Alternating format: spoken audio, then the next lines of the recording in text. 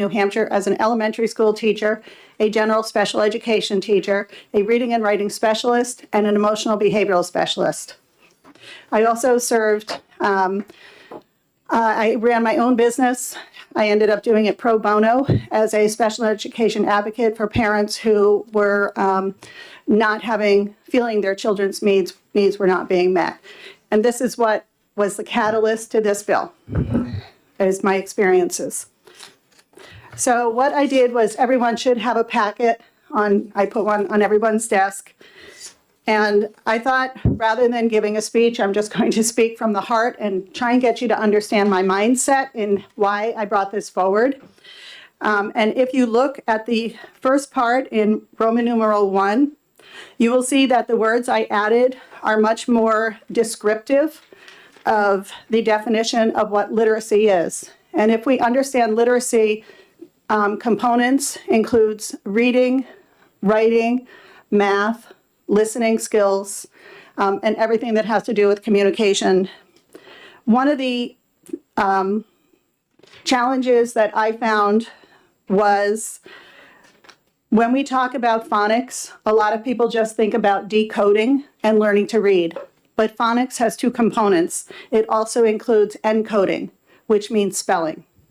That is not being taught in our New Hampshire schools anymore. They stopped teaching that in about 2017. When you look a little bit further down, I also included, when we talk about writing, writing is not meaning that you can actually form the words, but that you can actually write in a coherent way using appropriate grammar and mechanics. Most schools stopped teaching that around 2012. 2015, somewhere in that area. I remember a language arts teacher came to me and said, "Oh my God, I'm not allowed to teach parts of speech anymore." Well, if you can't teach parts of speech, how do you teach a child where to put the comma? How do you teach them to understand what an introductory phrase is? How do you get them to actually build a coherent, constructive response, which is a way of writing that every child should know how to do? It's something I really, in special education, that was where I put my focus. Because if a child can write a constructive response, if they can start with a general idea, bring it down to 3 main ideas, the next 3 paragraphs, you expand on those 3 ideas, and then you repeat your introduction. That's a 5-paragraph essay. That is what is required from every child. If they can do that, they can do anything in writing. They can fill out an application because they know how to do a constructed response to tell people what they're bringing to the table, and it works in every aspect of writing and every aspect of where we have to stand up and talk for ourselves. So this is why I added that. I want to move forward before going on to Roman numeral 2. If you go to the next page. And I'll just back up 1 minute. As a special educator, when I read this, an immediate flag went off in my head because I'm like, well, this is special education. These are our components of literacy. So if you go to the next, and this is what I'm talking about. So as part of my job as a special educator, I had to do the academic assessments with children to determine whether or not they met the criteria as a student with a disability. I used the Wyatt 4. We also have the Woodcock-Johnson, but they all cover the same thing. And if you look on the back of page where it says, wow, you'll see all the components that I would check, that I had to assess a child in. Those components included spelling.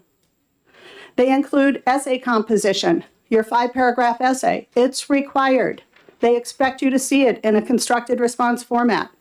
If you look further down, you will see all of the other components, the oral expression, being able to speak coherently, all of these things. But we're not teaching them anymore. So now we're taking children, we're identifying them or not, we're taking them as a referral and saying, let's do an evaluation. Well, how is that evaluation even valid if the child never learned the skills?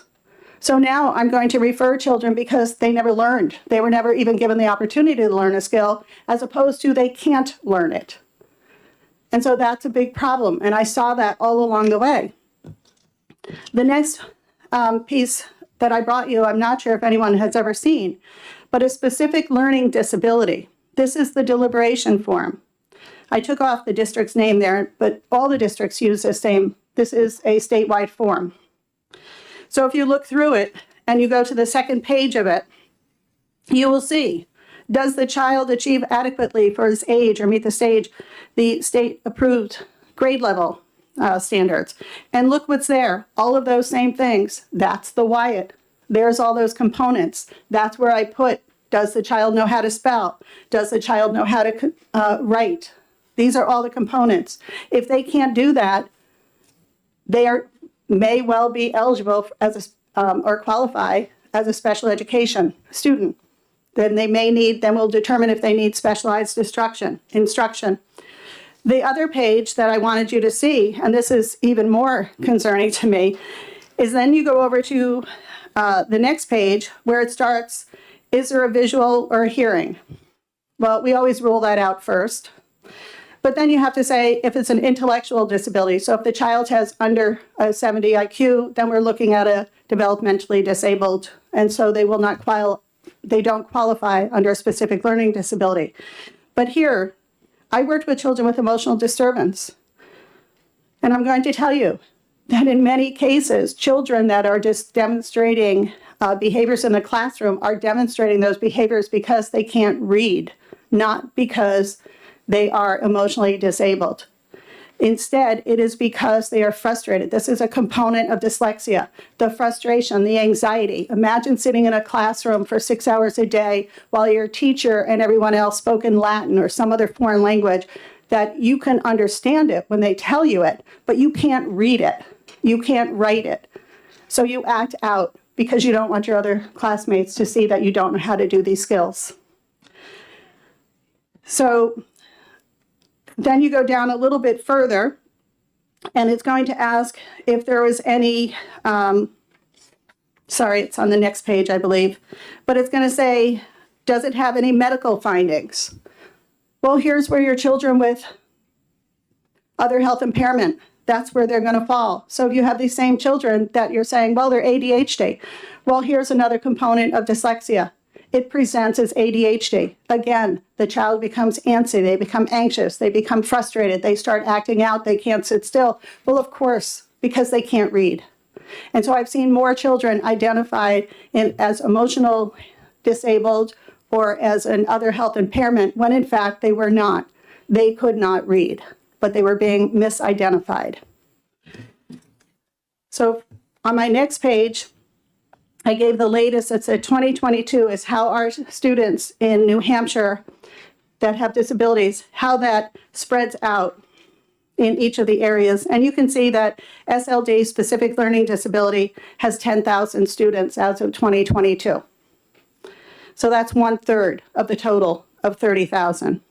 But I also pointed out the other health impairment, and you can see there how many are there, and they could be there because they can't read, not because of an actual health impairment that would be getting in their way of learning to read. You could see in emotional disturbance as well how the numbers go up. On the first part, in the first column, is where the grades are. And this is where I looked because I marked them out for kindergarten, first, second, third, and fourth grade, and then you can see typically age 10, you're in 5th grade. In some schools, that's a middle school. Some it's still in an elementary school.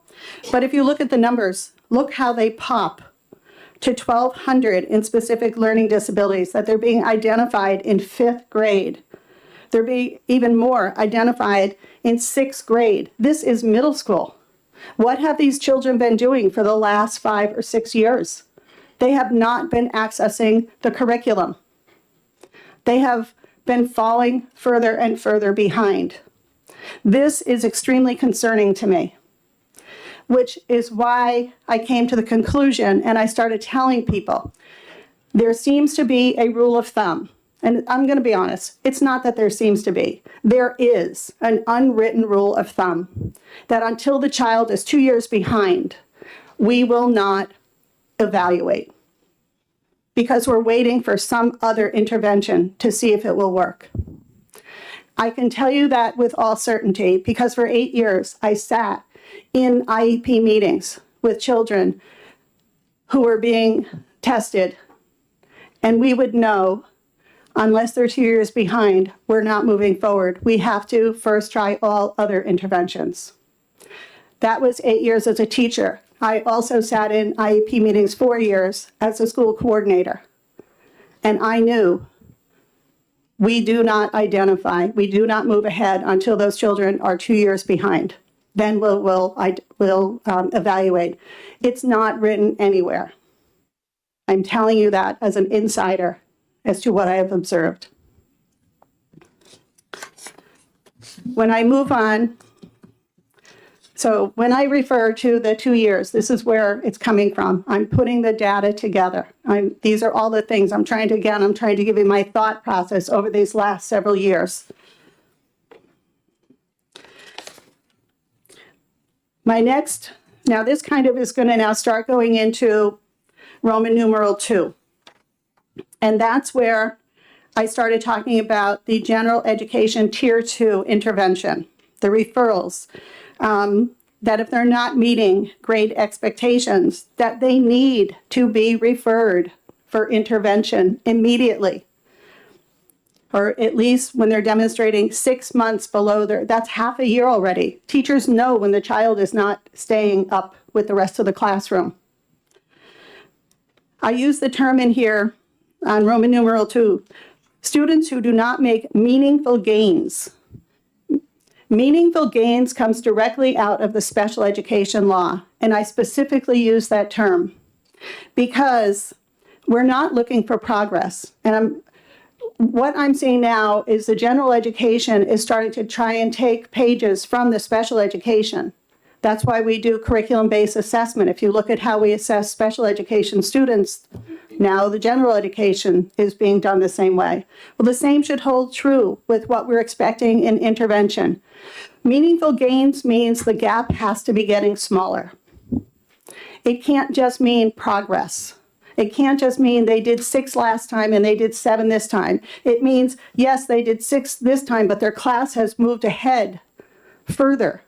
So we need to see them doing 8, 9. We need to see the gap getting smaller between where they are and where their class is. That's meaningful gains. That section there is the catalyst, that understanding of my frustration that intervention is only supposed to go for 6 to 8 weeks. It is not supposed to be going a year or 2 years. They should be implementing a good scientifically based program in intervention, and we should be able to see right away if the progress or the meaningful gains are being made and if that intervention is working. And if it's not working, we need to try something different. And if it's still not working, that child must be referred to special education for an evaluation. We can't wait. We don't have time. Everyone knows if a child is not reading at grade level by grade 3, the likelihood that they ever will be at the same grade level as their peers is very small. And it's not just about reading. It's about all of the curriculum they're not accessing. That is what made me write to our education commissioner. And I was on the phone with him for about a half hour going over this. What is going on with this 2-year rule of thumb that nobody seems to want to acknowledge, but is happening in our state? And he sent it off to Rebecca Fredette, who I guess is in charge of all of the special education, and I highlighted, because the districts are left with the ability to set guidelines for their reading referrals and evaluations, they vary from district to district. Well, if our guidelines vary from district to district, how are our New Hampshire students getting FAPE? How are they getting a free, appropriate public education if they get one thing in one district and another thing in another district? That is not equitable. It's not fair. And it just undermines the student's ability to move ahead as a student. So she referred to, oh, well, Lori must be referring to another section. So on your next page, here's the other section I'm referring to. The IEP the IEP team shall, within 15 days of the referral, determine this is the problem area. Determine whether concerns raised by the referral can be addressed using existing pupil support services available to all children. That's tier 2. But there's nothing in there that says for how long. So we have children languishing, and half the time they're in that intervention, the teacher is running records. She's not even teaching. In the children that I've seen that are in intervention, they're not even using an actual program. They're just teaching what's in the classroom slower, or they're just making the stuff up themselves. There is nothing that the child is getting. So the child stays there and languishes and falls further and further behind. And I'm not saying that happens everywhere. Some interventions are done appropriately, they're done quickly, and they work. But in the cases where they're not working, we need to have a deadline. We need to say, hey, if after 6 months that child's not making meaningful gains, they must, before they fall 2 years behind, they must go to a special education referral. My last piece of evidence stands behind everything I just said. And this comes from the United States Education Department. And I highlighted the area where it says that it is critical that identification occur in a timely manner. 2 years is not timely. 6 to 8 weeks, I guess, could be timely if it's done correctly. It certainly should not be going longer than that. It goes on to say that RTI, response to intervention, that's the tier 2 intervention, cannot be used to delay a referral or an evaluation. They could be moving forward with an evaluation half the time, even more than half the time. The first thing we do is check the vision and the screening. So while that child is in the intervention, we could still be in the process of determining if we're going to move forward with the evaluation or have them in the queue for getting evaluated to save some time. We have 60 or 90 days to get all of that done. But this is what I feel is happening. I don't think that changing this would cost the district's money. I have heard some people say this is going to be more expensive if we have to do intervention. And my response to that is, if you do the intervention sooner, it will cost you less. Because if you go back to when children are being identified in middle school, if you look at all of these numbers, in order for these children to be able to learn in middle school, they are going to have a para in their class. They're going to have some type of a paraprofessional helping them to access the curriculum while they're in the classroom. If we did this sooner, if we had this done by the time the child is in 3rd, 4th grade, and we know now they're reading, all of these extra services that are required in the middle school would no longer be required because that child is now accessing the curriculum. So in actuality, it would cost the districts less in the long run. And that's where my experience has told me, and that is why I brought this forward. Thank you. Thank you, Representative. Questions from committee members? Representative Lakis. I'm wondering, would this cause, do you think, more kids identified as special ed? And do you think that it might lead to over categorizing them? I do not think that, because my experience has been the interventions that I gave in my special education classroom were typically tier 2 interventions. Only very few amount of children need that very intense reading intervention. Most good reading programs, if you look at the Wilson reading program, they have the general ed, the tier 2, and the tier 3, which would be the special ed. That would be a very intensive program.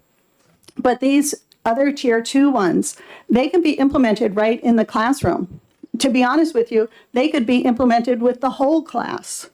They don't need to be brought out to have these things, these skills taught to them. It could be integrated right within the curriculum that's being taught within the general education classroom. So I don't think it would cause more special ed. What I would hope it would do is cause, when the children do go into intervention, that the interventions they receive are going to be scientifically based intervention programs that these children are getting, which is not what I have seen when I've gone to different districts as a special education advocate. When I ask to see what they're doing in intervention, what they show me is appalling. So I would hope that it would at least put something more, if the child does have to leave the classroom for a tier 2 intervention, that they would be getting a legitimate tier 2 intervention. Thank you. Further questions? Yes, Representative Hall. Mr. Chair, thank you for taking my question. And along the same line as Representative Lakis, do we have a sense of how many kids, percentage-wise, go through the RTI and then are not identified? I don't have a specific number, but I can tell you my experience besides as a special education advocate. I can tell you my experience with my own family members have been that I knew that there was a problem when they were in kindergarten, and they are still both in second grade. They were finally referred to special education. We still are waiting because it will not be done until June. And I will tell you that I will have them on grade level before they get evaluated, because I tutor them using appropriate scientifically based programs, the Wilson program. Thank you. Further questions? Representative Woodcock. Chairman Goodell. Good morning, and thank you for bringing this forward.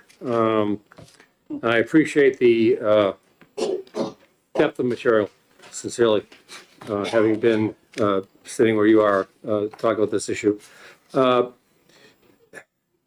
Is there any way or any reason why the department, now I'm talking about the DOE, Rebecca Fredette, the chair or the department chair, coming out of DOE doesn't provide guidelines for, I read about your two-year lag piece here from the commissioner and sort of just passing the ball, well, local schools.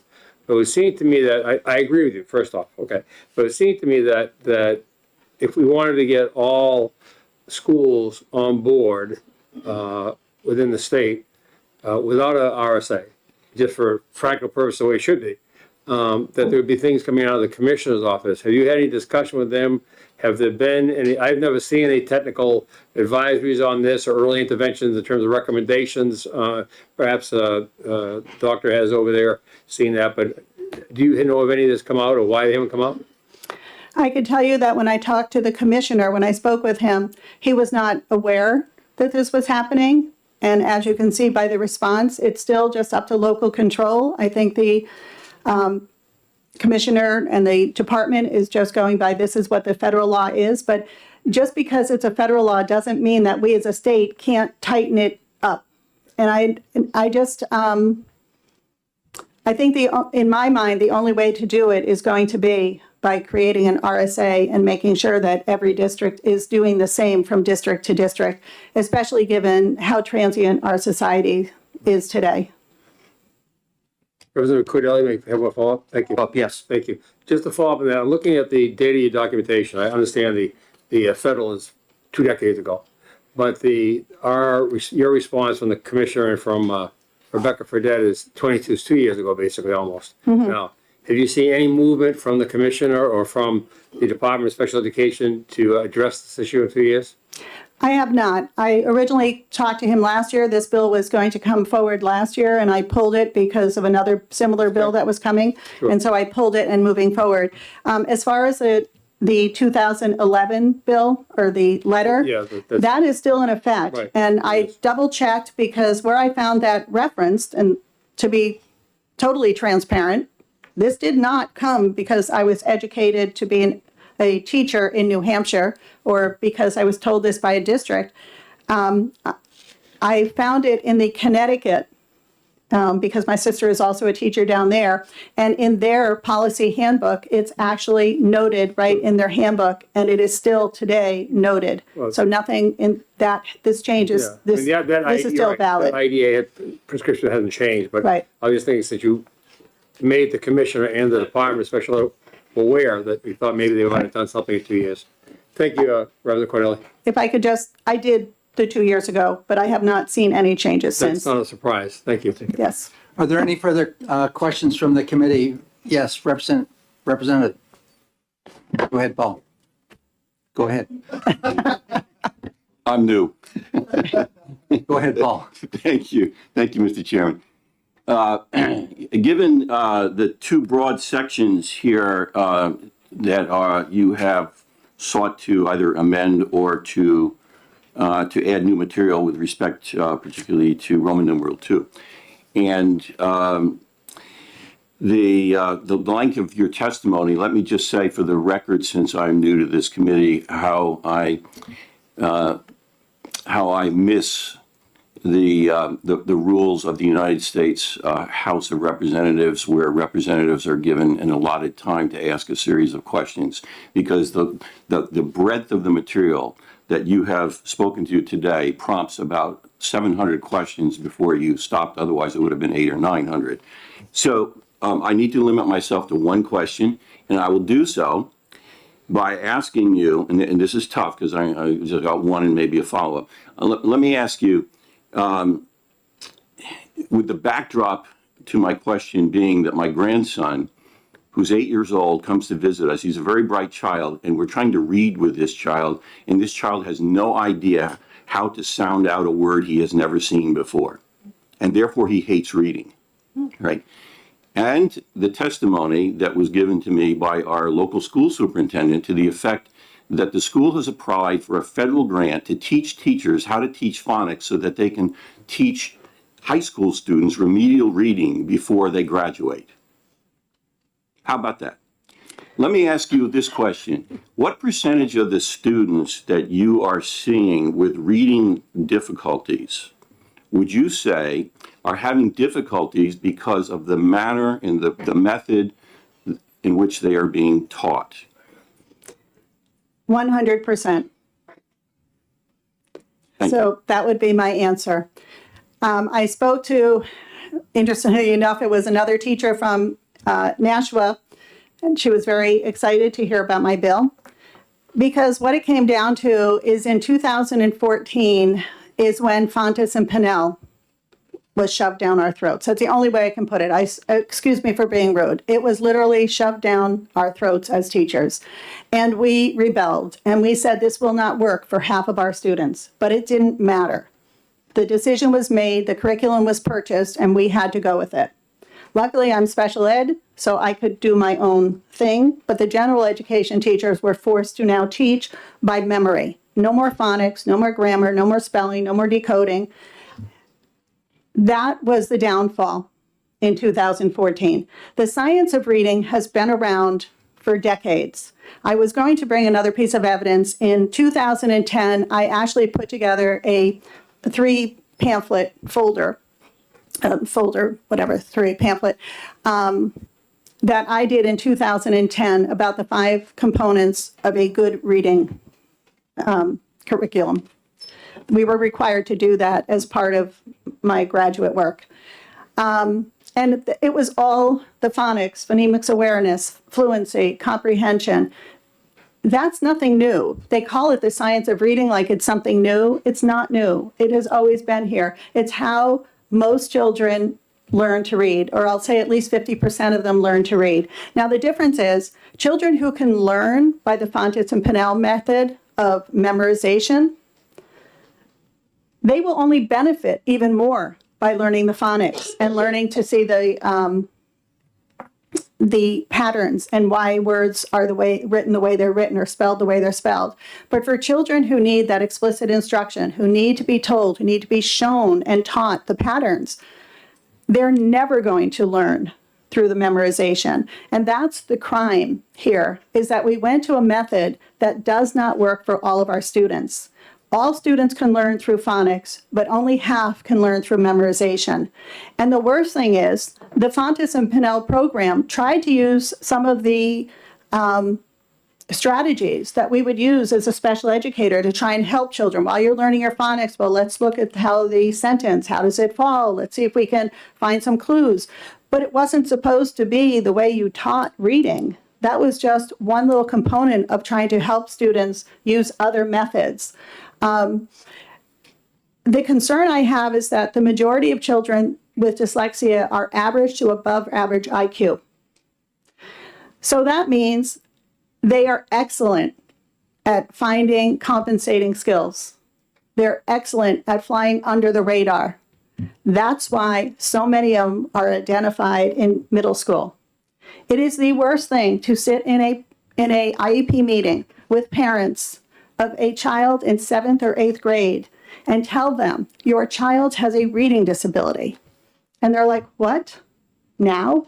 You're going to tell me this now? Well, because your child was always able to memorize 1-syllable and 2-syllable words.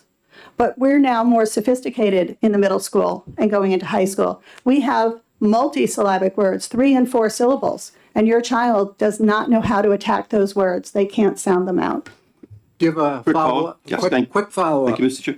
In your view, what happened in the run-up to and including 2014 such that this new and improved, quote-unquote, way of learning or teaching reading was implemented not as an additional tool, but the only tool, a substitute for what had worked for millennia? That's a hard question to answer without being politically incorrect, but I just stand want to the lose facts. nothing since I'm retired. UNH. Those programs came out of people who went to UNH. But you don't know why. We know why. Well, publication. Let's sell more I'm books. asking. We know why on that. Yeah. Further questions from the committee. Representative Balboni. Thank you, Mr. Chair, and thank you for taking my question. I'm just going back to the bill itself. On the part one, it says all school districts. Is there some reason that you decided not to add charter schools?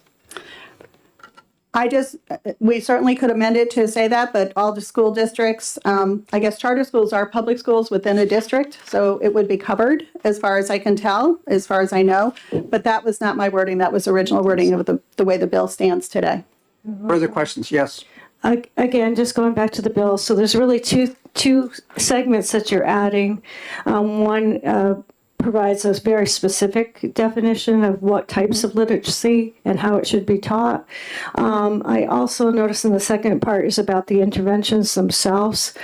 So I'm wondering, basically this bill in one paragraph just mandates evidence-based reading for all school districts, and taking effect 60 days after the passage.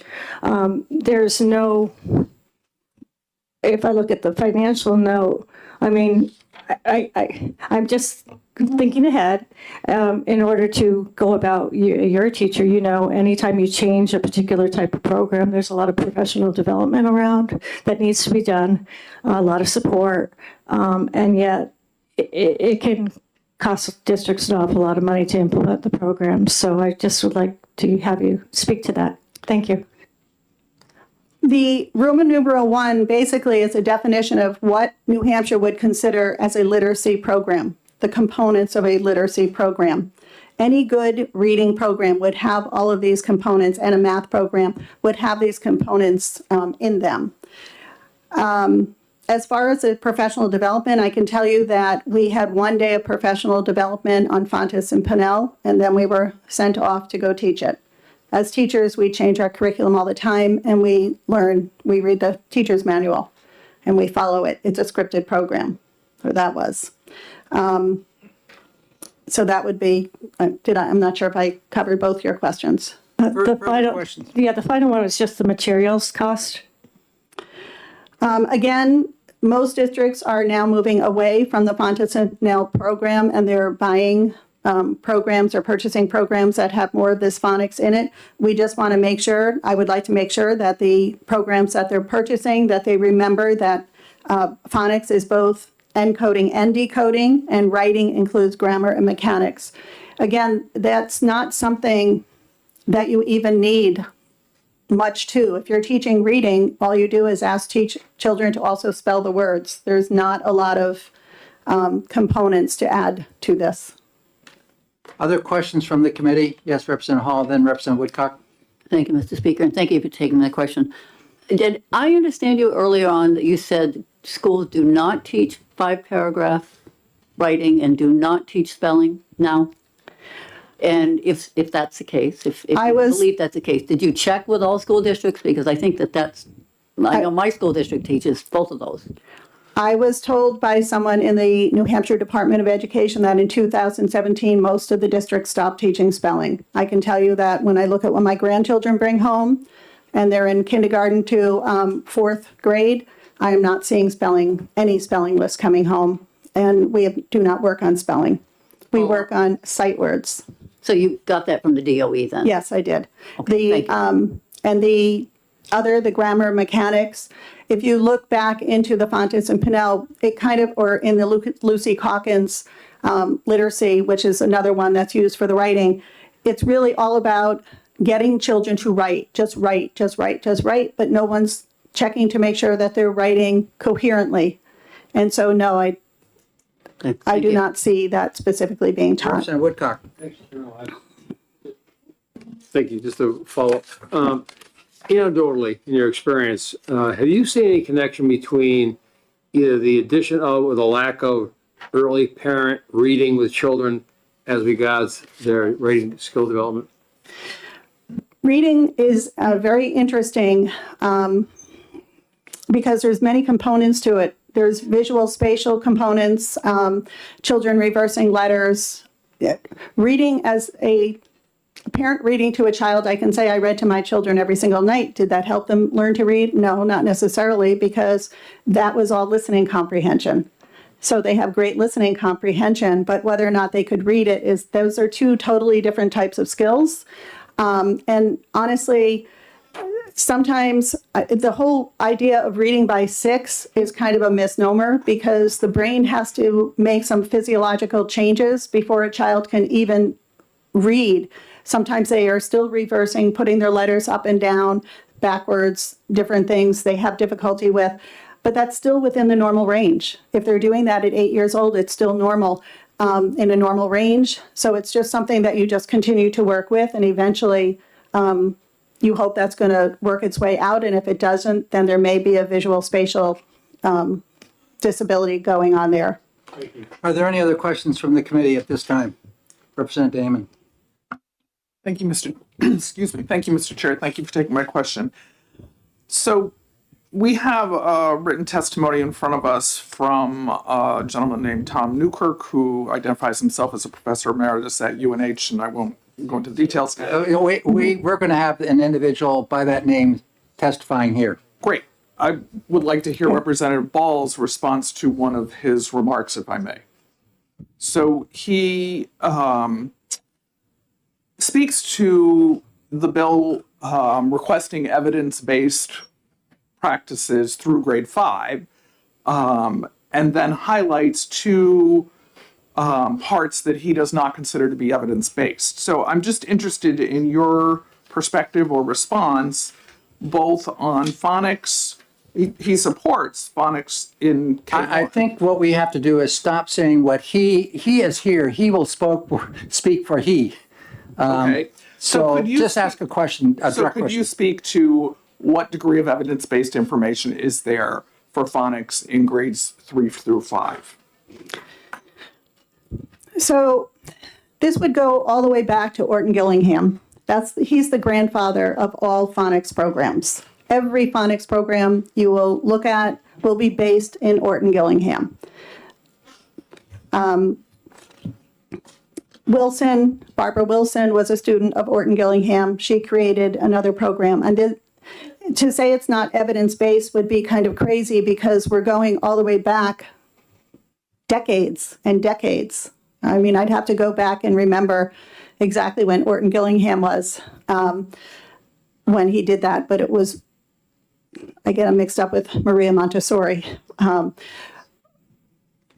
that's years and years of evidence showing that these systems work and have always worked. And that's why it's still today so prevalent to hear Orton Gillingham. The only reason I don't I know I've been trained in Orton Gillingham. I've been trained in Wilson. I've been trained in Linda Mood Bell. I've been trained in her LIPS program. I've done the Dulce program. So I know all these different programs, but they all basically come back to the same 5 components of phonics. And if we can't say that decades and decades is evidence-based, I don't know what more evidence we would need. Thank you very much. Are there further questions from the committee? Thank you very much. Thank you very much for allowing me to present my bill. Okay, the next person up is Tom Newkirk.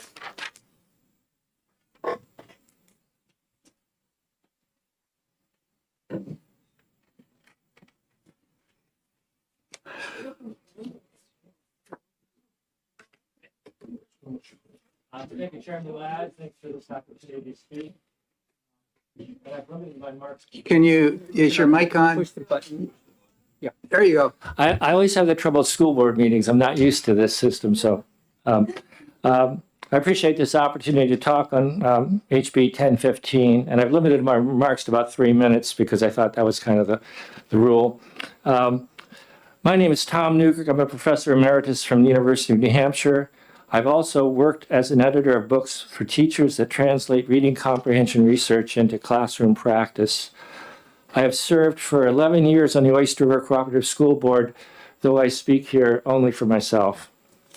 I will speak in opposition to HB 1015, and I'll make just 2 points.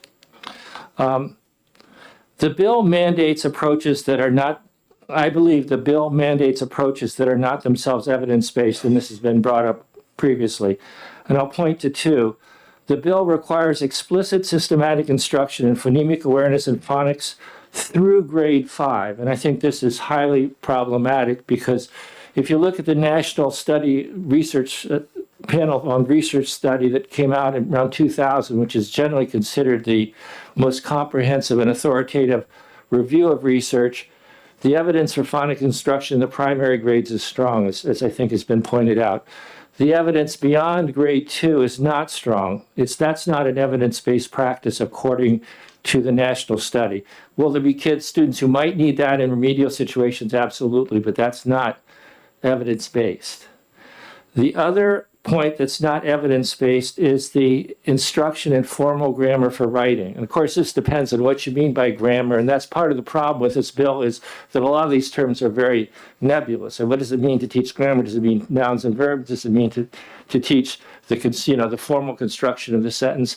But one of the facts in writing research is it's been clearly shown that taking time to teach a lot of formal grammar, to teach formal structure of the sentence, does not translate into writing instruction. It also takes time away from writing instruction because you're teaching grammar instead of giving students the opportunity to write. That goes back to 1960. That's probably one of the most authoritative conclusions in writing research. Okay, so I would argue that paradoxically, a bill that demands evidence-based practice fails its own standard. That it fails its own standard to be evidence-based, at least in those 2 areas. And that should clearly be changed if this bill goes forward. I want to speak more to Section 2 of the bill. Section 2 of this bill creates an unfunded mandate of undetermined proportion. It will fall most heavily on poor school districts at least likely to bear the cost. The bill will require a massive number of referrals to level 2, where students will get special assistance, perhaps from teachers, but teachers also have to teach the level 1, but special assistance from aides, paraprofessionals, tutors, and reading specialists. Since a referral comes when the child is 6 months behind in any competency, it's almost certain that there will be referral rates of 60, 70, 80%. The data on learning recovery after the pandemic shows many districts average more than a year behind grade level in math. Support systems will be overwhelmed. I'm not saying this is not a need. I'm just saying support systems will be overwhelmed. You will have chaos if you have that number of referrals. It would have been prudent to do some sort of stress test to predict how this bill would affect local districts. But in the methodology section, it is clear that no such attempt was made. There is the admission that this bill may increase local expenditure by an indeterminable amount in fiscal year 2025 and each year thereafter. In fact, there is no way it won't increase local expenditure by a large amount. So 3 things are clear, in my view. The bill will place a financial burden on local school districts to provide level 2 support. I can't see that that won't happen from this bill. 2, no efforts have been made to determine the scale of this burden. And 3, the bill provides no additional state funds to cover these costs. I'm going to say those again, okay? The bill will place a financial burden on local school districts to provide level 2 support. That seems to be incontrovertible. 2, no efforts have been made to determine the scale of this burden. And 3, the bill provides no additional state funds to cover these costs. In other words, it is an unfunded mandate of indeterminate scale. I submit to the committee that either of these problems, the requirement of practices that are not evidence-based and the unfunded mandate it places on school districts, should make it inexpedient to legislate. Thank you. Thank you very much. Are there questions from the committee? Yes, Representative Dry. Thank you, Mr. Chairman. Thank you for taking my question. Can you explain to me what a stress test to test this would look like? I would think that you would try to take. We turned it off. Red light, okay. I would think you'd want to go into a district and try to use this metric of 6 months. So how many students would that require you to remediate, to give some kind of level 2 support? Then what kind of resources would you have to give that kind of support? Now, if for example, like in the recent New York Times, they had this big report on learning loss, and so you had urban districts are a year behind, where the average was a year behind in math. Say third grade math, just for the sake of argument. Okay, in third grade math, if you had 80% of your students in some urban district performing 6 months behind, what resources for remediation would it take to remediate 80%, according to this bill, 80% of those students? I think it would be enormous. So you could look and see what it would take to do that, given the kind of test scores you have in these districts, and then you could make some kind of assessment of what the impact would be. The point I'm making is, for you to go forward with these kinds of these kinds of structures without knowing what effect it will have on districts, you're kind of like going into the unknown in a serious way. I'm sorry, go ahead. Yeah. Well, Thank you. Have you taken into consideration also that in some cases this might actually be a quick fix for some students, and that it's not once they get into tier 2 they're there forever? True. It may actually remediate and be done. I think that's a possibility. I'm just thinking the sheer number of referrals to handle that. And you can say, hopefully it would be, a quick fix, but it might not. Some kids might take more time. My point is, you should make some attempt to look at the impact of what you're requiring of schools, and if you don't, which schools will be the most affected by it?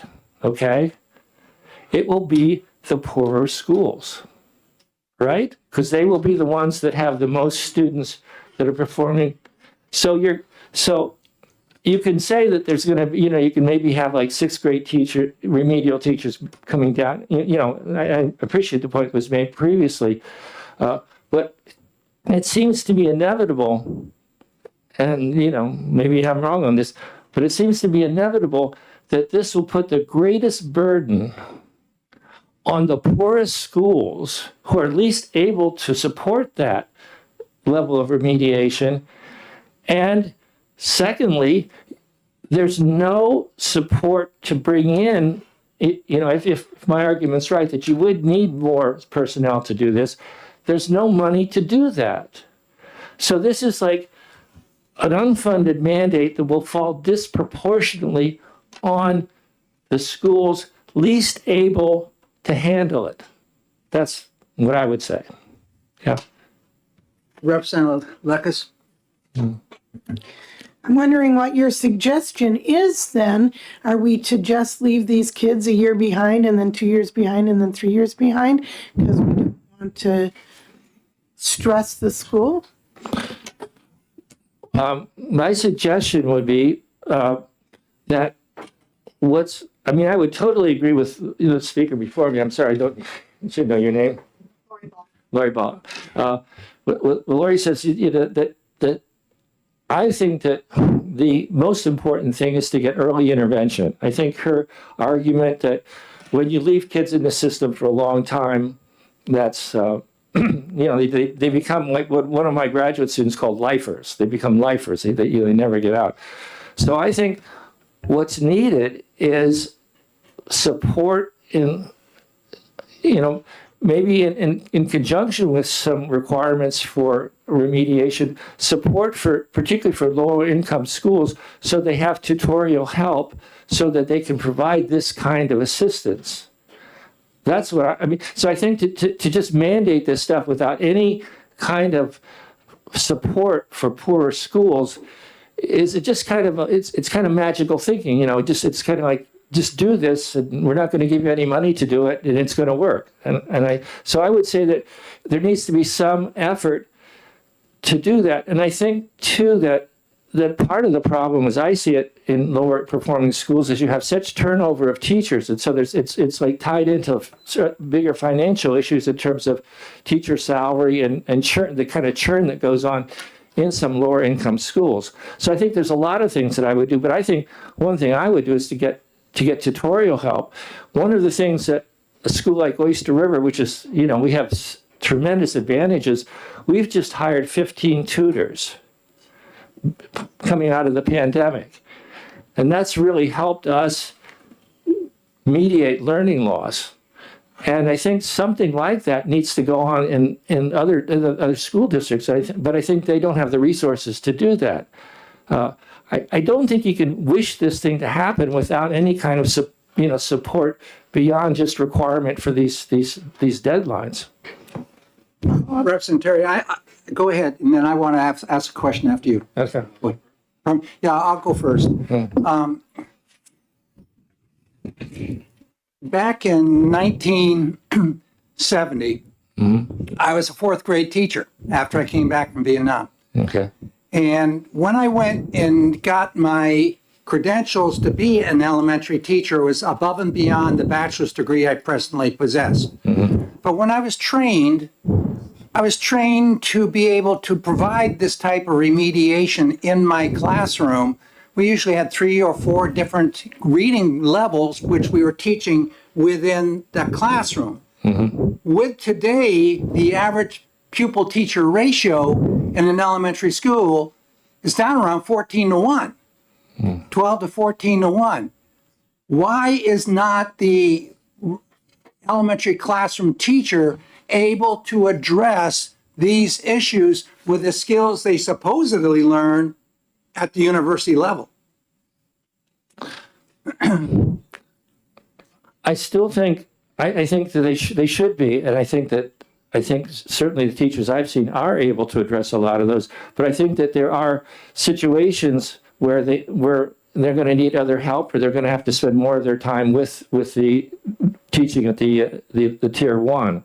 So I'm not saying that can't happen, but I think that to do what this bill requires would take more personnel, in my view. I don't think you could just say this teachers in the situations they're in can handle this without that extra support.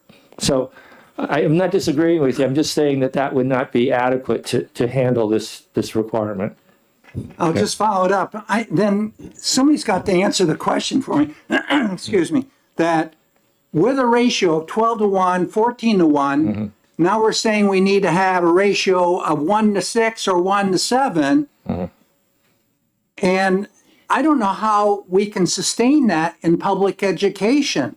And with a remedial reading teacher maybe on board in that school, that support can be provided to the classroom teacher for the classroom teacher to impart to the child. Am I off course or? No, I don't. No, you're not, of course. But I'm just. My view is that to do what this bill requires would take more than that. That's what I would say. Okay, Representative Terry. Professor, thank you. So I'd like to reference and acknowledge that you have spoken to the first sentence under that follows numeral 1. The bill mandates approaches that are not themselves evidence-based. And I've heard you speak to that. Thank you. So if we could go in the Wayback Machine back to circa 2014, at that time, did you believe that the then new method of teaching reading was evidence-based? And if so, would you? The new method. I'm In sorry. 2014. I'm new to the committee. What did we call this? Excuse me, Fontism, Pinnell? Yes. Okay, so 2014. whole language. Found and whole So- so language are did you two believe- different things. Different than that. Yeah. What? So- Sorry. So if I may, did in 2014 or circa 2014, did you believe that there was sufficient evidence-based material to go forward with that methodology at that time? And if so, would you just speak to that briefly? How so? I don't know that I had an opinion on Fountas and Pinnell at that time. That's so.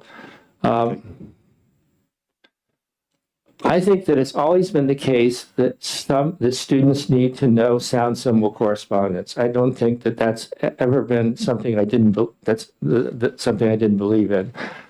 I believe that Fountas and Pinnell, as it's been portrayed here, is not exactly accurate. I think there is word work in phonics in Fountas and Pinnell. And before I came here, I looked at the new book they have on literacy, and it has a section on phonics. So I don't think that's been exactly represented correctly. I think that I've always believed that it's important for kids to become avid readers and for them to so things like classroom libraries and self-chosen reading has always been important. So I've always believed that. So I would say I've always believed that phonics and sound symbol correspondence is important. One of the terrific things that's happened with writing is often you get kids writing earlier, sounding out words, and that's a terrific way to practice phonics. So early writing, like 4 or 5 years old, and I've always thought that that was really important. So I've always thought that phonics was important. I think that how much and who needs how much, there needs to be some differentiation there, because you'll have kids coming in like Scout and To Kill a Mockingbird who can, read right away, and then you'll have kids who need more intensive work. So that I think sometimes my concern with some of these programs is you're going to have like a one-size-fits-all, and you're going to have kids going through whole class instruction that don't need it. And there's an opportunity cost there, because then they're not doing other things that they should be doing. So I've always believed it. I've always believed that it should be differentiated. And I think that Fountas and Pinnell did have enough. Did have phonics and did have strategies for reading words and sounding out words. Was it enough? I think maybe there should have been more, but I think I've always felt that it should be a part. Yeah. So going back to 214, I'd say I agreed. But you're not sure on the question of evidence-based because. Is your question? Did I think phonics? No, Repeat your question. Not phonics. Did I think Fountas and Pinnell? Repeat your question. Evidence-based at the time it was introduced. Because that's the concern you're raising here with respect to this bill and effectively a return to phonics as a primary means or way of teaching reading. So I'm just wondering, did you have a view as to whether there was adequate evidence base in 2014? Or did you not remember, or you weren't? I don't think I had an opinion. I mean, I wasn't involved in that, so I don't have an opinion on that. Great, thank you. Okay. Thanks. Are there further questions from the committee? Yes, Representative Luno. Thank you very much, Mr. Chair, and thank you very much, Professor Newkirk, for being with us this morning. I'm going to refer to the methodology that was that's listed in the fiscal note that I think you referenced a Yes. little bit earlier. I'm just wondering if it comes as a surprise to you that the New Hampshire Department of Education apparently does not have any information on current practices in place regarding phonemic awareness, phonics, fluency, vocabulary, comprehension, writing, grammar and mechanics, speaking, listening, mathematical reasoning, that they don't have any information from any of the, what do we got, 160 plus school districts across the state. He's reading exactly what's in the note. I'm just wondering if that comes as a surprise to you that the Department of Education doesn't have information on that. It does. And when I read that statement, I thought they're saying, I'd have to go back and reread the statement. My memory of it is they could not make an assessment of the effect of this bill because they didn't have this information. So I'm doubly confused that they wouldn't have this information. But I think, is that a reason why you can't assess the impact of this bill? You know, I'm not sure that I don't follow the logic, because it seems to me that one of the obligations, and I've not been in your seat, you know, so, but it would seem to be one of your jobs is to say, what's the effect of this bill? How is it going to affect schools? And how's it going to affect schools financially? And my point that I've been trying to make here is you need to determine that, I think, before you go forward with this bill. So maybe that's just repeating what I've said before. So, Thank you. Thank you. Further questions? Thank you very much. thank you. I'd like to welcome Becky Wilson.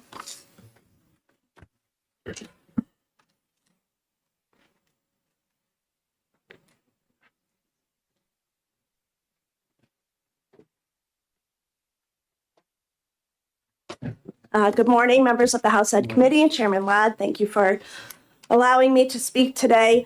For anyone who does not know, Becky Wilson, I am the Director of Governmental Relations for the New Hampshire School Boards Association. We certainly appreciate the focus on reading instruction and providing increased opportunities for students to be proficient in reading, the focus of this bill and several other bills that have come before this committee. We realize it's a sensitive topic and a place where there needs to be focus given across the state, and I think that has happened pretty significantly over the past two sessions and continues to be.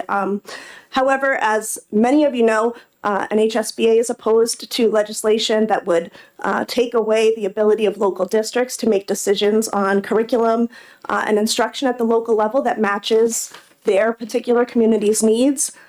We do have some concerns with some of the terms in this bill not being defined. I think that's been brought up before, so I won't harp on that in terms of measurable, evidence-based, some of those other things. I do want to just address as well a little bit about response to intervention and some of the comments that have been made about those processes. RTI is meant to address concerns when students are not meeting whatever benchmarks and to vet out the difference between getting over a little cold, so I apologize. Meant to vet out the difference between students who need help and students who may have a substantial need that could require specially designed instruction under special education eligibility. It's not a question where sometimes, regardless of what's being taught in school, there may be a concept or skill where a student struggles with that particular concept or skill. It does not necessarily mean that they are going to meet eligibility for special education. Response to intervention is meant to provide exactly that, a targeted intervention to try to discern whether or not the child just needs help with a particular skill. And once they learn it, as somebody I think mentioned previously, that skill has been remediated, that deficit, and the student can move forward, or whether the student really is struggling with a concern that may lead to special ed eligibility. That is what response to intervention is meant to address. To the sponsor's point, it's not meant to be this long-standing system where students are in that for an undetermined amount of time. However, until 2004, IDEA required that when a student was referred to special education under potentially needing special ed for a specific learning disability, districts were required to use what was called the discrepancy model, which was you had to look at a student's overall ability score and the scores that they achieved on specific skills, and there had to be between 20 and 25 point discrepancy. That was the law. You had to use that. If you didn't meet that discrepancy, the child was not eligible under specific learning disability. When IDEA was renewed or redone in 2004, they allowed districts to make a decision. You could use the discrepancy model. Many districts felt that that was not really representative of their students' needs. If you had a particularly good score on a particular day that you did the testing, your kid might not qualify, and that might not be representative of what their actual needs were. So you could continue to use the discrepancy model, or you could use an RTI model, meaning you had concerns about a student, you would make a referral, you would put the student into some sort of intervention process and see if they made enough growth to make you feel like they needed targeted intervention. And the team could decide at that point, the reason the student's doing better is because of the intervention and they need more of it, so maybe they would be eligible for special ed, or it was enough to close the gap that I think's been mentioned several times. So many districts use a combination of both of those methods, but you have to have one of the two. You can't just come up with whatever process you want. I also wanted to address the concern that I think was brought up previously about why numbers of students with a specific learning disability might increase at age 10. The reason for that could be that there's a category under special ed called developmental disability, which is when students are very young and you're doing overall ability testing on a 6-year-old. It's very hard sometimes to feel as though that really represents their full potential. So you're allowed to identify students to get special education under what's called developmental disability. You have to say what you suspect their overall disability may be down the road, and then by the time they turn 10, you have to decide what other category they are going to fall under or whether or not they no longer are eligible. So it's very common that you might have some students up through age 9 that would be under developmental disability. That category is not available after age 9, so then you have to decide. So they might fall under specific learning disability, and that might be why you're seeing that increase. Lastly, I want to speak to the unfunded mandate piece of this bill. Just for people's overall knowledge, some of these phonics-based trainings and specific trainings in terms of like Orton Gillingham, for example, that's a one-to-one teaching situation. To become a level 1 Orton Gillingham teacher, it costs about $10,500 per person and takes 60 hours.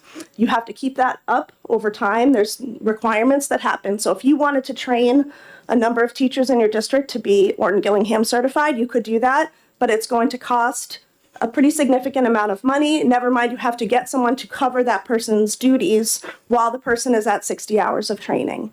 The letters training, which is also a phonics-based approach, which is being provided to some people, again, it's $700 just for the books, and it's about 60 hours to become level 1 certified. It takes a significant amount of time.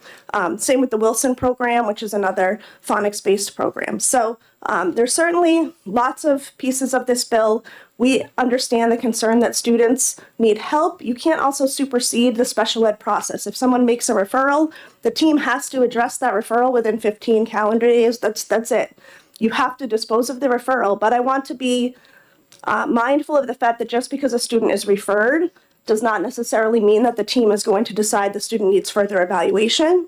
Just because a student is referred does not necessarily mean the student is going to be found eligible for special education. So you can respond to referrals, but to the previous person's point, in terms of referral meetings require a certain group of people to get together that is required by federal and state law to discuss the referral. Those people, if you have multiple referrals, are not going to be able to do the other parts of their jobs without getting other people to cover them. So you're going to need more school psychologists, more reading specialists, more special ed teachers, et cetera. I'm happy to take any questions. Thank you very much. Are there questions from the committee? Yes, Representative Peternel. Thank you, Mr. Chair, and thank you for taking my question. You mentioned how much it costs to train somebody in Orton Gillingham, and I know that with the ESSER funds, and I'm not exactly sure with all of the details about what they're allowed to use it for, but there's a certain portion of it in this phase 3, there's third stage of the ESSER funds that they're allowed to use it for learning loss. And my district's awarded $1.2 million. They could train 120 teachers in Orton Gillingham. Would that be an appropriate use of the ESSER funds? Thank you for the question. Orton Gillingham is a very specific teaching methodology, which, as you've heard, has been around for a very long time. It is meant to be provided to students who are substantially below where they ought to be in a one-to-one situation for an extended period of time. To, I think, the previous speaker's point, I'm not sure that pandemic learning loss should qualify students as being seen as having a disability per se. So whether or not you want to use those kinds of strategies to try to mitigate learning loss, that would be a district level decision. But I'm not sure providing every student a one-to-one reading period for 60 minutes a day is what a district would choose to do with those funds. You also have to be very cautious that whatever you provide through grant money, you can sustain once the grant is gone. You have a maintenance of effort that's required as part of your grant application. You can't just give people things as part of the grant and then when the grant runs out, take them away. You have to be able to sustain those, and I'm not sure how a district would do that. Further questions? Representative Woodcock. Thank you, Chairman. Good morning. Good morning. I'd like to refer just to Professor Newark's, one of his comments and get your opinion. He indicated that he believes that this will make a significant financial and staffing impact on schools less funded and staffed at this point than maybe taxing, or almost, he didn't use the word unreliable, but I'm using that word, that he couldn't accomplish that. Would you agree with that statement, or you think this? What's your thinking on that? Thank you for the question. Over the past several sessions, there's been quite a few bills that have come out focused on reading instruction, obligations of districts in terms of providing reading intervention, reading assessment, reading instruction. Because of the way that legislation is written, there has been a very big impact on local districts in terms of making sure that they have the staff to provide the assessments in the timeline that's been identified, make sure they have the staff that are trained to understand the assessments that they're given, making sure they have staff to be able to provide interventions at the level that that legislation has required, making sure that they can go to local public charter schools because the local LEA is responsible for that piece of it. So there are aspects of that if you were to kind of overlay that with this particular proposed bill, I think you would see a very similar impact in that you're requiring a certain type of intervention on a certain timeline, a certain type of evaluation in terms of special ed on an additional timeline on top of the IDEA and on top of your state guidelines that would force districts to need to try to staff in a way that would be able to meet that legislation. And I think for some of your your more resource poor districts, they already have a difficult time staffing some of these things that are already required. So I think if you're looking at trying to provide additional special ed staff in a district that already is resource poor, trying to find more people to come in to do that would be difficult. And I also think that when you look at the full system in those districts, they may have a fairly robust RTI process. The problem is that you're changing the criteria that the district has already sort of put into practice on how they're working people through those systems. So the impact on that would be, I think, again, undeterminable. But if you wanted to provide, more specific phonics-based instruction, you're looking at least, $10,000 to $15,000 per teacher, just to get the people you already have sort of schooled up in that particular way. Thank you. Yes. Based on your association, your school association and around the state, are there sufficient number of reading specialists at this point in time? Let's say this enacted and to come in fall for September. Are there enough reading specialists even available in the state of New Hampshire? Thank you for the question. I don't know the number of people at the department that are certified under that particular license. I'm sure the department could get you that information. The question is how districts are using their reading specialists, whether they're using them more as a consultant model that I think someone had mentioned earlier, where the reading specialist is training teachers to provide the interventions, or whether the reading specialists are required to provide them themselves, if that makes sense. Thank you, Mr. Chairman. Thank you. Representative Lekis? I'm trying to figure out why you said Orton Gillingham needs to be one-on-one and only for special needs, and so maybe it's not Orton Gillingham, but I remember in the early 60s when I was in elementary school, they came out with this whole new phonics whatever, and the teachers were given the materials, and they followed the materials and the instructions in the materials, and we did it as a whole class. The teacher taught it as a whole class. It was not 101, it was not any of that, and it was not go spend huge amounts of money per teacher to then be able to take one-on-one and all of that. It was just, here's the materials explained how to use it, boom, they used it, boom, we all learned phonics. Explain to me where you're coming up with these, I don't know, one-on-one and special ed and all this other stuff when we're talking, when it doesn't even say Orton Gillingham, it's talking about all of these things, which is what I learned. And it was new. Thank you for the question. The question is, where did I come up with the criteria for Orton Gillingham? Or why it's going to cost, or why it's going to cost all of this money for each teacher, and why you expect them to be one-on-one and only special ed and all of that other kind of stuff. Doesn't it make sense that if it's a method that works, that we would use it with all students instead of one-on-one and only to special ed students? And does it have to be Orton Gillingham if that requires individual instruction? Or why we wouldn't just use the whole basic like we did when I was a kid and the teachers were given the materials, and like they were talking about when they came out with the new stuff, the teachers were given materials and they followed it, right? And that's what happened to my teacher when they came out. Here's the materials, do it. Thank you for the questions. I would do my best to try to answer all of those. Thank you. In terms of Orton Gillingham and how Orton Gillingham specifically is provided, that is the way that program is designed and developed. And so if you want to become certified in that, or your district wants you to become certified, that is what you are agreeing to do. I can't speak to why Orton Gillingham decided that was the way to go, but that is the way that it works. There are many, many districts in the state of New Hampshire who use a Wilson-based whole group approach called Foundations. I'm sure you've heard of it. If any of you still have contact with kids in schools that are in the elementary young grades, you probably have heard of Foundations. There's a whole, again, a curriculum that goes with that. Again, your teachers need to be trained in that. You need to buy the curriculum for every single teacher. They all need their own manuals. They need their own supplies. And there's differentiation within that program that you must provide as a general ed teacher. You have a lot of people that you are bringing into the system who are on alternative pathway programs to become certified, who have never gone to teacher prep. So to address somebody's comment earlier about how come people just don't know what to do, if you've never been part of a teacher prep program, you're not coming in with any understanding of brain-based learning, how people learn how to read. You're learning all of that as you go, while you're also learning how to implement the Foundations program, for example.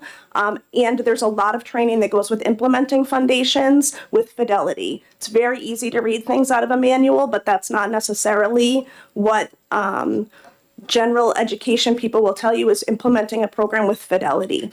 And then if you don't implement these programs with fidelity, what happens is you get a skewed number of students who are referred for intervention because it's based off of inconsistent implementation of a program across a school. So you will end up with some classrooms who are getting multitudes of referrals to special ed or intervention, and some that aren't getting any because people are implementing what they think the program is supposed to be but not necessarily understanding why they need to implement it in a particular way. So these programs all come with their own criteria. There is money attached to all of that. Whether or not the district has to come up with those funds to train their entire staff, but Foundations, for example, is a whole school approach. You train all of your teachers and everybody that is involved with it from K to 3. Typically, how a district funds that and manages that is up to the district because they're determining that that is the instruction or curriculum that they want to use. It's not a mandate that's being handed down. Thank you very much. Are there any other questions? Thank you. Thank you. Jerry Frew?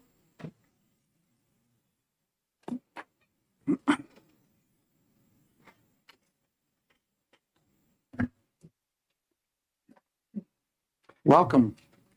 Thank you, Mr. Chairman. Thank you, members of the committee. I'll keep my remarks very brief. Mr. Chair, as I recognize the facial angst of you running behind schedule for your hearings. And Yes, you got it. I'm hearing you. First of all, we appreciate very much the sponsor's concern and share with the sponsor the importance of literacy for all kids at early ages so that they don't become behavioral problems, and they don't become dropouts, and they don't become issues later on, and potentially criminals down the road. So reading instruction and literacy is incredibly important. I'm not going to belabor points that were made by Professor Newkirk, or I can't be nearly as eloquent as Ms. Wilson in her testimony in pointing out the various factors. I would like to raise a couple of concerns, and I believe most of them have been brought up, but I won't belabor them. I believe Representative Balboni brought up the fact that this only applies to school districts, and why not charter schools, and why not? And I think it does have to be specific that it applies to charter schools, and also other entities that receive public funds, perhaps. 2 additional grade levels of remediation require staffing, and they require resources. And I think about our large cities and what they would spend trying to support. And where does that instruction take place? Some of our buildings are cramped for space, and where do you pull the small groups of kids out to offer that required tier 2 instruction, or the potential increase in developing individual education plans, IEPs, through the special education process, when we're already experiencing shortages of staff for paraeducators, service providers, teachers. There's a human component here of providing that level of instruction. And I believe another representative raised the question about, the role of parents in helping to prepare children for reading and supporting, the bedtime reading stuff and those things. Level 2 in special education costs money. Classroom teachers working with parents are best suited to make the best educational choices for their kids in their local level. And that happens. And I'm here to tell you, unless you've spent, and I, even though I'm not sitting in one of those chairs, I listen to every hearing that this committee has, and the perspective that you all bring to the table.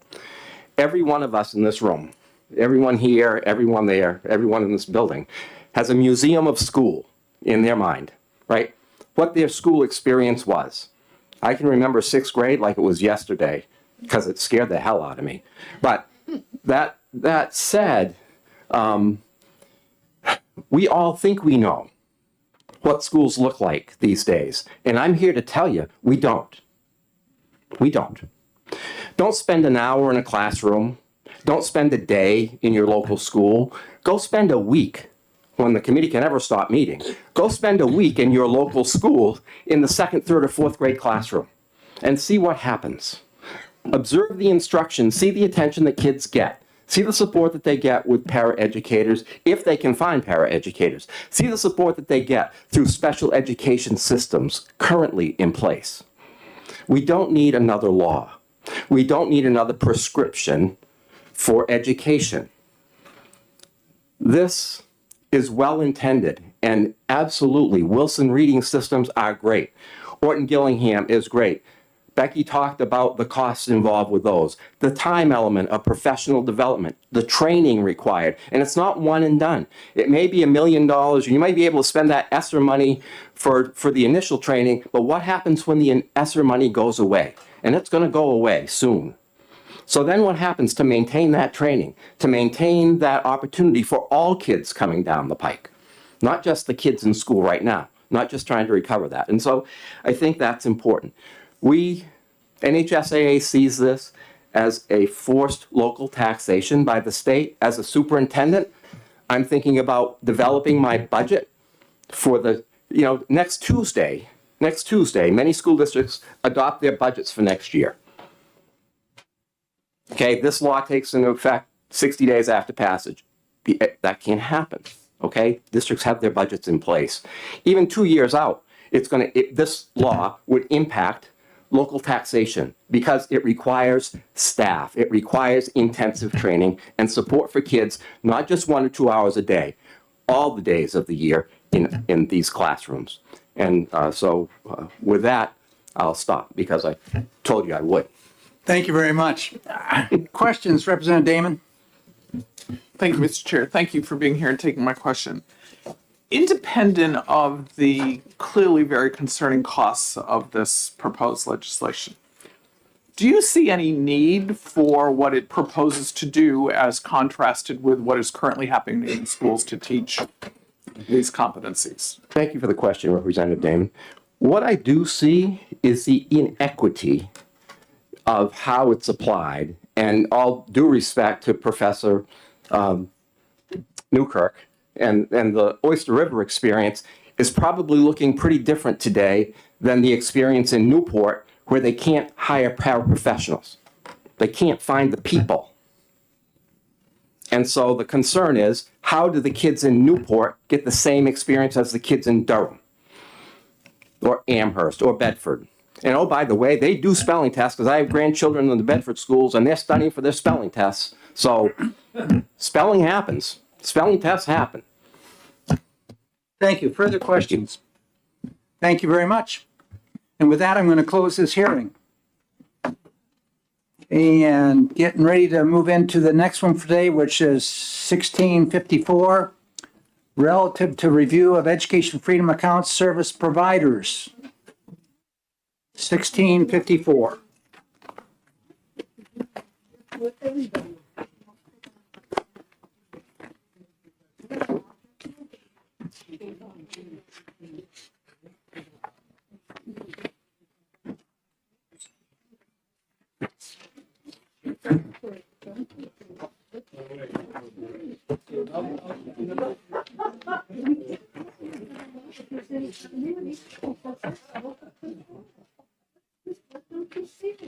Do you have any cards on it?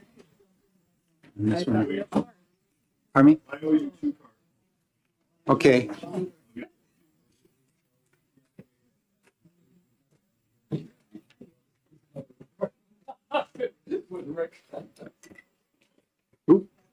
Okay, we're on 1654. If there's anybody that has a desire to speak on this, will you please get a pink card to us? We're sitting here with none, and we'll get yours, Representative Luno, upon completing. Welcome, Representative Luno. Would you please go forward with 1654?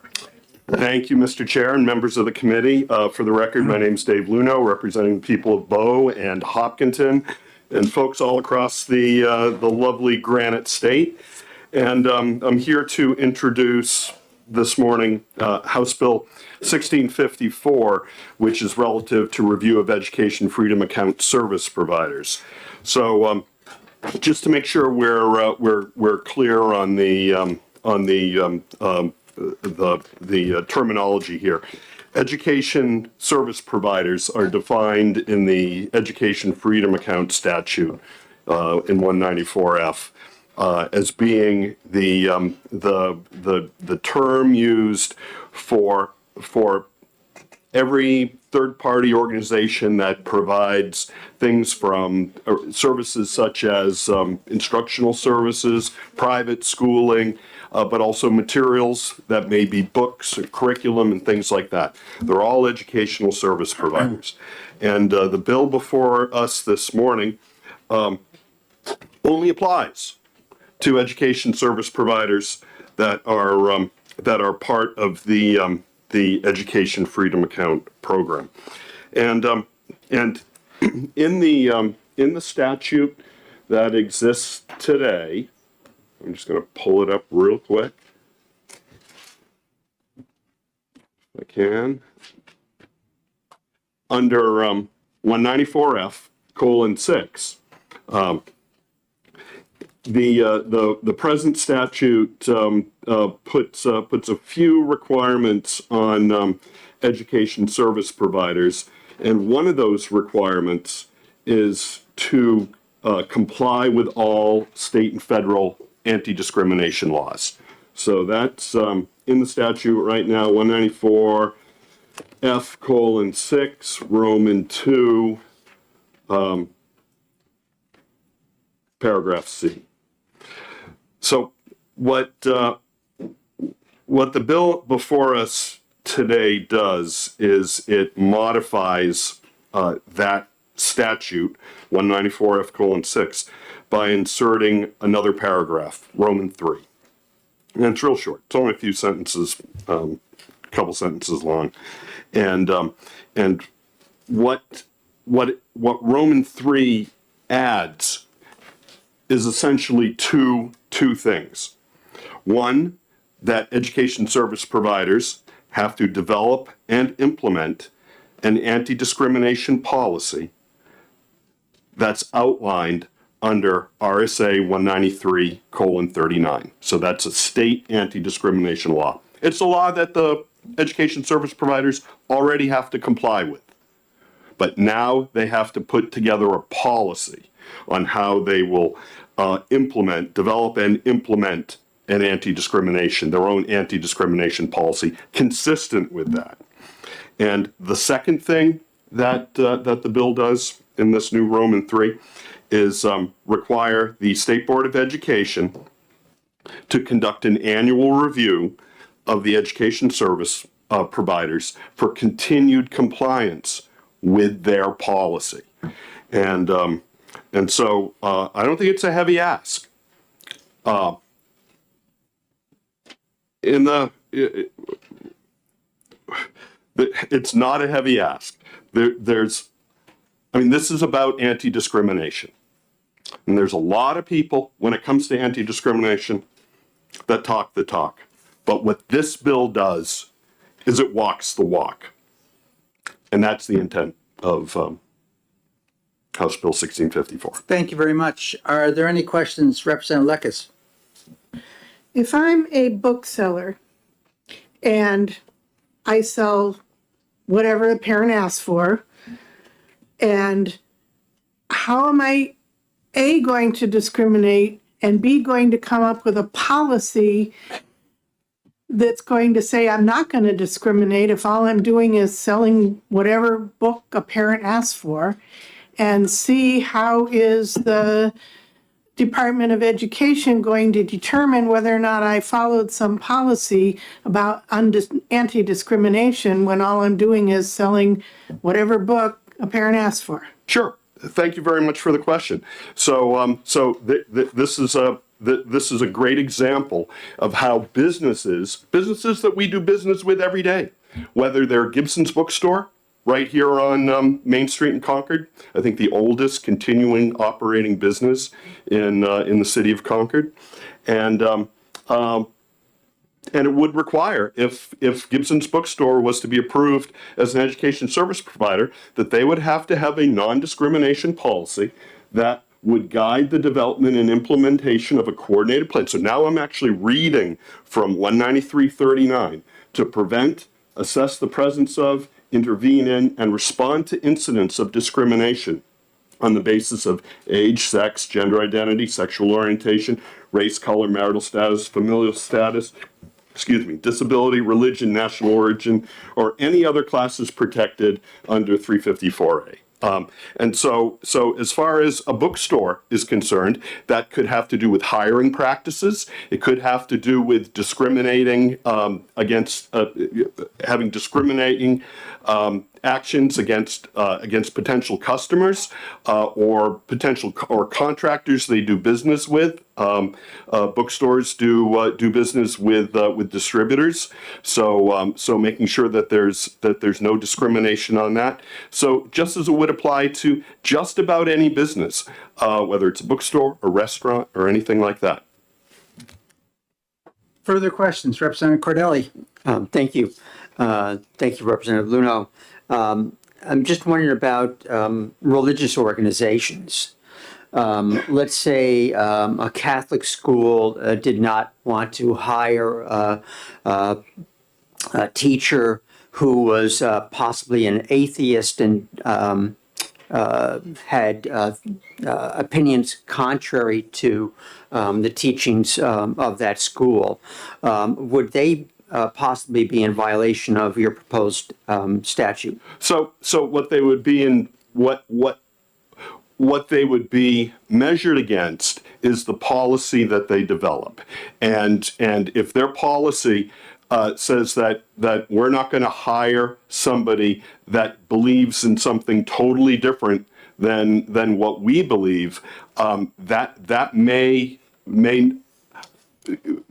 be something that allows that to work out for them. So that's why this isn't. I mean, keep in mind again, all of the education service providers have to comply with state and federal anti-discrimination laws. What this bill is doing is saying they have to develop their own policy based on 193.39, what the paragraph I just read, in terms of how they implement that policy. So obviously, I'm not an expert in this area, but if there's a policy that passes muster that allows them to not hire certain people who don't have the background or understanding or skills or something like that, then clearly, people don't get hired for those types of reasons. So possibly that's a way that can be addressed. Yes. So then, in terms of their following state law, right, and anti-discrimination laws, as you pointed out, that would also apply to RSA 354A:18, which is an exemption from the statutes for religious organizations. So that statute would apply to a religious school of any type, correct? Yeah, I mean, if that's the any other classes protected under 354A. So I'm reading from 193.39. So this all follows. So if you say that's what flows from that. Representative Luna, I have one question here. I'll go back to your reference to Gibson's. Yeah. Which I'm sure you're very familiar with through your family. Correct. If in fact Gibson's then contracts with another organization to provide books or materials, and then the EFA program or whatever it may be is you buying those books from Gibson's, but the corporation or the business that's providing it to Gibson's, do they also have to have such a policy that's being recommended right now? I don't. Thank you very much for the question. I don't really read this as implying or requiring a second level indirection on that. This is specifically to education service providers who have been I don't know what the term is in 194, approved by the scholarship organization. Mm-hmm. So if an education service provider subsequently contracts out, I'm not reading this as having infinite nesting. Representative Terry? So thank you. So you have indicated that, and you're referencing an existing law. So Why would there need, in your view, to be a policy? What are the implications for not having a policy? So the implications for not having a policy are probably at least twofold. One of them is education service providers differ in a lot of different ways. Some of them are providing instructional services. Some of them are providing materials such as books, and the way they implement anti-discrimination policies consistent with state and federal law may be dependent upon what type of business they are. So that's the first thing. The second thing is that it actually gives the State Board of Education the ability to annually review that business against their compliance with their policy on that. And I'm not suggesting that every education service provider would have an identical policy, internal policy with regards to anti-discrimination, because like I said, I think it would be dependent upon the type of business they are and the business practices that they that they have. So this is all about if we're going to talk the talk, let's walk the walk. And this puts some teeth behind anti-discrimination when it comes to the Education Freedom Account program. Further questions, Representative Dry? Thank you. Thank you for taking my question. How does this mesh with 194F7, the independence of education service providers, where nothing in this chapter is deemed to limit the independence or autonomy of the providers? They're given maximum freedom to provide for this. Nothing is construed to expand the regulatory authority of the state, and it goes on and on. I mean, they're given protection here from having to make any alterations to their creeds or practices in order to accept EFA funds. Yeah, and thank you, and I think they would just have to, call that out in their anti-discrimination policy. And obviously, there's a lot to 194F. 194F is also referencing 19339, one of the state's anti-discrimination policies. And if they want to lean on a policy that is by definition discriminatory in terms of hiring or doing business or contracting or something like that, then if they want to lean on what you just read, then they've got statutory backing on it. But again, this goes to talk the talk, walk the walk. And if they're gonna have discrimination in their hiring practices or other business practices, then say so, and they can lean on the statute you just called. Representative Lekis, you have a follow-up? Go ahead.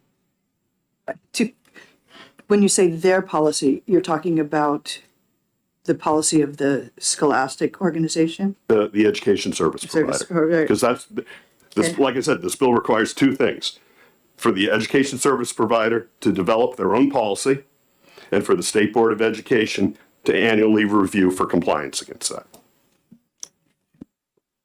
Representative Lekis? Do we have the ability in New Hampshire as legislators to pass laws that affect people in other states?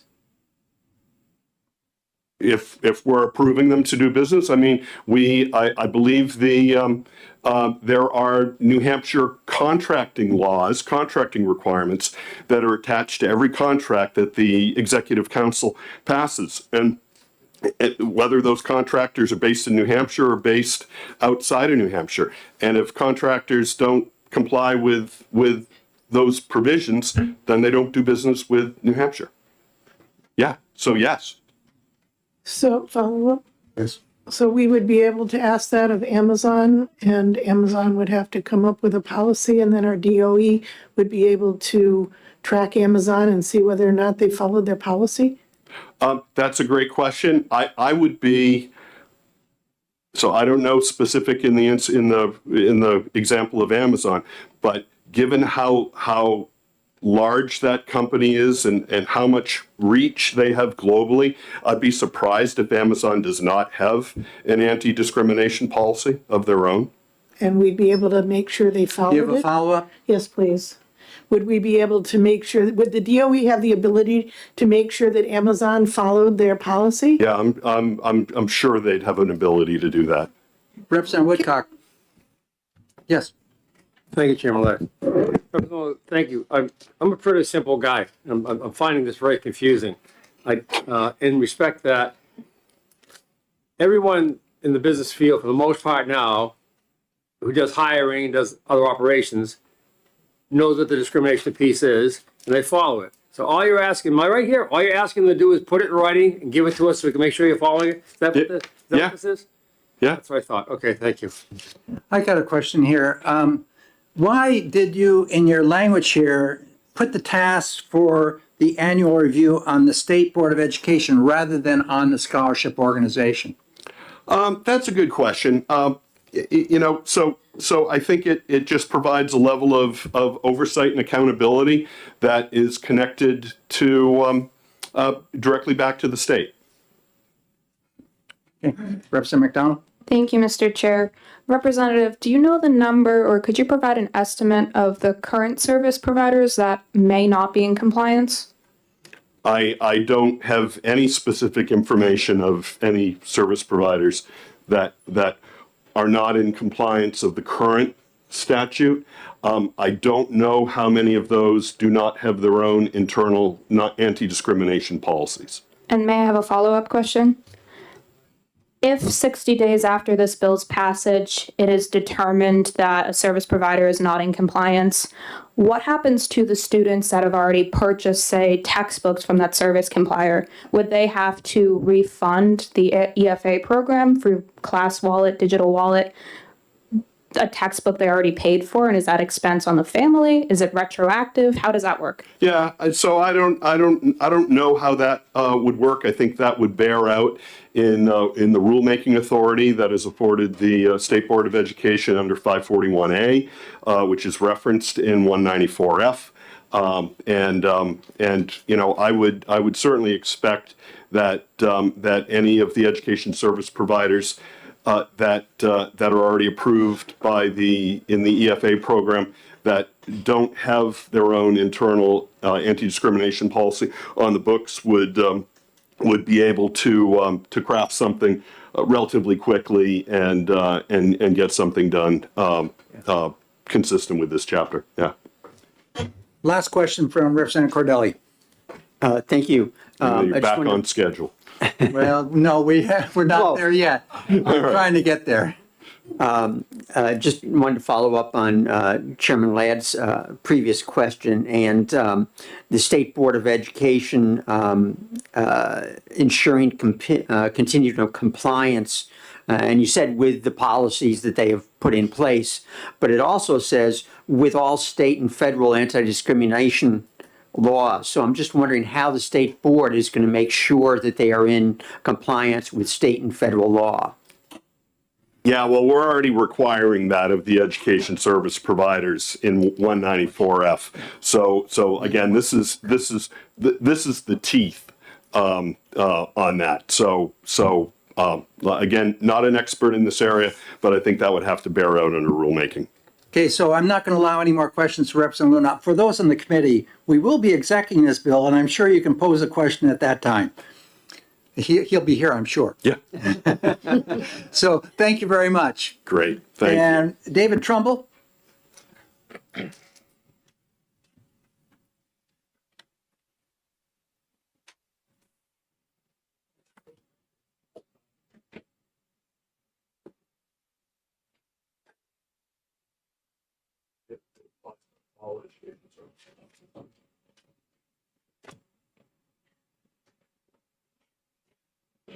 Good morning, Mr. Chairman and committee members. Get my papers together, sorry. I need my glasses.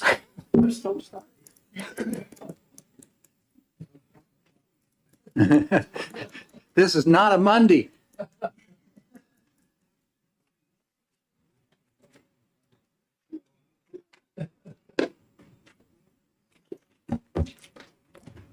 Apologize. My name is David Trumbull. I'm from the town of Ware, and I support this bill for a couple reasons. First of all, schools teach by their example. RSA 193.39 makes it clear that civil rights apply to our public schools, and they must be free of discrimination against all the listed classes. There's no place in education for discrimination or prejudice. The New Hampshire Constitution says the purpose of education is the preservation of a free government, and the Supreme Court defined it as furthering the political and social viability of the state. Schools don't just teach lessons, they teach by their example. And by prohibiting discrimination, public schools provide a quality education to every child and further teach all of our children the important lesson that everybody is worthy of respect and should be treated equally in the eyes of the law. Second, if we fund schools or education service providers that permit discrimination, this works against the constitutional purpose of discrimination. Not only will we be denying that appropriate education to all children, but we would indeed be teaching students that discrimination and prejudice are acceptable. The U.S. Supreme Court had the case of Norwood versus Harrison back in 1973. On a 9-0 decision, they held that a state cannot provide aid to a private school that discriminates based on race. And their reckoning was that discriminatory treatment exerts a pervasive influence on the entire educational process. It doesn't just affect that child, it affects everybody. In fact, it affects our whole community. So if schools have policies that uphold prejudice and discrimination, then the state is within its legal rights to refuse to fund them. A few specific areas. One, LGBTQ children. Most Americans, 70%, and comparable percentages of most major religious denominations, except for white evangelicals, support same-sex marriage and do not find homosexuality to conflict with their religion. There are many religious schools that find discrimination against LGBTQ people to be toxic and hurtful and believe there's no place for such attitudes and beliefs. Their educational policies would comply with this statute and would comply with the state civil rights laws. I think that all schools who receive EFA funds should have policies where all LGBTQ students are welcome and no student should be treated as sinful due to their sexual orientation. Special ed students, number 2, they make up 20% of the children in our public schools and they are all welcome there and they all have a legal right to a free and appropriate education. They are vastly underrepresented in EFA schools at between 6 and 7%. I believe that an EFA school should include the word disability in their statement on non-discrimination, guarantee that students will not lose their legal rights under the IDEA, accept all students with disabilities, provide appropriate education to all those students, and adopt discipline policies that would keep students in school, not on a fast track to expulsion. And lastly, English language learners. I believe that EFA schools should adopt the same policies as public schools to provide educational services to all students, including those who need education in additional English. I'll just finish up with a quote from Professors Kevin Wellner from the University of Colorado School of Education and Law and Preston Green from the University of Connecticut. They wrote in Private School Vouchers, Legal Challenges and Civil Rights Protections. Whether publicly governed or privately operated, schools must still prepare students for life, for jobs, and for participation in our democracy. They must serve all students, not just the easiest or least expensive to educate. They must abide by core ideas of fairness, protecting children against bigotry and discrimination, and certainly not actively subjugation children to these harms. And they must meet basic standards of accountability and performance.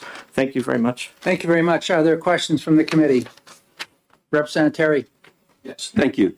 I kind of got stuck at the point where you identified a group called white evangelicals.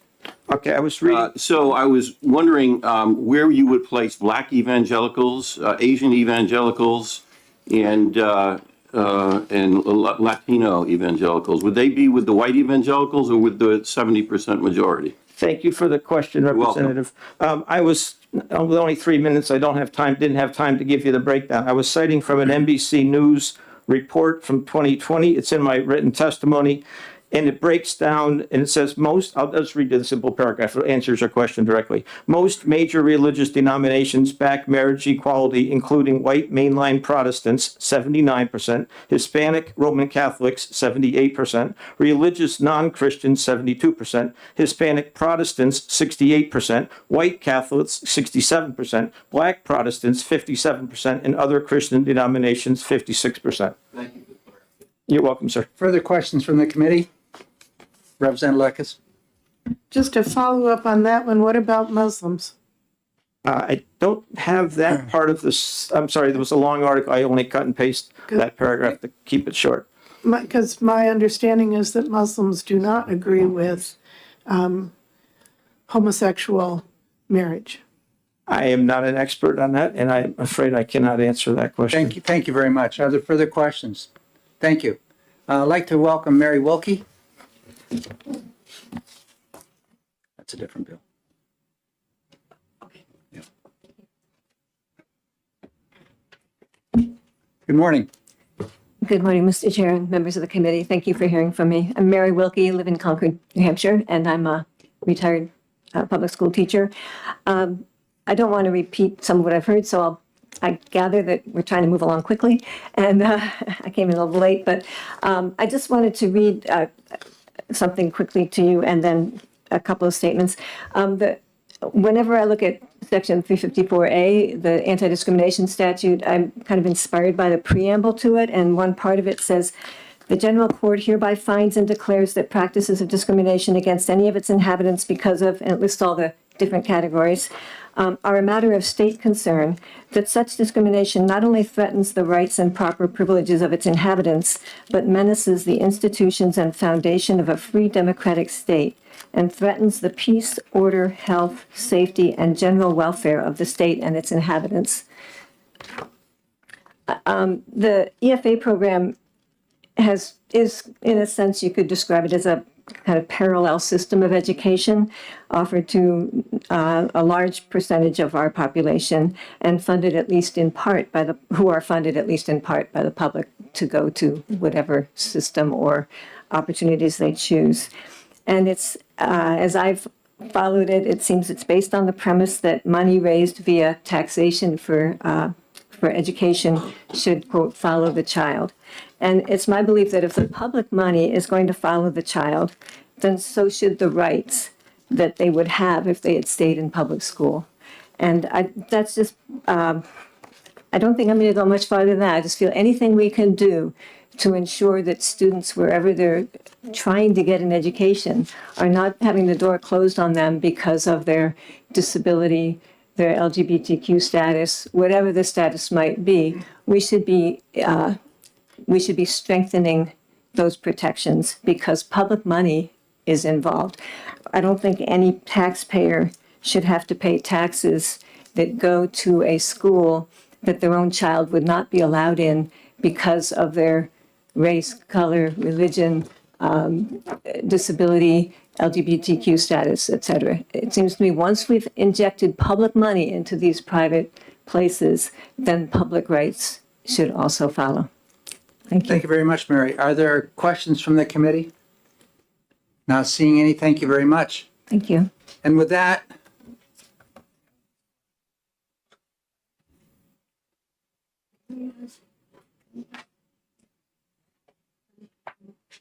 no, he's not. No. I'm not going to allow it. I want Frank to come up. Yeah. Okay. Good morning. Morning. I'm Kate Baker Demers. Is this on if it's red? Yeah. Okay, good. Executive Director of Children's Scholarship Fund, and I wasn't going to testify, but I do need to share just some concerns that I have. There are no schools in New Hampshire that are discriminating against children of those groups that the last person who testified discussed. Existing laws already prevent discrimination. And so the concerns that I have are the discussion that you're having around this policy that schools will need to put into place. The children that are coming to us at Children's Scholarship Fund in these types of situations that are experiencing discrimination are coming to us looking for an alternative. The schools that they're coming to us from already have this policy in place. Does that make sense? So this 193.39 policy exists in the public schools or charter schools that they're coming to us from. And so saying that putting this constraint on the place that they're going to, how does that solve a challenge, right? So families are coming to us because they might experience discrimination, racism, and they're looking for a safe alternative. And so to say that this solves something, having them create a policy that already exists in the places they're experiencing that bullying or discrimination or racism, just seems backwards to me. In addition, the State Board of Ed is not the Human Rights Commission. If someone experiences those types of scenarios, they would go to the Human Rights Commission to find reconciliation and help. To say that the State Board of Ed should be able to even assess a discrimination or non-discrimination policy, I don't think the State Board of Ed even has that skill set to be able to look at, say, Amazon's policy and decide if it meets the criteria. To me, that would be something that belongs in the Human Rights Commission. And then again, I just want to reiterate that the existing organizations and entities that exist in New Hampshire all fall into our non-discrimination policies that exist and laws that exist. And it's the opposite. Entities are not discriminating against children in different groups. They're helping them to be able to solve some of those existing problems. So thanks for hearing me out Thank you very today. much. Other questions, Representative Damon? Thank you, Mr. Chair. Thank you for taking my question. You're welcome. So you've clearly stated 2 or 3 times that the existing education service providers, although you didn't use that term, but I understand that's what Sure. you mean, are not discriminating. So could you please explain why is it a problem for them to have a policy that says they don't discriminate? Yes, they do already have policies that say they don't discriminate under state law. And so I just don't think this makes sense to put the State Board of Ed in a position where they're monitoring those non-discrimination policies when they don't have the skill set to do that. It's the Human Rights Commission who would enforce any type of non-discrimination. And again, I'm finding that kids are coming to us because they're experiencing this in places that already have this policy. And so for me, it's just a question of logic. Yes. Are you saying that the education service providers all already have this policy? So businesses and schools usually have posted on their website a non-discrimination policy that already exists, yes. Representative Hall? Thank you, Mr. Chair, and thank you for taking my question. So No problem. Are you, as a follow-up, so are you saying that education service providers, all education service providers, have policies? I'm guessing. All I'm guessing that. It's not something that we monitor, but if you think about any entity, business, school, otherwise, like I know I can think of schools where you go to their website and right at the bottom, it says non-discrimination policy, blah, blah, blah. I mean, that's a normal procedure for anyone. In my opinion, the challenge with this bill is, again, putting the onus on the State Board of Ed to try and have any, like, I understand the sponsor was calling that teeth, but I think that's the opposite of teeth, right? To me, the people who are civil rights experts would be the people who, if a family was experiencing this type of situation, right, they would go to the civil rights experts at the Human Rights Commission to get some sort of reconciliation. To me, you're putting like a speed bump in their way. Like, what if a family experienced discrimination and then went to the State Board of Ed when they should be going to the Human Rights Commission? I mean, to me, you're almost creating a mechanism where you would confuse someone who is actually experiencing a situation where they were being disenfranchised. Right? The families that come to us are looking for a situation that's not the situation where they're being disenfranchised currently. And this already exists there. And so if you have an existing public school or a charter school, this policy already exists there, and it's not having, it may not be having the effect that the sponsor wants it to, because families are still coming to us and saying, my child is experiencing discrimination or racism or bullying because I'm an LGBTQ kid and I need to go somewhere else. And so then to take the idea and then put it over here when it's already seems to be, and again, it's my circumstantial information, right? I didn't go collect data about how many reports there are of this. I just know that, for example, LGBTQ kids are the most bullied kids in any school. And to say that this is working there, I think it would be an overstatement when those are the families that are coming to us to do something else. Why would we do the same thing over there when they already have the Human Rights Commission that could enforce any discrimination that they experienced? And so, Thank you. You're welcome. No, I'd rather move on. We have some Yes other or no? questions. We're also getting into the time of the next one. So if there's other people who haven't asked questions to this point on this, yes, I'd like to have them speak. Representative Peternell. I just wanted to clarify briefly. So if I'm correct, what I'm hearing you say is that children are leaving, and children and parents and families who take advantage of the education freedom accounts are possibly leaving an institution where they do not feel included so that they can go to an educational opportunity where they will feel included. Is that what you were trying to say? Does that sum it up? well, it's different than just inclusion. I mean, sometimes the families or children are experiencing even violence to come to us. And it is a very small group, right? I can't make broad statements because, again, there are families who, remember, take the education freedom account money and pay a public school for classes and courses. So I can't make a broad statement. I'm just telling you that a small group of families come to us because their child is experiencing what they say is racism or bullying or, specifically being targeted because they're an LGBTQ kid, and they're coming to us to go do something else. And they're coming from a place where this policy that we're discussing in this bill already exists to go somewhere else. So to me, it's not a solution to that challenge when that's why a small group of families are coming to us to go to somewhere else. That was my. Thank you. Are there any other questions? Representative Woodcock. Hi, Representative Woodcock. I understand the whole school versus school. I got all that. Yeah.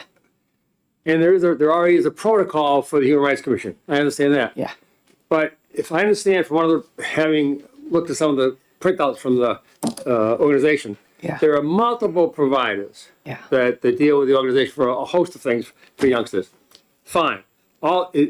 Forgetting the kids in the school park, because we know they already have anti-discrimination policies, right? As most of the receiving schools, they have them as well. So yes. But there are other providers that this bill will provide their requirement to take what they have for in essence, working policy and put it in writing and send it to the State Board of Education. Yeah. It's not suggesting the State Board of Education is going to be the in lieu of the Human Rights Board. Not at all. Right. It's just saying if you do these things, just show us the policy. That's all it is. So I don't want to confuse the big issue of LBG or anti-discrimination in schools and schools. There's a host of other providers that should require to keep anti-discrimination laws. That's all. Yeah, to your point, I think it would be challenging to implement because there are sometimes a provider that doesn't know they're a provider. So if a family is choosing, for example, right now we're trying to onboard all of the community colleges in New Hampshire so that the families can pay them directly, but a family could get reimbursed if they paid the community college and then gave us the receipt.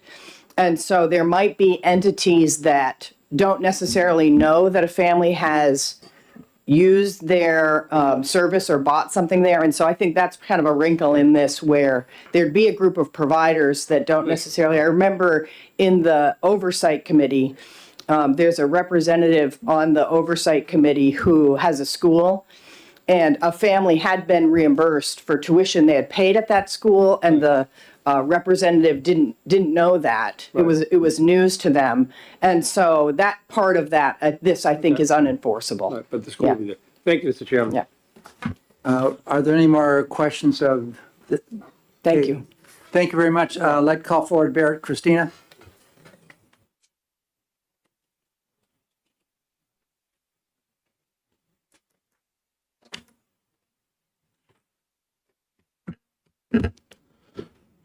Wow. Barrett Christina, thank you, Chairman Ladd. Barrett Christina, Executive Director, New Hampshire School Boards Association. We are not taking a position on this bill. I want that to be clear. The anti-discrimination provisions relative to vouchers I addressed 3 or 4 years ago with House Bill 20, whenever that bill was. I just want to clarify a couple things. RSA 357-A:27, opportunity for public education without discrimination is a civil right. The protected classes: age, sex, gender identity, sexual orientation, race, color, marital status, family status, disability, religion, or national origin. A Catholic school, I don't want to say which one, this is their anti-discrimination policy. Race, color, national, and ethnic origin. Nothing about special education, nothing about transgender status.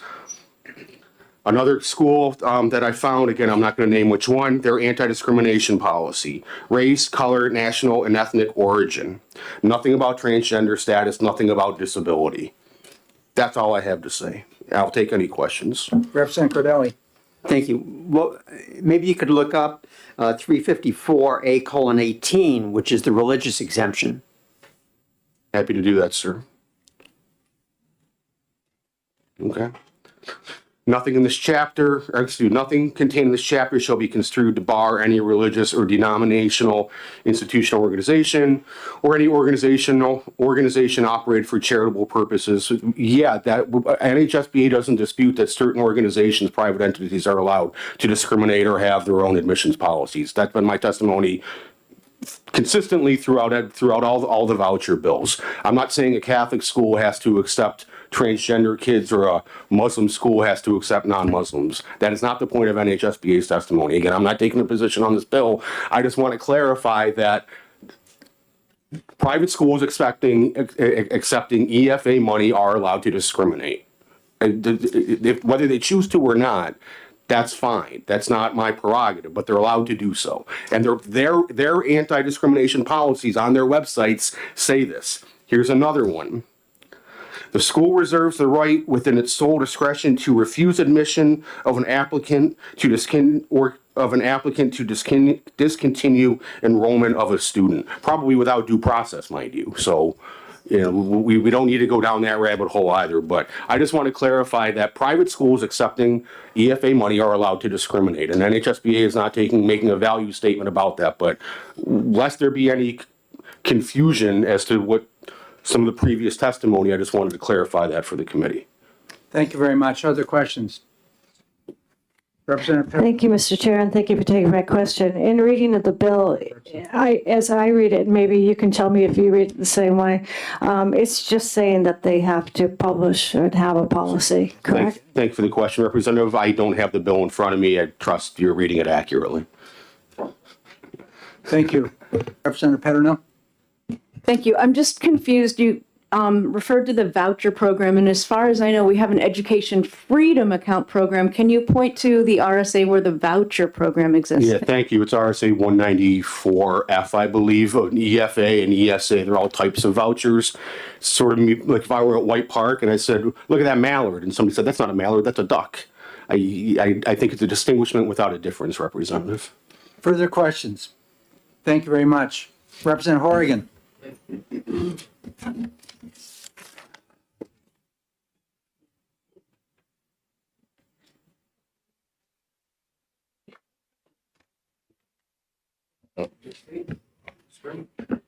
Yes, I'm back. So I'm Representative Timothy. I continue to be Representative Timothy Horrigan, just like it was yesterday, from Stratford County District 10, the town of Durham. So this is one of those bills, when you look at it, I'm surprised it was necessary, because I just figured that would already be the case, that you wouldn't want to be providing taxpayer monies to an organization that discriminates. Although we did have the bill yesterday, which dealt with certain issues in the Human Rights Commission. So I think this is a very common sense bill. If they're accepting these taxpayer dollars, they should be not just willing, but eager to go along with the anti-discrimination laws. And also, this doesn't directly affect the scholarship organization, but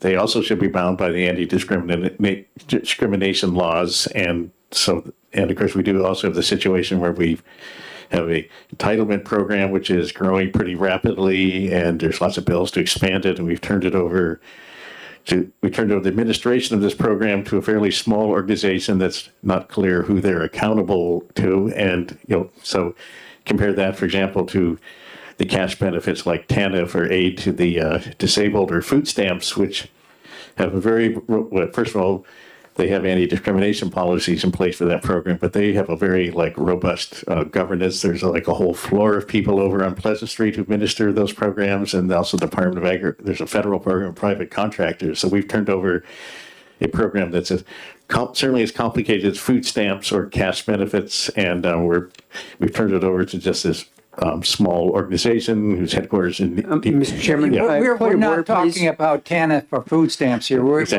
We're talking about an EFA program. Yes, talking about there's numerous issues. Please stay on topic. Okay, EFAs. So there are numerous issues with the governance of the program, and one of them is the anti-discrimination policy. So there should be one, and it should be reviewed on a regular basis, and we should not be giving taxpayer money to organizations that discriminate. And that seems pretty simple to me. And Thank you. Is there any questions? Not seeing. Thank you very much. And this closes our hearing for 1654. I think he was supporting it. So, No. I'm noting in here that. No. For what he will sign it up for. That's what I put. Okay. Post the bill.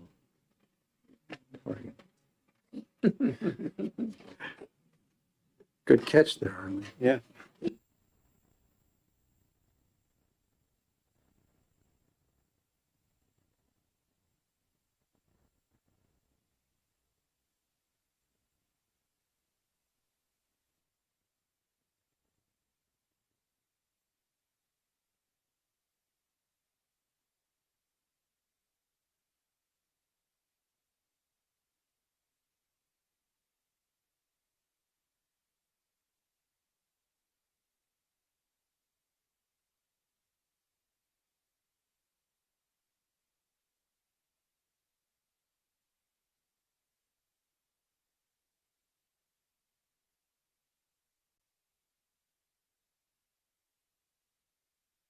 Moving forward with the next bill, which we have on the docket for this morning, it's HB 1650.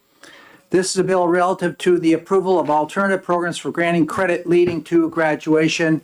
And the prime sponsor of the bill is Representative Luno. Welcome, Representative Luno. Thank you. Thank you very much, Mr. Chair, members of the committee. For the record, Dave Luno, representing the people of Hopkinton and Bow and all across our what would normally this time of year be a snow-covered Granite State. So appreciate the opportunity this morning to introduce House Bill 1650. I'm glad we were able to spend so much time on the preceding bill because a lot of this material is directly relevant to 1650. And while the preceding bill was directed specifically to the Education Freedom Account program and education service providers, 1650 is directed to what is commonly referred to as the Learn Everywhere program and alternative programs that are approved by the state board for granting credit leading to graduation under what's commonly known as the Learn Everywhere program. So the Learn Everywhere program was actually established in 193 E2A Roman 5 and under current law, there's not much to that statute other than the state board can approve alternative programs leading to credit leading to graduation. The only provision that's currently under there is that the State Board of Education can adopt rules to manage that program under 541A.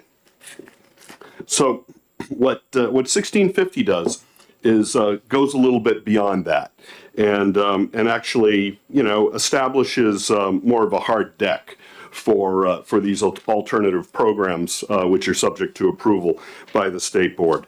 And unlike the previous bill, where the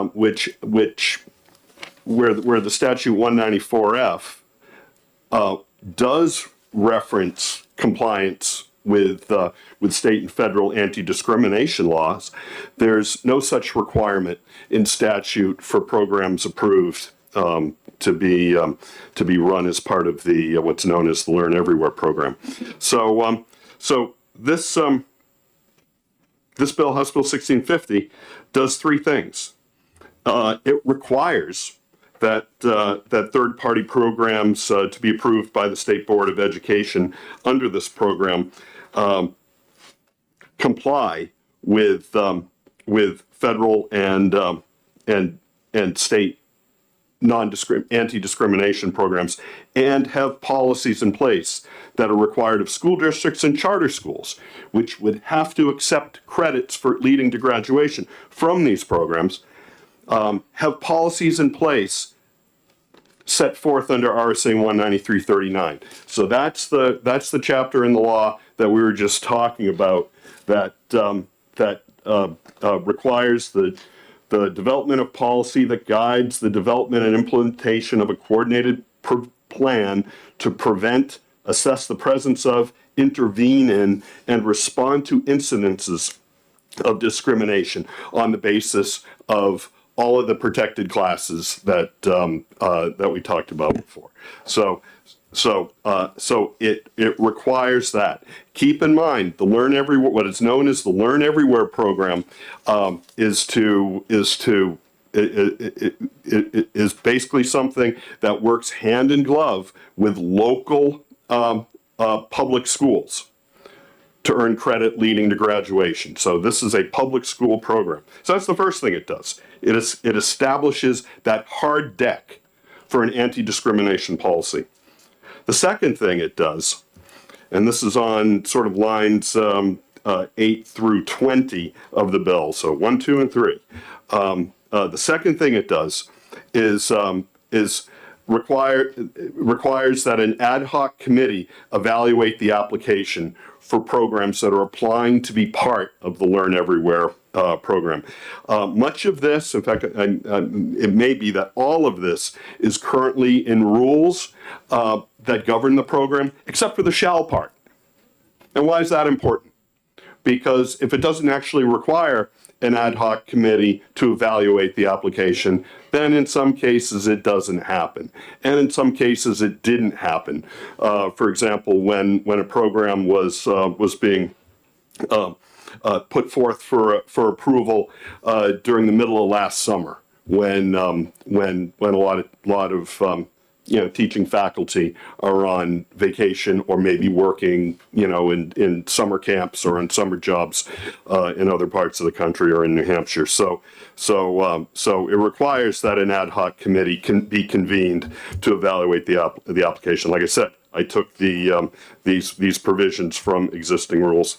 And then the third thing it does, and again, this is very similar to what we were just talking about, requires an annual review to be conducted by the State Board of Education of these educational programs approved under the Learn Everywhere program for continued compliance with state and federal anti-discrimination laws, including the policy that they're required to have under this provision. So with that, I hope people see a lot of common elements, except, with the Education Freedom Account program, there was the talk, and we put in the walk.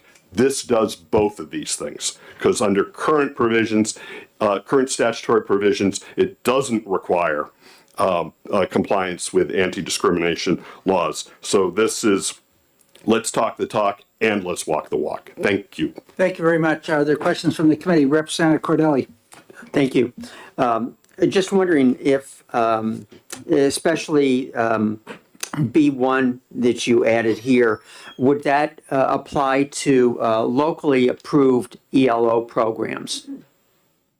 No, this applies specifically under programs that are approved by the State Board of Education. I believe a locally approved program would certainly have to comply with all the policies that the public school district has in place, which include policies under RSA 193.39. So that provision would already be in place. So you're Right. Yes, thank you. But that requirement for the ELO programs approved locally is nowhere in statute that they would comply with 193.39. Well, they would have to, because they're essentially being part of the public school offering. The public school has to be compliant with 193.39. Further questions from the committee? Representative Lekes. I'm wondering how this would apply to, say, an air training for kids to be able to go and get a pilot, learn to fly, because disabilities are included in that. And I can certainly think of a number of disabilities that would disqualify a kid from learning how to fly.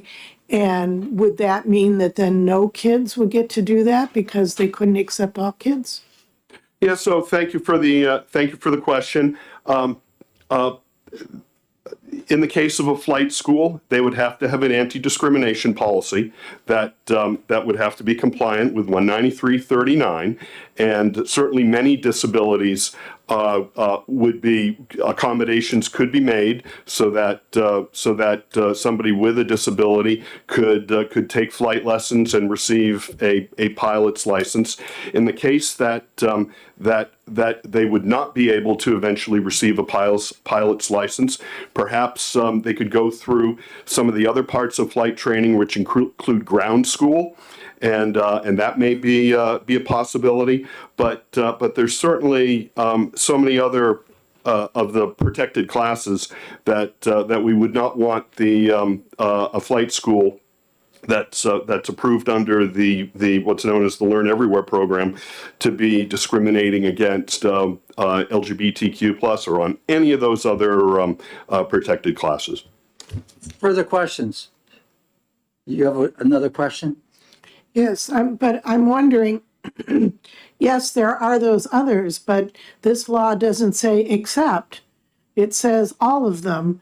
And so if a flight school can't accommodate all of them, does that mean nobody can? No, I disagree with that premise. I believe that the flight school could certainly adapt a program to meet just about all the needs of people that are interested in experiencing that program. Thank you. Further questions, Representative Dry? Thank you, and thank you for taking my question. I'm going to ask the question we asked yesterday in a similar bill. Are there examples right now of this being violated? I don't have any examples. Thank you. Further questions from the committee? Thank you very much. Great. Thank you very much. Commissioner Edelblut. Good morning again. Good morning.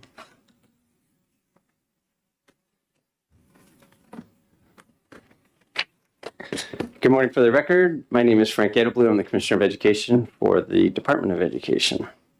Members of the Education Committee, thank you for your service to the state and to your constituents. Speaking on behalf of the Department of Education, we appreciate your efforts to advance opportunities for all children in the state of New Hampshire so that each one might realize a bright future. I generally try to avoid hearings such as this, but appreciate the invitation to come and speak with you. My experience is that when I do show up, it can be a bit of a distraction to your good work that you are otherwise doing, and I would not want that to be the case today. Reading the language of HB 1650, I could not help but assume that this bill, that some people may refer to this bill as one of those, a solution in search of a problem. A less generous reading of the statutory language might be that it is a deliberate attempt to limit student opportunity. But not just any student, rather the language limits the opportunity of otherwise disadvantaged students here in the state of New Hampshire. And I can't imagine that anyone would want this as an outcome of the proposed law. The statute seems to be targeted, and the prime sponsor has indicated, at a department program called Learn Everywhere.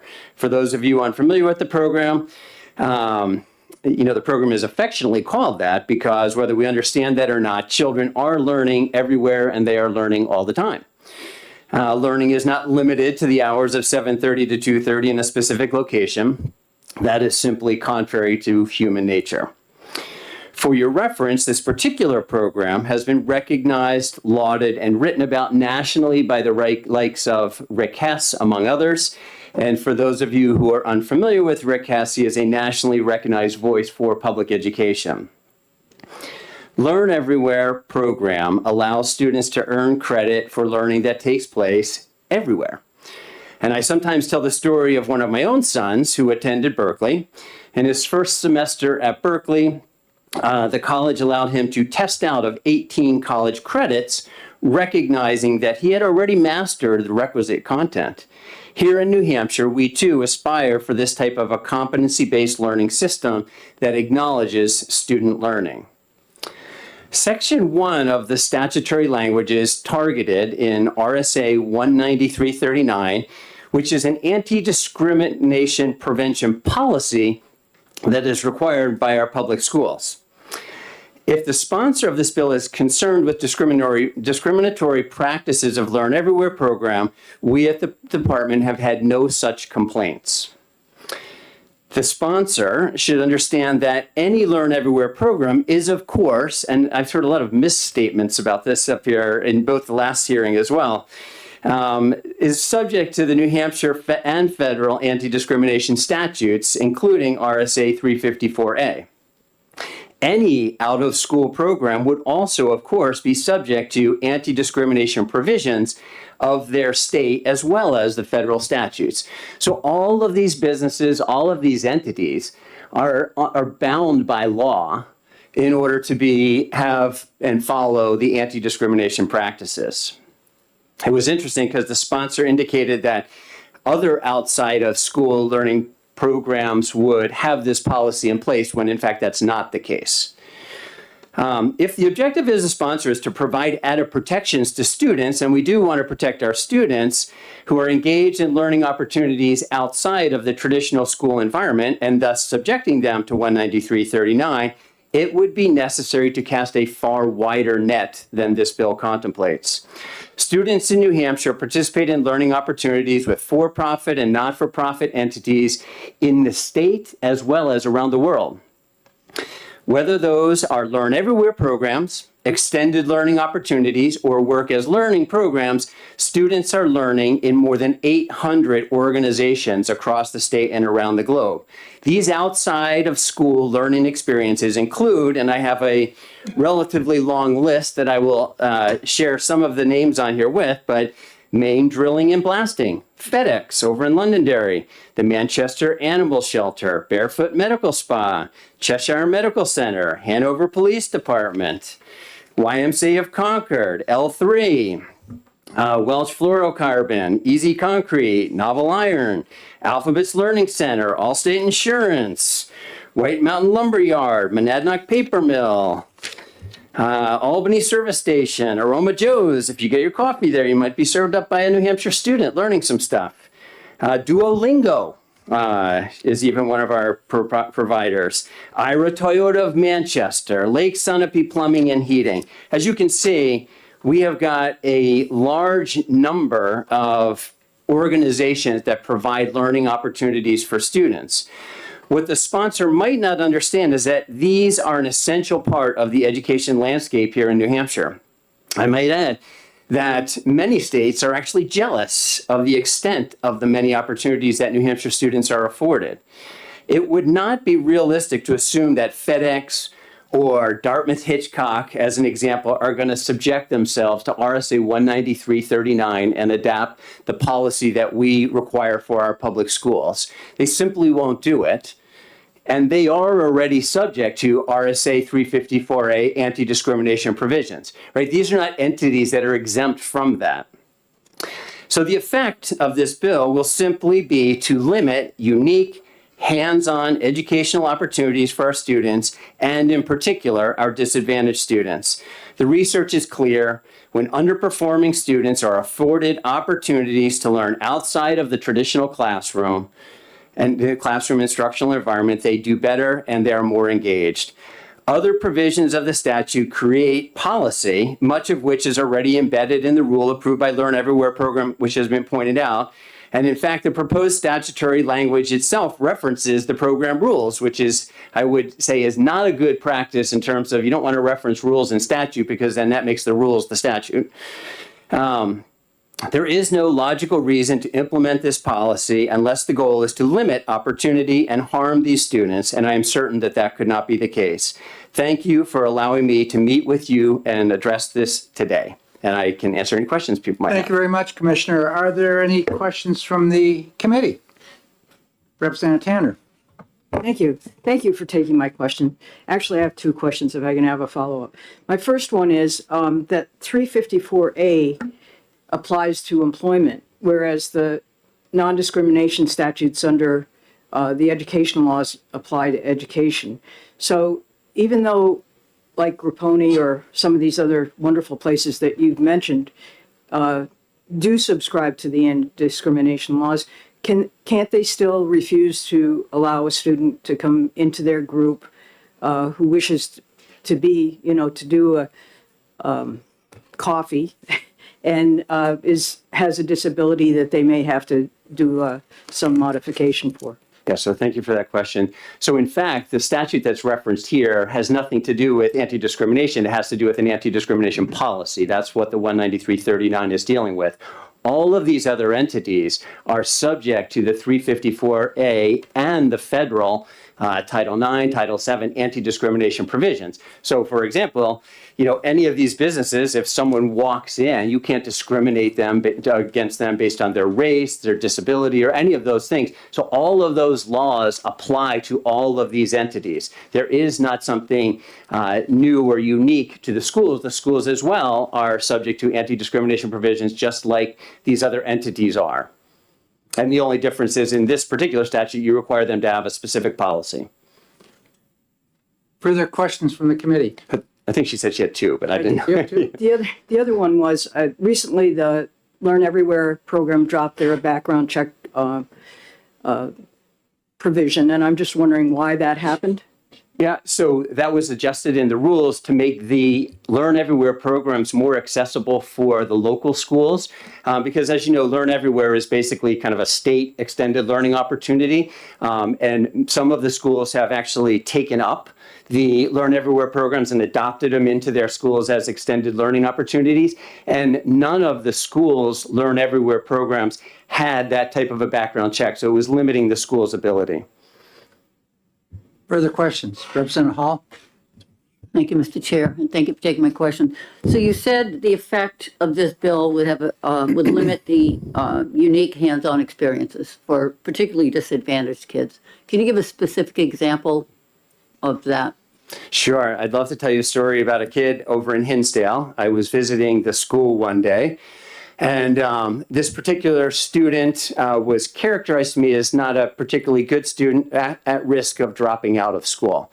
I had the opportunity to meet with them during a luncheon program. And I was talking to the kid. I was like, what's up? Like, they tell me you're not doing that well in school, that you're at risk of dropping out. Like, what's going on? And it was just like, I just don't like school. It seems boring. It's just, it's coercive. They're telling me what to do all the time. And I just want to learn. I just want to do my thing. So this particular student had an outside of school learning experience at a contractor, working with a contractor. The particular school has a block schedule. So this student was allowed to leave school during the third block, and there was a building construction project near the school, and they would go in for 90 minutes every day. They would go and they would work on this particular construction project. Later in the day, I was continuing my tour of the school, And I went into an AP physics class, an advanced placement physics class, and this student was in there. I was a little shocked, truthfully. And I said, I was like, what are you doing in here? This is AP physics. This is not supposed to be for, kids who are at risk of dropping out while you're here. And I asked the teacher, I said, how's he doing? He says, he's doing great. I said, well, what's going on?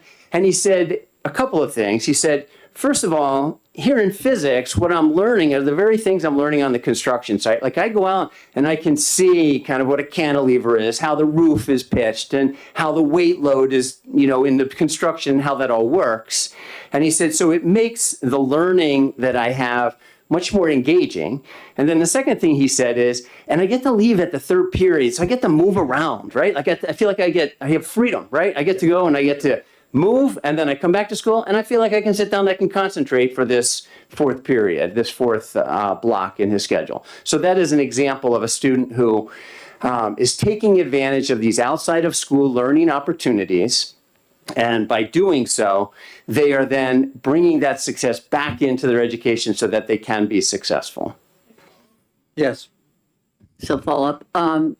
So what would this bill, how would this bill prevent that from happening? Because it's unlikely that that builder is going to install a policy relative to anti-discrimination. That builder is already bound by the anti-discrimination laws.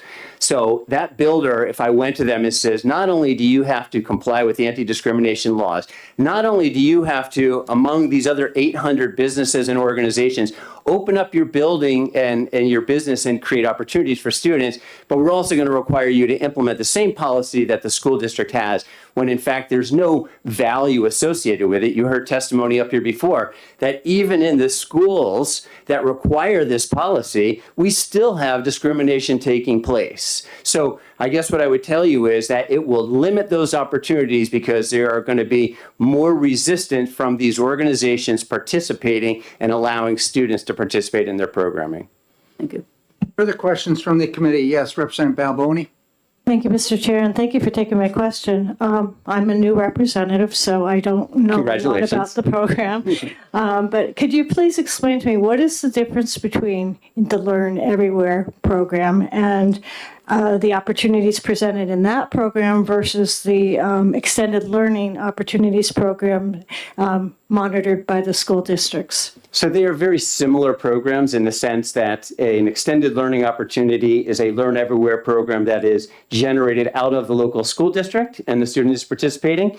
A Learn Everywhere program is an extended learning opportunity that is generated out of the state and afforded to all the students across the state. Part of the purpose there is really not all districts have the ability to establish and set up and support students in those extended learning opportunities. And so Learn Everywhere programs essentially bring extended learning opportunities to all school students, all children in our schools across the state. Yes. And a follow-up. Credits are awarded for these opportunities. I know in local school districts, they determine how those credits are awarded. How does the state determine how those credits are awarded? Yeah, so just to be clear, so what the students in the Learn Everywhere program aren't awarded credits, they're awarded credit certificates, which are redeemable for credit at the local high school, so it kind of has that same effect. And the way that those credits are awarded is that the programs are assessing whether or not the students have met competencies. And so based upon the student meeting competencies, the way that our state regulatory schema works, if a student has demonstrated mastery of competencies, they're required to be awarded credit. And so I'll give you an example of how that works. Sure. Well, I'll give you an example of how that works. And so in our FIRST Robotics program, so FIRST Robotics is a Learn Everywhere program. And so you have the mentors of the FIRST Robotics team who are signing off that a student has met engineering competencies, or that they've signed off that they've met coding competencies, or they signed off that they've met business competencies. And so that is how we assess those competencies. And it's different for each Learn Everywhere program. So it is actually the organization through Learn Everywhere determines the certificate or the recommended credits, correct. So and then the receiving high school is required to accept those credits as listed. If they've met the competencies, that's correct. So the organization is signing off that the student has met the competencies. And then they get a certificate that they've met those competencies, which under existing law, if a student has met competencies, they're required to receive credit. Got it. Thank you. Thank you. Representative Tanner. Thank you, and thank you for taking my question. So we're talking about competencies, just kind of, in a school, the competencies and the rubrics and everything are generated within the local school district. Are there statewide competencies? I mean, how does somebody in robotics that's a mentor determine, do they write up a competency for engineering, or the person at the coffee shop, do they write up a competency for, I don't know, counting change or whatever the competency is? How is that actually done? Yeah, so it's going to depend upon the individual program, but we've got statewide academic standards, and a competency is essentially a compilation of standards. So a certain number of standards add up to meeting a competency. The state has model competencies that we do have available, but most of our Learn Everywhere programs are borrowing competencies from local schools and saying, okay, here's a competency that might be used. Just as a so if it's used by a local school, but the local school doesn't actually have any, in a Learn Everywhere program, there's not a person from the school that actually oversees the program like it is in an ELO, where they actually go out and talk to the person in robotics, or they monitor the student there. How does the local school make sure that their competency is being met if the mentor is in Maine blasting, rock or whatever? I mean, how does that work? How's the coordination? Yes, a great question. I appreciate that. So essentially what happens is, and it's not dissimilar to an extended learning opportunity. So a student is out at a extended learning opportunity or Learn Everywhere program, and the program itself is acknowledging that the student has met the competencies, right? So the competencies for all of the Learn Everywhere programs for extended learning opportunities are mapped out in the program, and they're approved by the State Board of Education. And then the program itself is acknowledging that the student has met those competencies. So if we were to use the example of FIRST Robotics, you've got engineers from Bosch or BAE or DECA, sign off and say, like, this kid can code, he's got it, right? He knows how to do that work. And even in an extended learning opportunity, an extended learning opportunity coordinator is generally relying on the program itself. If a student is doing a PE credit at Tokyo Joe's, right, they're relying on Tokyo Joe to be able to acknowledge that the student has met the PE requirements. Representative Cordelli. Thank you. Thank you for being here, Commissioner. I'm just wondering, the last part of the bill, how do you envision the State Board of Education annually determining if these 800 entities comply with state and federal anti-discrimination laws? So I'm not sure that would be possible for anyone. You would have to actually go in and have a full-fledged monitoring program, because it depends on what you anticipate as legislature when you say the State Board of Education shall annually review all entities. Does that mean that I send a team of individuals to each of these 800 plus businesses, to allow that to happen? I'm not sure that that's going to be possible. We've got I believe it's called Conmigo is one of our foreign language programs, which is based out of Costa Rica for a Spanish language program. So I'll go to Costa Rica in winter and monitor that particular program. So I'm not sure what you're anticipating there, but it does feel a bit unworkable. Thank you. San Jose would be kind of fun. It might be fun in the winter. You can come, Rick. Representative Cornell.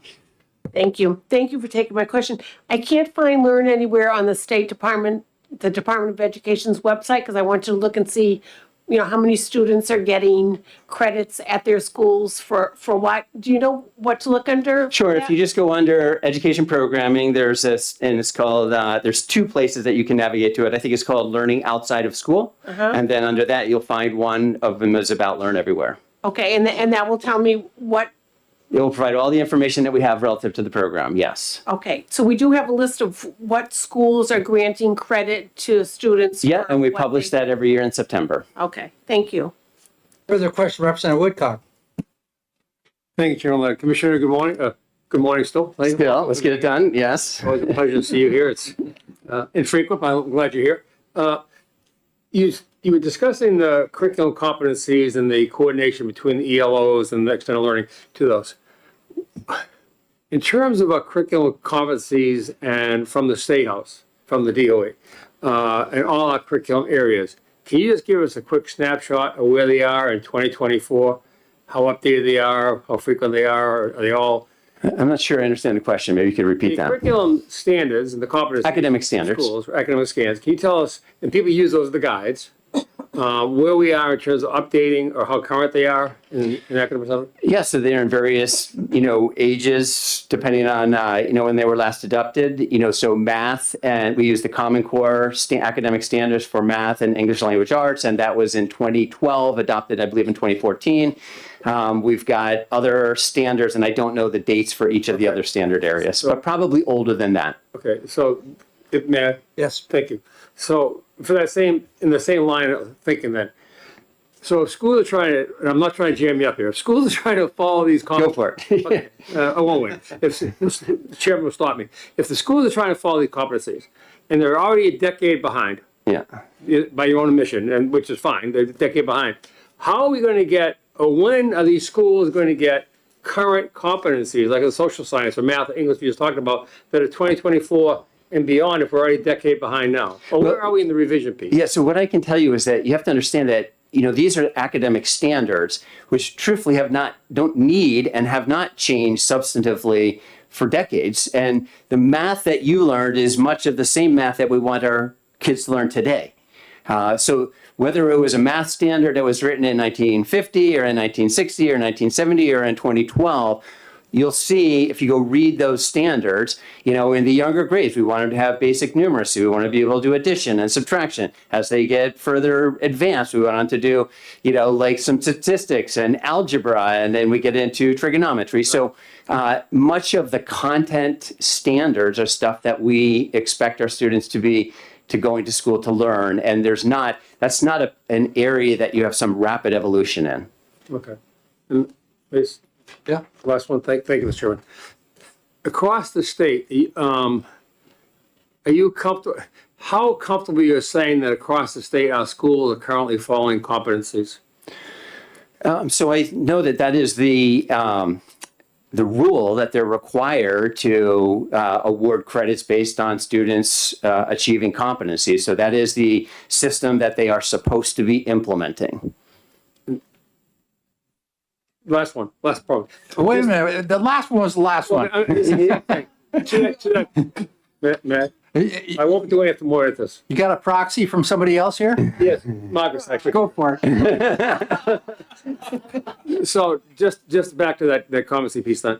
So if the schools are doing that, and they're supposed to be doing that, my question to you is, and we hear frequently from school folks that are here, that their schools are not doing that. So my question is, how does the DOE oversight, besides they're supposed to be, I understand they're supposed to be, but how do they actually go and monitor or regulate that they are doing those competencies? Yeah, so it's principally we basically have an output accountability system associated with students' assessment, and then we have a input accountability system, which is PBAS, where schools are reporting to us what they are doing, and then we follow up on that. Okay. Thank you, Mr. Chair. You're welcome. Representative Damon. Thank you, Mr. Chair. Thank you for taking my question. It's a follow-up to part of Representative Woodcock's inquiries. So I appreciate your response that, for example, in math, what we need to teach has not changed for decades, probably. But as a scientist and a historian, I think what we would want to be teaching in 2024, there's a much greater body of knowledge than there was in 2000 or 1980. So where are we at on updating those standards? So I believe that the NGSS standards were adopted by the State Board of Education in 2017. So they are more current. So, a standard that needs a more frequent refreshing is probably going to be more refreshed than something that doesn't, to your point. So 2017, I believe, was when they were last adopted. Further questions from the committee? Representative Tanner. So I want to kind of get back to the bill itself and about the anti-discrimination. And again, that 354 deals with employees and employers and as you said, the customers coming in. But our non-discrimination laws under 193 are quite different because they apply to students and the right of a student to get an adequate education and a few other things. And I'm just wondering, and I think if I had you right, if I was hearing what you were saying, was that you just think it would be too cumbersome for people like the builder that the kid went to, that it would be too cumbersome for them to write to follow the 193 policy, and that's your main objection to this bill. Was I hearing that correctly? So I just want to correct the record because you indicated that 354A doesn't apply when in fact 193.39 specifically references 354A, stating that each school district and charter public school shall develop a policy that guides the development and implementation of a coordinated plan to prevent, assess, the presence of, intervene in, and respond to incidences of discrimination on the basis of age, sex, gender identity, sexual orientation, race, color, marital status, familial status, disability, religion, national origin, or any other class protected under 354A. And so 354A is and 354 is an anti-discrimination statute which applies to our schools. Like if a student walks into a school and somebody says, and they discriminate them based upon religion, right? That is a 354 violation, and that school and whoever perpetrates that on there would be in violation of discrimination, subject to the provisions of that statute. The statute that you're referring to here requires our public schools to, as it says, each school district shall develop a policy that guides for the development and implementation of a coordinated plan to prevent blah, blah, blah, right? And so what I'm saying is that is going to be an obstacle. If I go to FedEx and I say to FedEx in Londonderry, I want you to implement this policy, FedEx in Londonderry is not going to be able to. They're going to have to go back to corporate headquarters in Tennessee. They're going to have to talk to Tennessee to see whether they can get it. And essentially what's going to happen is this could become this bureaucracy that probably it won't happen and students will not be able to go there. And I think that you will find that same effect when you try to impose a school policy requirement on commercial entities that are already by statute prevented from discrimination. So again, a solution looking for a problem. Thank you very much. Are there further questions from the committee? Representative Hall. I'm going to go back to that contractor one more time. I think this is the third time here. Right. Does that person have to apply any paperwork that goes along with that kid going to the contractor? So if we're referring to Learn Everywhere program, so every Learn Everywhere program has to come to the State Board of Education. They fill out a complete application. It is reviewed by the State Board of Education. It was interesting. There was a comment that indicated, somebody said that somebody was approved as Learn Everywhere and didn't go through the process. And I can tell you that that's 100% false. That's never happened for any Learn Everywhere program. The State Board of Education gets, so first of all, I have to sign off on the application. Then the applications go to the State Board of Education. Without the application, the State Board would have nothing to act on. So they have to fill out an application. It enumerates the program. It enumerates the policies of their organization. It enumerates the credits that are earned and the competencies and how they'll be earned. That is voted on by the State Board of Education. They get what's referred to as a provisional license under the current rules. After a year, we go back and we revisit the program, make sure they're doing exactly what they told us they were doing. If they are, then they get a renewal for a 5-year renewal process, just like all of the schools at that point in time. So they have quite a bit of follow-up and assurance to make sure they're actually doing what they told us that they would do. And I think there was a question over here. We've not had complaints about discrimination in these programs. Quick follow-up. Yes. Are there questions about anti-discrimination on that application? I believe that the rules require them to comply with RSA 354. Exactly. Thank you. Thank you. Further questions from the committee? Not seeing any. Thank you very much. Thank you. And we have no other cards, so we're going to close this hearing. And we'll pick it up again at 1 o'clock. And we have a lunchtime caucus, right? And there's a 1 o'clock caucus in here. 12 o'clock. Excuse me, 12 o'clock. Yeah. Yeah. Lunch.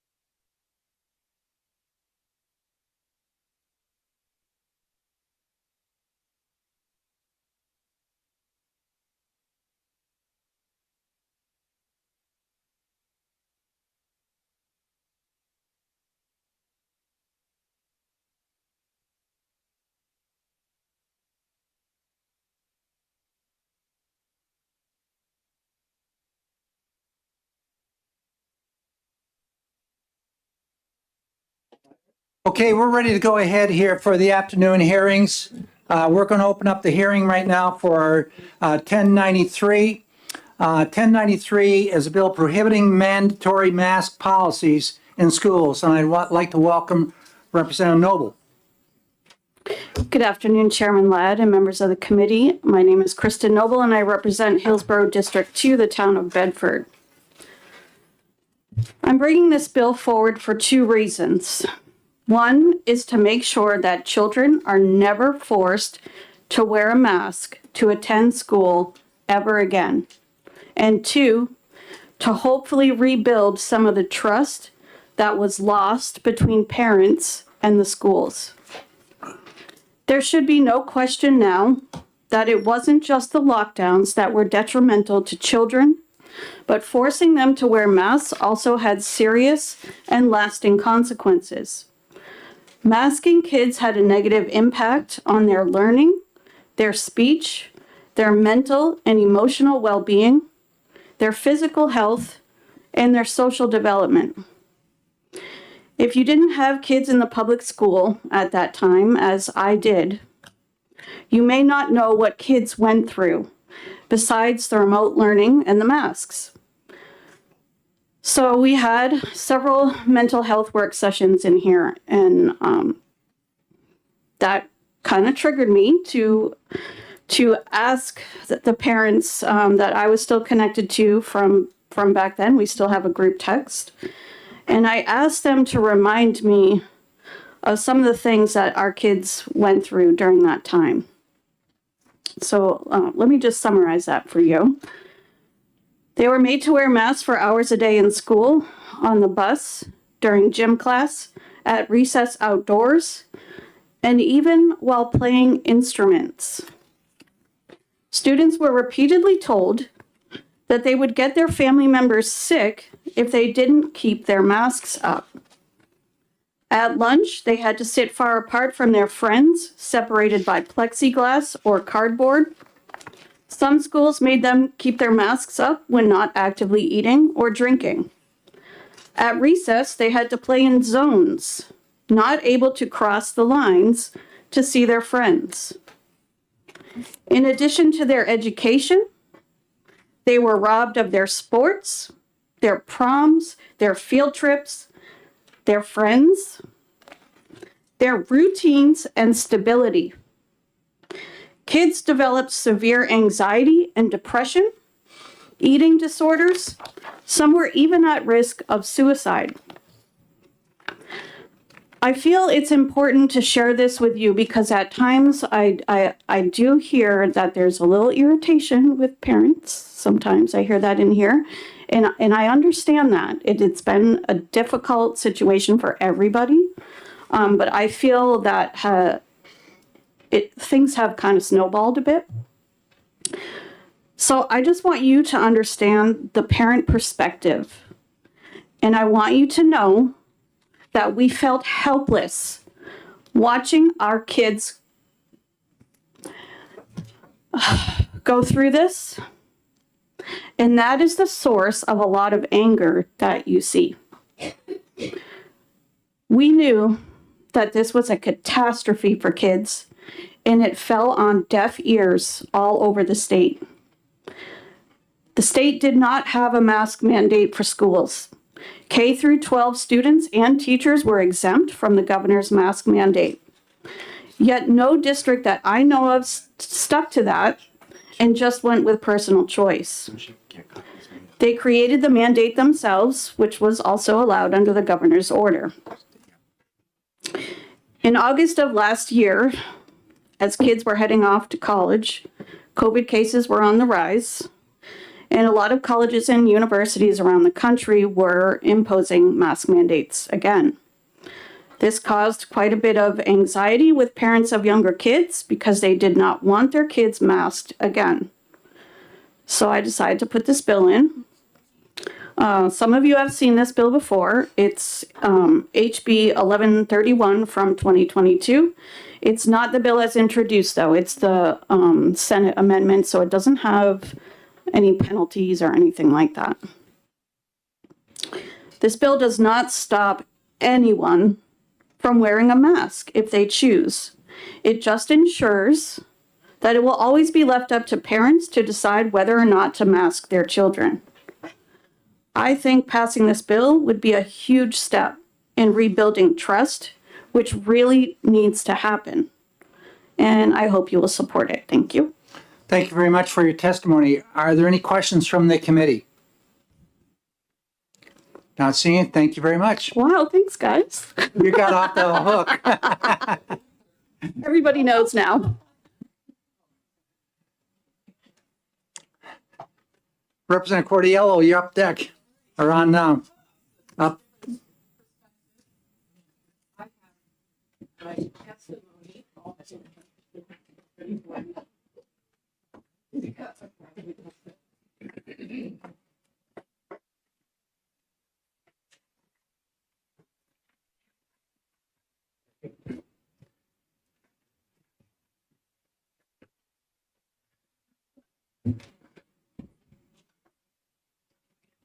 Good. For the record, I am Arlene Corrigiello, representing Atkinson. Mr. Chair, thank you, Mr. Chair. May I have 5 minutes, or how? Is 5 minutes okay? Otherwise, I'll plan accordingly. I have not put a time limit on Okay, speaking today. So you'll see going around there is my testimony, and there's a very long bibliography at the end. I wanted to show you all of my sources because I agree with Representative Noble 100%, and her testimony was very emotional. I am going to focus on sort of the logical evidence. We've heard that phrase, following the science, and that's what I am going to do for the next 5 minutes. So to begin, there was an article I read from the prestigious Journal of the Royal Society of Medicine, and it concluded that, quote, overall, there is a lack of substantial evidence to support claims that face masks protect from infectious contamination. Now, in that quote, as I quoted it, there's some ... ellipses. I want to tell you what I left out. I also want to tell you something else surprising. There's a couple of surprising details. First, that article was written in 2015, 5 years before the COVID pandemic. And second, the words I left out. The complete quote is, overall, there is a lack of substantial evidence to support claims that face masks protect either patient or surgeon from infectious contamination. The title of the article is Unmasking the Surgeons, the Evidence Base Behind the Use of Face Masks in Surgery. So this article shows that there was skepticism regarding the efficacy of face masks years before COVID, even among surgeons. My own skepticism about face masks began when I saw a video showing a man outside wearing multiple face masks of all different varieties.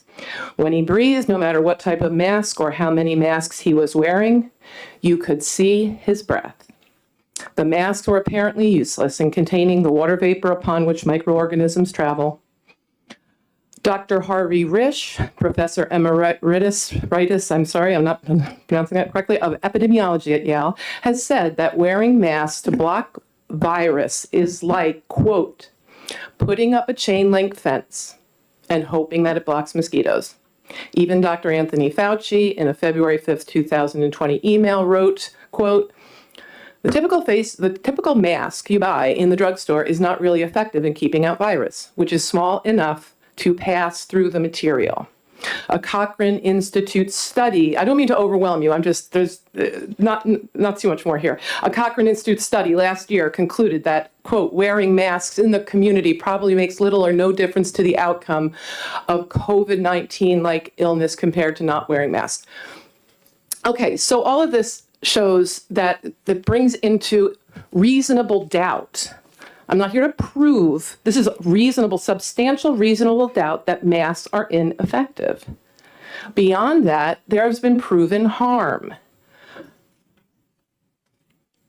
There was a study in epidemiology and infection, and it actually suggested that wearing a face mask may be associated with an increased risk of infection. Another article I saw about K95 masks said that they contained dreadful things.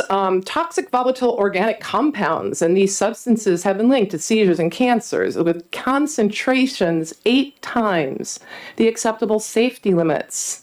Something called, I don't even know if I'm pronouncing this right, because, you know, I'm not a doctor, okay? But I, for some reason, started reading a lot of medical journal articles because that's just what I felt I needed to do. Phthalates, these are widely used chemicals that disrupt human endocrine systems and impact human health. These have been found in face masks, as have some terrible words like microplastics, nanoparticles. In the Journal of Hazardous Materials, there was a couple of articles. Finally, just 2 more articles. One of the articles was about mask-induced exhaustion syndrome, which sounded dreadful, and I thought that can't be good. The article that I just want to finish with was actually written just in December, 3 months ago, and I urge you, perhaps I will send you all an email just with a link to this one article, because I think we all should read it. It's from the Archives of Disease in Childhood, published December 23rd. 2023. Child mask mandates for COVID-19, a systematic review. The study concluded, quote, real world, I'm going to quote sort of longer here because this is really important. Real world effectiveness of child mask mandates has not been demonstrated with high quality evidence. The current body of scientific data does not support masking children for protection against COVID-19. We fail to find any evidence of benefit from masking children. Child mask mandates fail a basic risk-benefit analysis. Recommending child masking is unsupported by current scientific data and inconsistent with accepted ethical norms. The study goes on, it points out a lot of the negative effects of masking. We've heard a lot of these speech delays, language learning, mental health issues, all sorts of physical problems.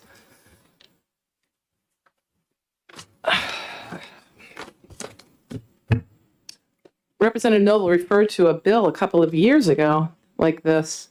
We've learned so much more. I don't know how we can deny that there's reasonable doubt about masks. This bill will not stop anyone who wants to wear a mask from doing so. Those people who truly believe that face masks are an effective way to prevent the transmission of contagious diseases can certainly keep wearing them. Parents who want their kids to wear masks, if a situation should arise in which that becomes a thing again, I don't see the children wearing them much, but they can send them to school wearing the masks. And if they believe the masks are so effective, then they should also believe that these masks will offer protection against anyone choosing not to wear a mask. Meanwhile, reasonable doubts have been raised by reputable sources, a whole folder here and all sorts of bookmarks on my computer. Reasonable doubts have been raised about the benefits of mask wearing, especially among children, and because of these reasonable doubts, mask wearing should not be required in school, and HB 1093 ought to pass. Thank you. And I would be happy to answer your questions, but please remember, I'm not a doctor. I just read a lot of medical journal articles, so. Thank you very much. Are there any questions from the committee? Not seeing any, you're off the hook. Okay. Yes. Therese? Thank you. Yeah.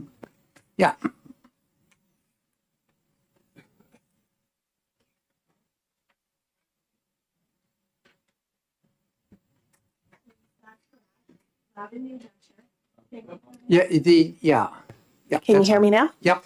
Therese Bastarash, Loudon, New Hampshire. Thank you for your time this afternoon. I come to you, my vocation is as a nurse, but I come to you also as a foster mom who adopted my 2 little boys, Max and Brett, who were They're now 9 and 10, so they're about 6, 7, 7 and 8 during the pandemic. Max came to me nonverbal. And so, of course, being able to see lips and working through speech therapy was a big part of his IEP. But it was really Brett, the older one, that took the biggest hit with this. He was born 4 months premature, drug addicted, and his nervous system naturally, is very sensitive. So he was getting in trouble at school because he would chew on his mask. His mask would come home sopping wet with, as a clinician, anything that's warm, dark, moist, and, naturally sugary as our saliva is a breeding petri dish for bacteria. We also become mouth breathers when we put a mask on, where our nares, our nostrils, have little filaments to help clean before it gets into our body. So we're kind of bypassing nature's natural defense. But here he is all day long. He would come home, his mask was so dirty, so wet, so disgusting, and he was getting in trouble time and time again for chewing on his mask. His teachers were sending me home that they keep telling him he's not listening. So then he started flapping, just like a nervous tic. So we had to go through all, is he autistic? What's going on? All of that just in the last 8 months has completely vanished. But it took us 1.5 years for the nervous tic. And he would go, stay the night with somebody and be like, I'm a flapper. And they thought he was talking about, that he farted or, and he was like, no, I get, So his nervous system, because of the stress of this child wanting to please the adults, knowing that he was chewing on his mask and continually getting in trouble for that, it came to a point where the teacher was like, well, just pull it down over your face.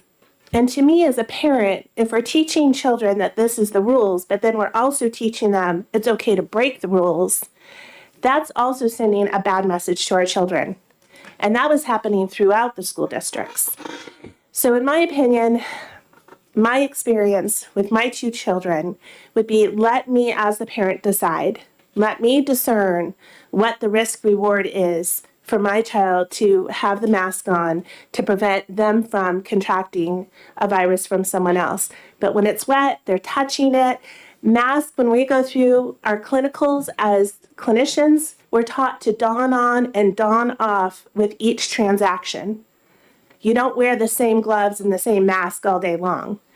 And, that was something that I never understood through the pandemic, because it was like everything we had been taught went out the window.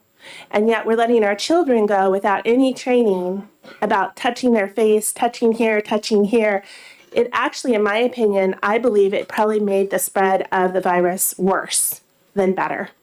But if parents wanted to mask their children, certainly their prerogative, but to deny other children from their learning experience and let us as parents discern what is right and best for our children, when we're paying to have them educated and they have the right to be educated, I would really hope that going forward, should we ever come against another pandemic, that you would allow the parents to discern what is emotionally, mentally, physically, heart, mind, and body best for their child and their learning environment. Thank you for your time. Thank you very much. Are there any questions from the committee? Representative Woodcock? Good afternoon. Hi. Thank you for your question. Did you ever go to your local school board and ask them about this? Yes, very Okay, much. We actually have a large group that we showed up pretty, Thank you. yes. You're welcome. Further questions from the committee?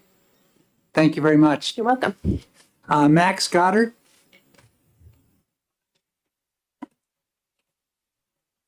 Good afternoon. Afternoon. It's incredible to me that we're still on this topic 4 years later, but I'd just like to first address a couple of things that the representatives have already said so far about masks and their purpose. The analogy was made of a chain link fence for masks. Well, actually, sorry, backing up first. Masks are not purely about reducing incoming viruses to you. It's about reducing the amount that spreads to others. So all this focus on masks as being, sure, you can send your own kid with a mask, but the effectiveness of a mask is through the general, like the more people wearing them, the more effective they will be, because it's about reducing transmission to others. The chain link fence analogy made about masks is inaccurate because yes, a virus itself is very small and yes, is at that scale of the chain link fence analogy, but the viruses are not contained, they're not floating in the atmosphere alone, they're floating on water droplets, and it's those water droplets that are much bigger and are being caught by the mask. Additionally, there was some unclear wording, I think, in the actual bill of this text, saying there was, sorry, can I just bring it up on my phone? The first thing was saying there was a phrase, unless another law is here, or is required by some other section of the law. I just have questions about what does that mean? Does that mean that just another law saying a mask enforcement would, supersede this law? I have a further question of, it says, the other exception here is sports-related equipment, and it says, or to wear protective equipment while handling chemicals, fire, or other similar hazardous elements. I have a question about what does handling mean in this case? Does this mean if you were next to hazardous elements but not handling them? I think there's just some vagueness with the wording there, as well as other similar hazardous elements. What does that entail? What are other similar hazardous elements? That just seems very vague to me. Would other similar hazardous elements include things like rock dust, something that is extremely necessary? And this gets back to the purpose of masks. There are two levels of protective masks, there's many more, but there's the higher level N95 masks, which really actually do, not 100%, but much more than the medical masks, the blue ones, actually do reduce incoming particles, and that can be very necessary for any sort of rock dust, hazardous particulate matter. And this bill, seems to have an exception carved out for that, but its lack of specificity on hazardous elements and handling, what would that mean? Because wouldn't hazardous elements, I assume, doesn't mean literally the periodic table of elements. So would a hazardous element be a virus? I just feel like the carve out for hazardous elements there just needs more specificity in general. But in general, and to close, I just can't believe we're still having this conversation about the effectiveness and use cases of masks. And then it's just entirely brought to this point of view of that it's a issue of freedom, and without taking into account public health is, it's completely missing the point of masks, I'd say. But I love any questions. That's all I have. Thank you very much for your testimony. Are there any questions from the committee? Yes. Representative Terry. Thank you. So you covered a lot of ground, but I'd like to return for a moment to the disagreement that you apparently have with Dr. Harvey Risch with respect to he was the academic who made the epidemiologist who made the statement with respect to the fence and the mosquitoes. I'm just wondering if you have availed yourself of the opportunity to be in conversation with him in an attempt to try to determine whether you and he can find some common ground. I'm sorry, I'm not quite understanding your question, sir. Are you... You appear to be disagreeing with Dr. Harvey Risch. And I'm not sure if I am, but I'm not familiar enough with his specific statements to know if I'm disagreeing with him or not. But you cited his statement and said you disagreed. I know, and I'm trying to get to your point, sir.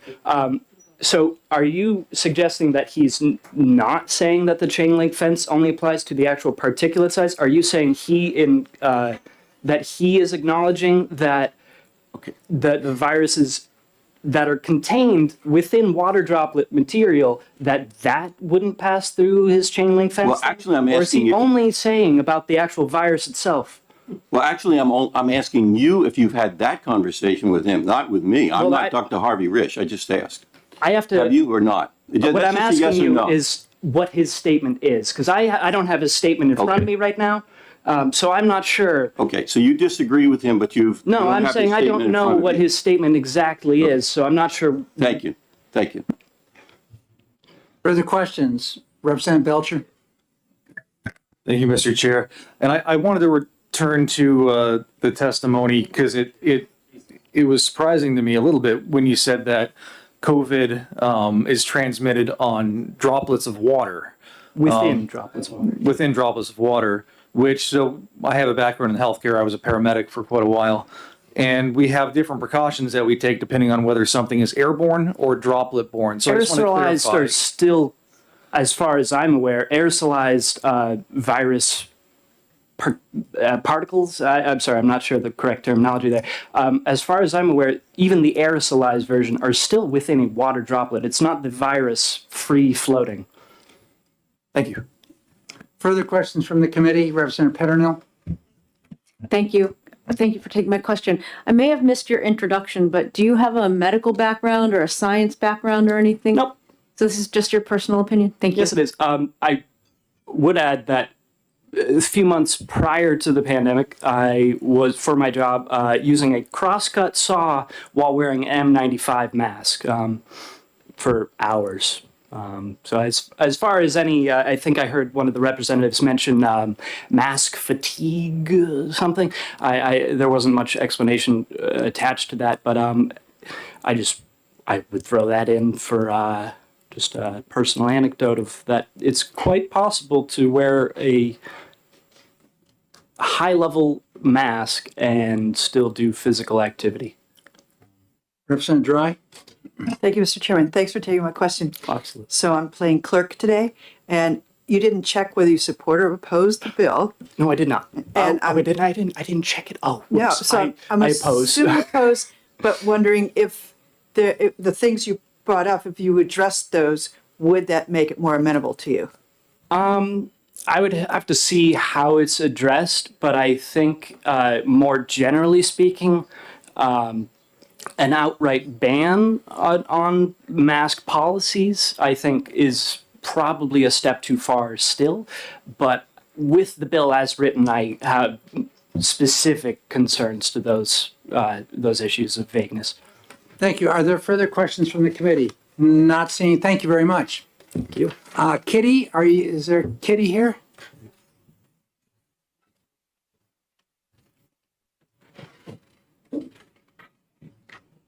Welcome. Thank you. Good afternoon. My name is Kitty Michelotti. I'm from Derry, New Hampshire, and I would support this bill. As an educator during the pandemic, teaching children to read was very difficult. I worked at an outdoor school, and even though we had gone through a lot of steps to ensure the safety of our children, we were still, as teachers, wearing a mask. And our little kiddos were around delightful little campfires, and it looked very romantic, I'm sure, from the outside. But attempting to teach different pronunciations of words was very difficult. And even though we tried to stay in person and we did as much as we possibly could to influence education in a positive way, many of our kiddos still fell behind. Secondly, I think this is a really exciting bill because very rarely do we have the opportunity to protect the kiddos who aren't here. It frustrates me to no end that children are not usually in the rooms where laws are being made to decide what their behavior will or will not have to be. There are some here today, and I'm really grateful that they have come. And I think this is a wonderful opportunity for all of you who have been elected by their parents to show them that they matter to you, that their decision-making, that their freedoms matter to you, that you believe as their elected officials who represent them, even though they cannot vote for you, you have an incredible chance to show them, hey, you know what? We do trust in your parents' ability to make this call. We do want to protect the freedoms that you guys are going to have to fight for later on. And this bill would enable them to know that. For you guys to say, you know what? We're not going to make this demand from on high. We're going to let you all decide for yourselves. A few years ago, one of my favorite bills came through the New Hampshire State Legislature. And it was a reactive bill to something ridiculous that happened, I think, in Pennsylvania, where a 9-year-old girl's father had been arrested because she was trying to have a lemonade stand. And a police officer came by and said, "Hey, you don't have a permit for this." And the dad naturally was upset. The dad ended up getting arrested. And New Hampshire came forward and said, "We don't want that to happen here. We're going to make sure that little entrepreneurs can be little entrepreneurs." And we passed a bill that protected a kid's right to have a lemonade stand. I would like to see that happen again. Thank you. Thank you very much for coming today. Are there any questions from the committee? Yes, this is a committee where kids do testify. We had 315 people here for homeschooling bill yesterday. Many a of them good were my portion students. were youngsters. Many of them were my students. Yeah. I'm yeah. very proud of them. Miss Osborne?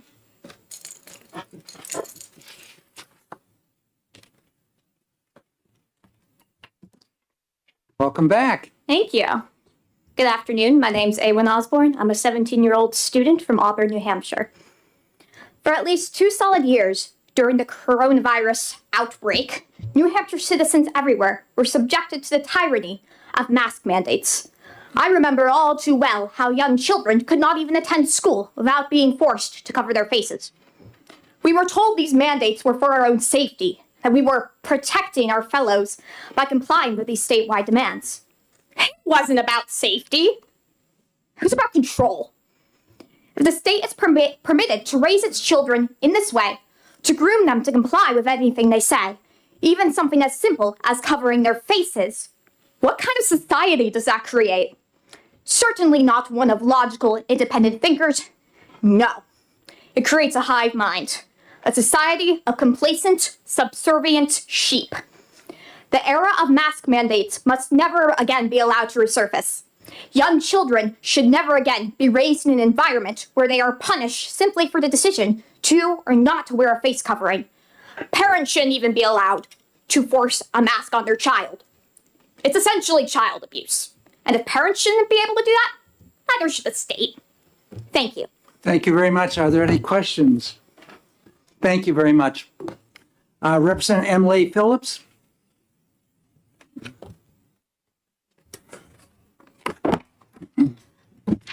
Good afternoon, everyone. Thank you. I am Representative Emily Phillips, representing Fremont, New Hampshire, Rockingham District 7. So I'm thrilled to be here because it's the reason why I ran for office, honestly. I was on the school board in Fremont in 2019, and I got this whammy of a COVID pandemic to unroll during my first time as a school board member. And my district was a little unique. We adopted a facial coverings policy before we opened in the fall. And compared to other districts around us, a lot of people were going either virtual or half the kids some days, half kids others. So we actually opened in person. We were a K-8 district, and we were able to pass a policy called facial covering. So parents had the option of using cloth face masks, disposable masks, or plastic face shields. For my own children, I have 3 children now, but at the time I had 2. 2 of my children are severely disabled, special ed.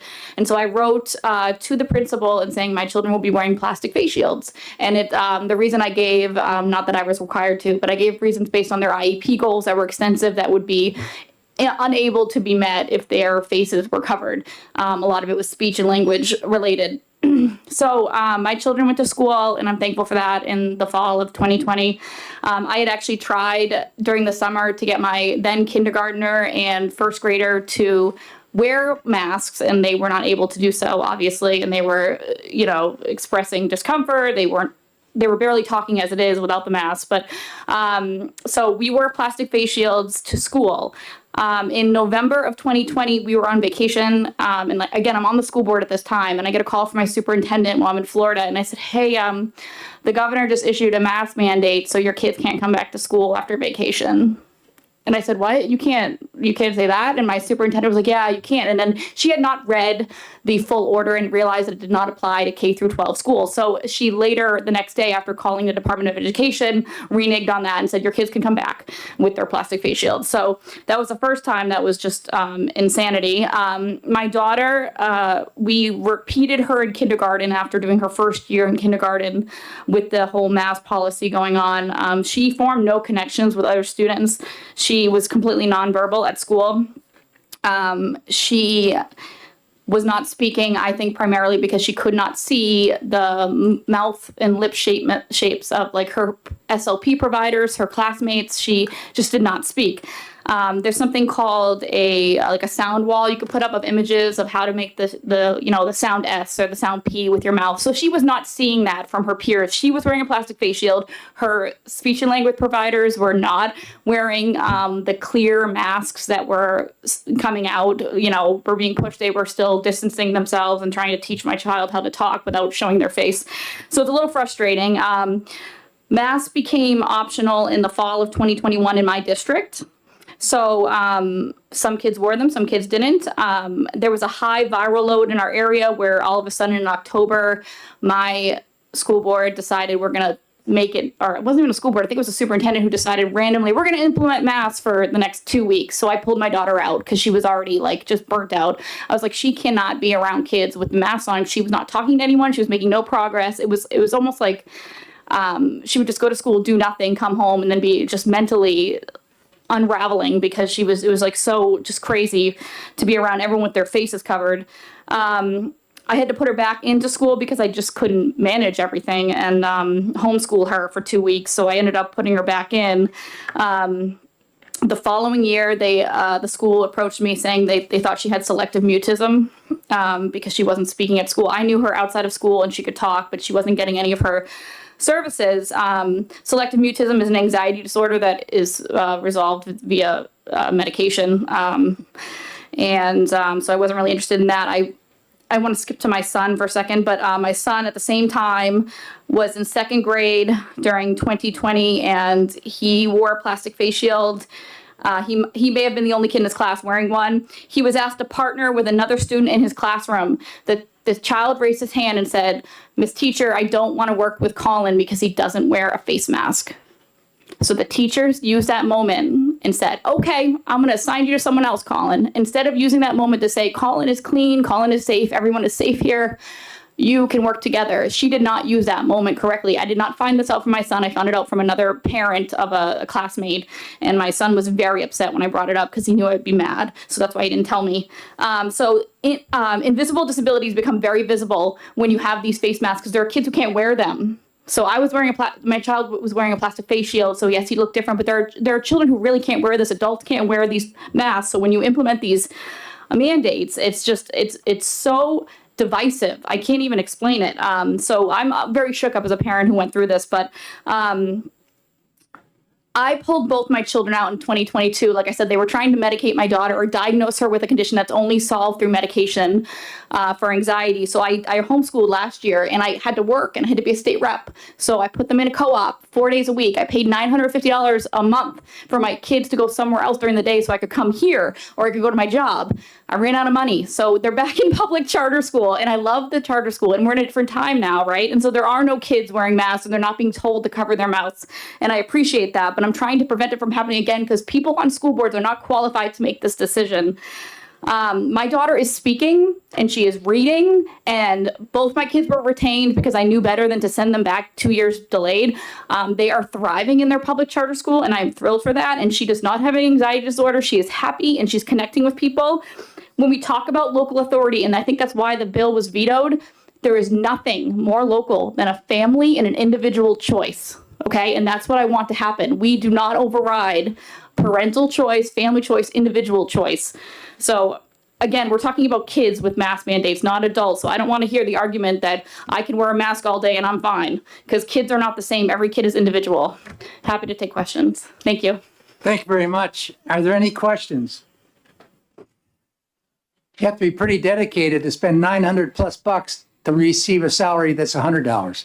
Yeah, that was just, I was trying to save my kids. It was a mental health year for us. And we loved homeschooling. It was great. It's just, not everyone can do it with, if I'm not home, I can't educate them. So I had to send them somewhere. It's just a little expensive. Thanks. Thank you. You're welcome.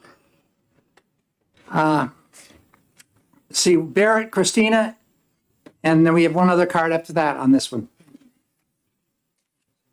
Oh, another one. Okay.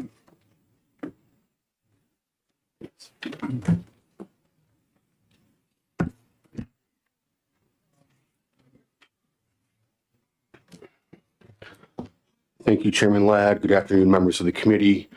Barrett Christina from the School Boards Association. I suppose somebody has to be the contrarian on this bill, and it usually falls on me, so here we are. We are opposed to the bill. Two quick notes. First, though she's no longer on the school board, I would like to thank Representative Phillips for her prior work on her local school board. And also, one of the last things that she said, I think is important to take into consideration when we go back to March of 2020. Representative Phillips said that school boards are not qualified to make these decisions. NHSBA could not agree more, which is why I think this bill perhaps may be a little misguided in terms of directing it's not a mandate, I guess a prohibition towards local school boards. When local school boards adopted or implemented masking policies after we returned to school, I guess it was fall of 2021, those were under executive order from the governor. I think I have it here. This is executive order, it's 74. This may be the older one, but it's an order requiring persons to wear masks or cloth face coverings when in public spaces without physical or social distancing. That was an executive order from the governor's office. That was not a decision of a local school board, in New Hampshire.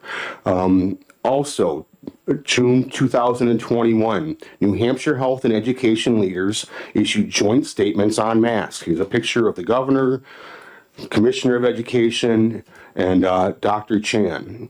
It says, while K-12 school, this is the guidance the school boards across the state were getting.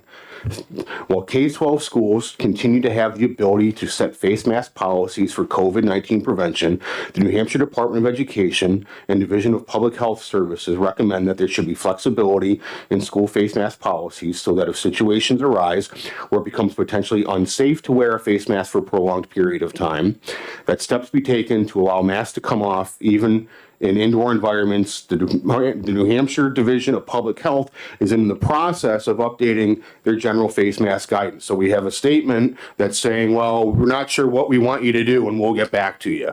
Meanwhile, schools are still trying to do what they're trying to do, and school boards are trying to spend hours and hours and hours developing plans, listening to the CDC, listening to the state epidemiologists, listening to the governor, listening to the Department of Education.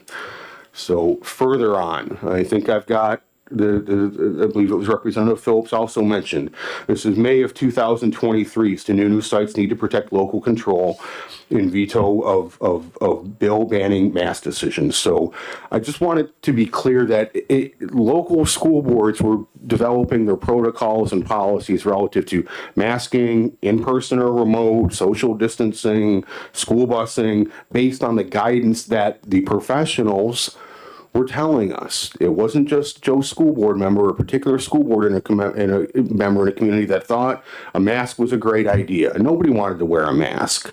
We understood the challenges that it was having kids, little kids, 5, 6, 7 years old, all day long, trying to wear a mask. That was the guidance that we were given. So, I could go on and on. There are a handful of court decisions from New Hampshire. Masking was being called child restraint under RSA 126-U. And I think it's, important to note that if this is the Hollis Brookline case, simply put, RSA Chapter 126U has no bearing on the legality of the school district's mask mandates. The plaintiff's argument to the contrary is based on a twisted and tortured reading of the statute. This is very important. It is an affront to children who've actually been subject to unnecessary and dangerous physical restraints while at school, because that was the argument that was being made 3 years ago. The other thing too is no, we don't have mask mandates. And I don't know of any school district that has a mask mandate anymore. You know, we're addressing something, you know, retrospectively that hasn't been in place in the state in 2+ years. So I just, you know, if an amendment needs to be brought forth that the governor cannot issue an executive order mandating masks, and that the Department of Health and Human Services or whoever it is can't put out guidance recommending people wear masks, NHSBA would have no objection to that, because that's not within our purview. But, you know, it was not local school districts and it was not local school boards that were making these decisions. We were listening to the commissioner, the governor, CDC, and Dr. Chan in trying to make our decisions and trying to identify the needs for, you know, whatever, 160,000 kids in the state, 20,000 teachers, paraprofessionals, support staff, and so on and so forth. So with that, I'm happy to answer any questions. Are there any questions from the committee? Representative Tanner. Thank you, and thank you for taking my question. This particular bill is set to go into section 18910. And as I look at it, that 18910 is, it's a new paragraph, obviously, but it's under studies. So it's like with financial literacy and with teaching health education and physical education, and it just doesn't seem like it fits there. And I'm just wondering if there's another part that you might know of law where public health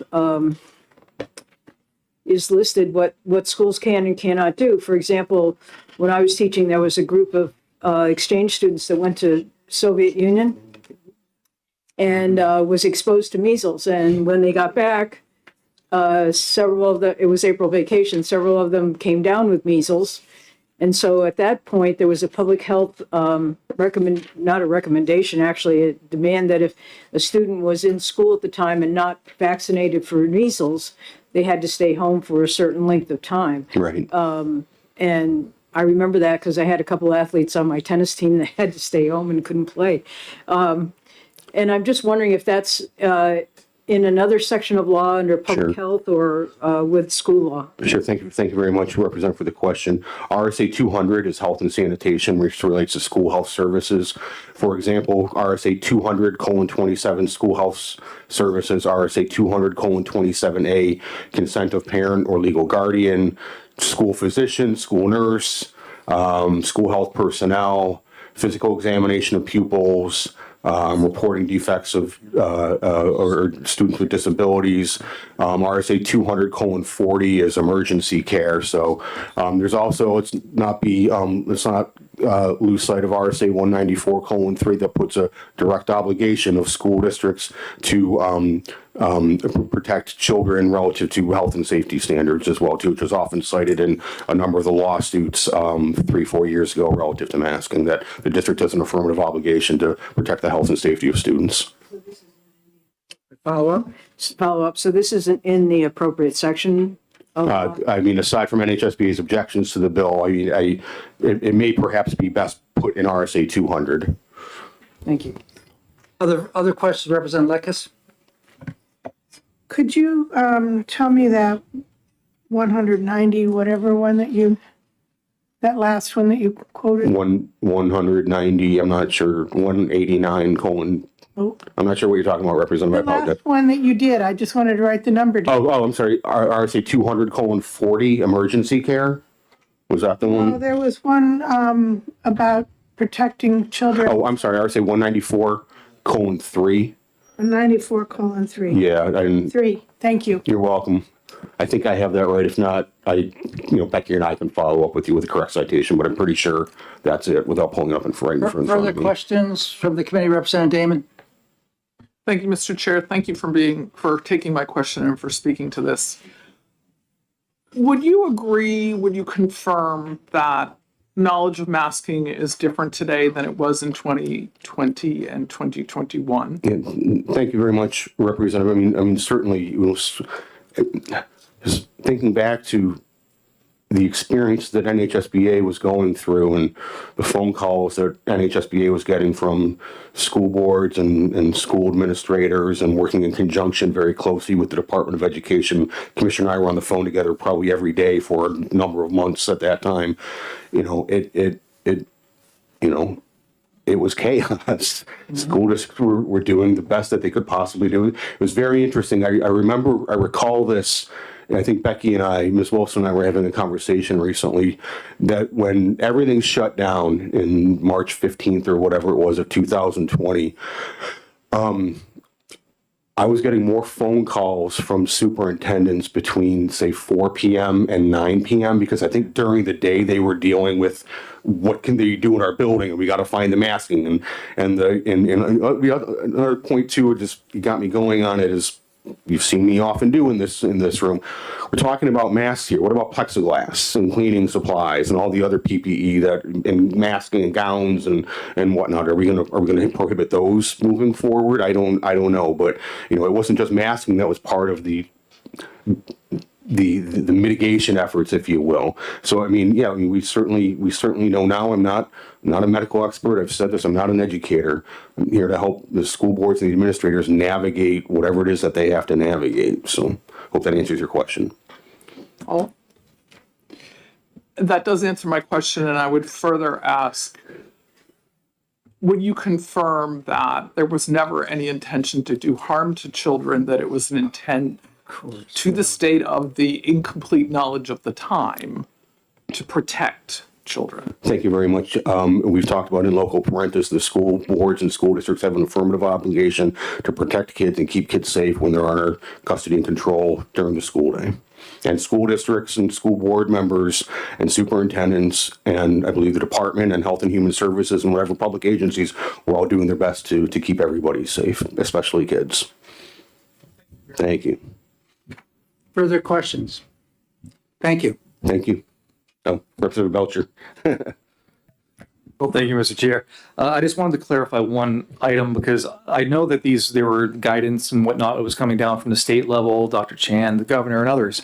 But I'm not entirely sure on how this was dealt with as a local level. Was it your testimony that the school boards did not adopt policies regarding masks, or it was all coming down from above on them? Yeah, thank you very much for the question. If I did say that they did not adopt policies, that was probably an error. Some school boards probably did affirmatively adopt a policy, but that policy was certainly based on the guidance that they were getting from the medical experts and whatnot. So if I did say that they did not, that was an error. Certainly. Thank you very much, Representative. Are there any further questions? Thank you very much. Thank you very much. Leah? She here? Walchko? Yeah. Hi, I'm Leah Walchko. I'm from Manchester. I was a teacher in one of the city middle schools when we went through the pandemic and the full year after that. So I'm not going to speak to the science. I'm just going to speak to what I saw happen and the effect that the masks and other things, it is hard to tease things out. But to the extent that I'm able to tease out the masks in particular, I'll do that with these 3 or 4 anecdotes. The first is of a little girl that was very sweet, tried very hard, always came to school. So she was one of them that came even when we were only allowing certain days. We lost a third of our kids when we did that. They never came at all. But she came every day she was allowed to. She sailed into that pandemic not with the strongest foundation. She had a high level of anxiety as her baseline, as so many of them do. She wasn't unusual in that. She didn't do that well in school, and those two things are usually related. But she tried hard, and she came every day. When these steps were implemented, I noticed that she started to disappear from her science classroom. She would get up and walk out, or she wouldn't be there at all, even though she had not been marked as absent for the day. And one day I was walking past her special ed room, which was all in one little pod, and she was in there. And so I stopped in and I talked to her and the special ed coordinator for our pod.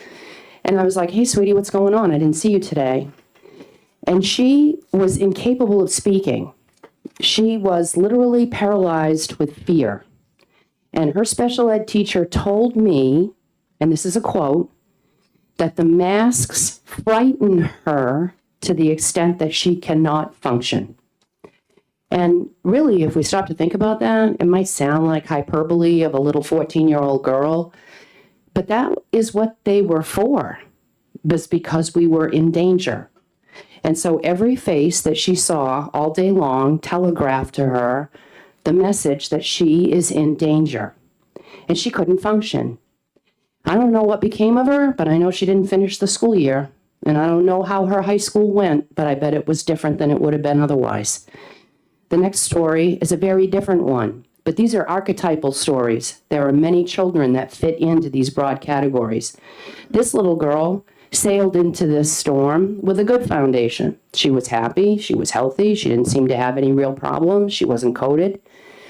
And when we came to the end of that long year, and it was so hot that we were sweltering and kids were ready to pass out, and the school district said something needs to be done because they're going to faint. And so they said, you don't have to wear the masks anymore for the rest of this school year. We were nearing June by then or whatever.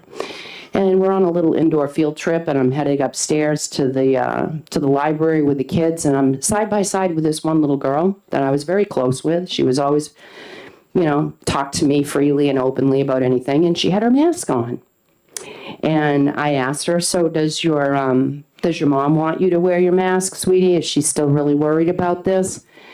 And she said, no, my mother gets very mad at me if I put this on. And I said, are you that scared of the virus still that you feel you need to wear the mask? And she said, no, I've never been afraid of this virus. And I was stumped by that. And I'm like, then what is it? Why would you wear it? It's sweltering and nobody says you have to. And she said, because I become invisible with this on.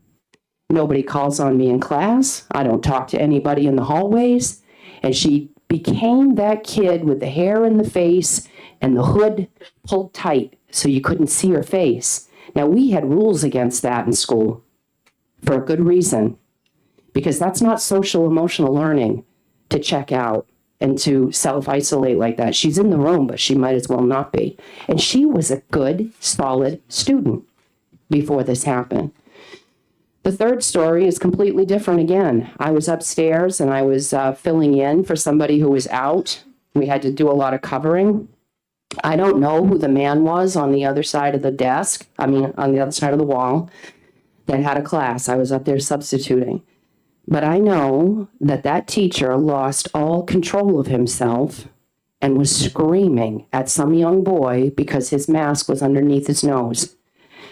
Now, I can't tell you if the kid had done it out of defiance, or if it had been an ongoing issue with that kid, or if he was just an unlucky boy whose mask slipped under his nose at the wrong time. I don't know. But I know that if the boy was defiant, that didn't help. Teachers are in a power differential in those classrooms. By design, it can't be helped. But you have to be able to de-escalate a problem in a classroom. And that teacher had been terrified to the point that he could no longer really serve his role.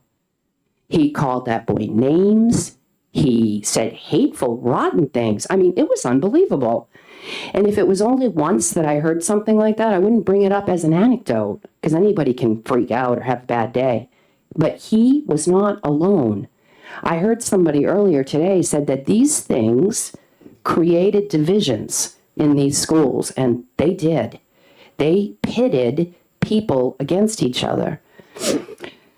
The last person whose little anecdotal story I'll tell you is my own. So the first year, it was like really quick. It was the end of the year. It was really just a long summer, summer break, because nothing of any value happened after we went remote that first year. Nothing really of any value happened the second year either, to tell you the truth. But the second year was very different because it was all year and it was awful. I had parents, and I mean that plural, multiple kids' parents would get a hold of me and tell me,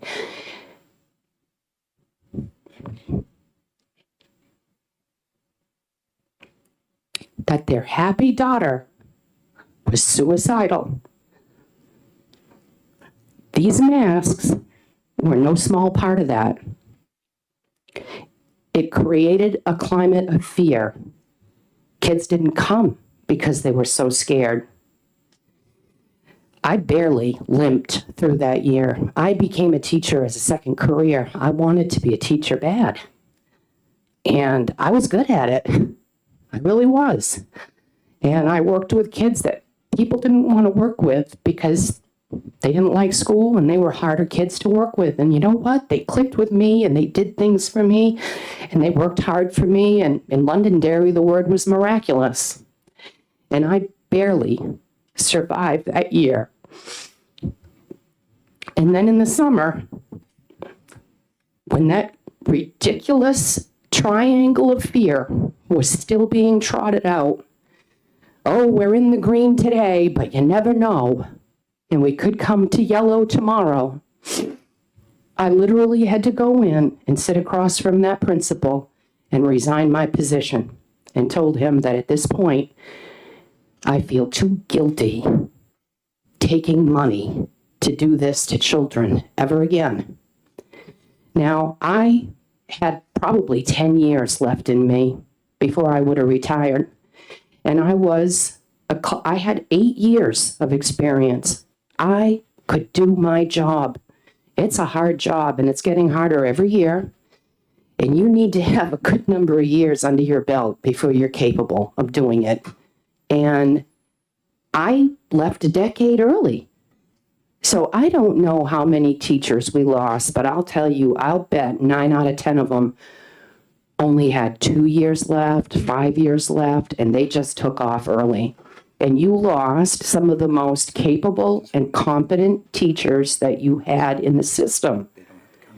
We can never, ever make snap decisions like this ever again. We can worry about the science later. We don't really even have to come to an agreement right now about whether those masks saved one child's life. I doubt it. But if we have some kind of bubonic plague arise, we can intelligently, slowly, advisedly, with the new information that has become available to us, not be washed away in fear. You know, these school boards, they're always just trying to not be sued. Right? They're trying to not be sued. They're going to decide to do things that they think will save them from being sued. Yes, we want to help the kids. Yes, we don't want to hurt them. Yes, we want to teach them. But that man that was here is not an educator. That's not his role. His role is to make sure how the school board doesn't get sued. How can we get through our jobs and not get sued? So why don't you do them all a favor and put it in the law that they're never to do anything like that again, and then they don't have to worry about it. Do you have anything else? No. Are there any questions from the committee? Thank you very much. You're welcome. Representative Potenza?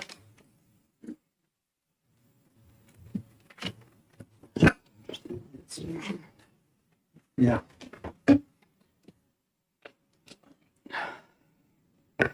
Thank you, Mr. Chair. Representative Kelly Potenza, Stratford District 19. I literally feel like I'm going back in time. You know, before I was a legislator, I was an activist, and I was here and I spoke in front of you, Chairman Ladd, multiple times fighting for this. And when that veto came, I lost it. And I've given you my story of my kid and my situation, and I'm not going there. I was just going to come here today, and all I was going to say is the reason why this bill needs to be put into place is because we can never do this again. No one, no bureaucrat, no school board, no teacher, none of it. I have control over my children in the upbringing, in their health. No one. And my kid lost so much. But the gentleman here, the lobbyist that came up, I want to be very clear. These were all recommendations. So let's talk about the governor's mask mandate, okay? This order, number 5, this order shall not apply to the following: educators, students, and staff within K through 12 schools. Any person with a medical condition or disability that prevents wearing a mask or other face recovering. My daughter has anxiety. She could not get a mask exemption. None of this, nobody was following the law. They did this on their own. They did these mandates on their own. They were all recommendations. The governor never said do this. Edelblue never said do that. I'll give you every bit. I mean, I've got a file that you can't even imagine that goes like a mile long. I've got all of the documentation, everything. We just can never do this again. That's why this bill needs to go through. If it's not in the right section, I don't know, 141, what HC or whatever it is, wherever it needs to go. This has to happen. We just need to make sure we have to do better. And I have to go back to my committee. Sorry, this just gives me, just makes me really upset. I can't believe that we're still having these conversations. If you want to wear a mask, wear a mask. That's fine. This has to be choice. And it's parents. That's it. Thank you very much. Do you, any questions from the committee? Not seeing any. Thank you very much.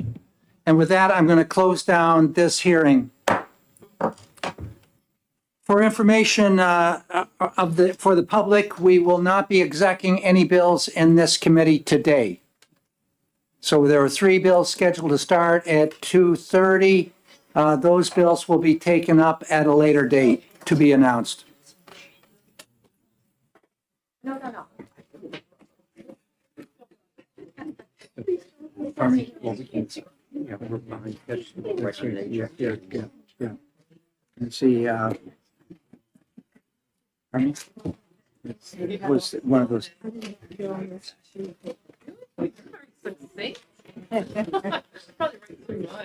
We're going to be taking a 5-minute break.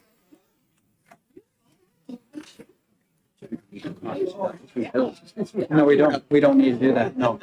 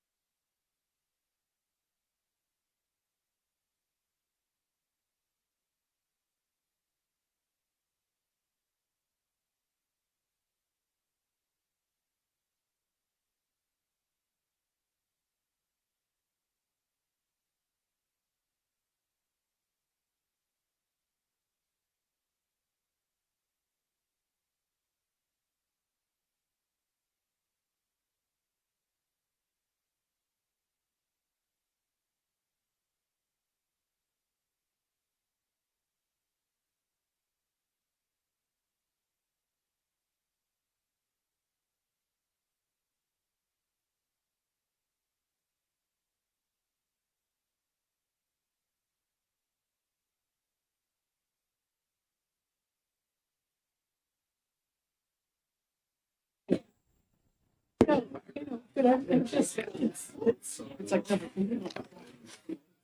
we're going to go ahead and start the last hearing for today, this House Resolution 30.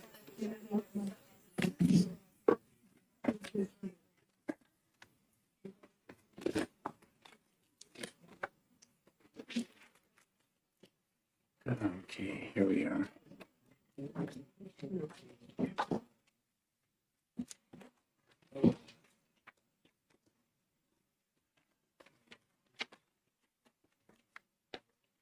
No.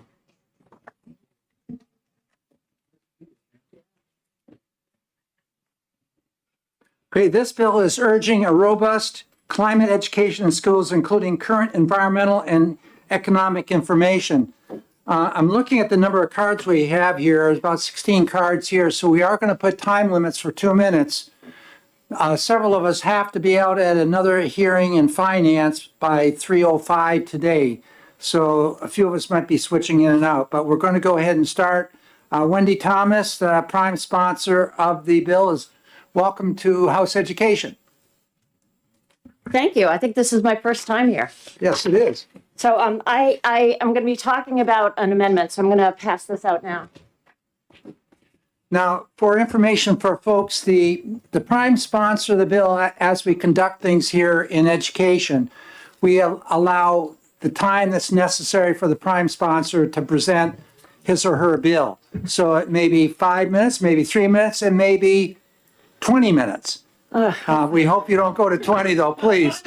But following that, every individual testifies, including a senator or a representative, has 2 minutes. Thank you. Thank you, Mr. Chair and members of the committee. For the record, I am Representative Wendy Thomas, and I represent the town of Merrimack, Hillsborough County, District 12.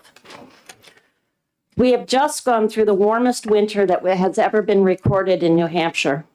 We did not reach any sub-zero temps for the entire winter.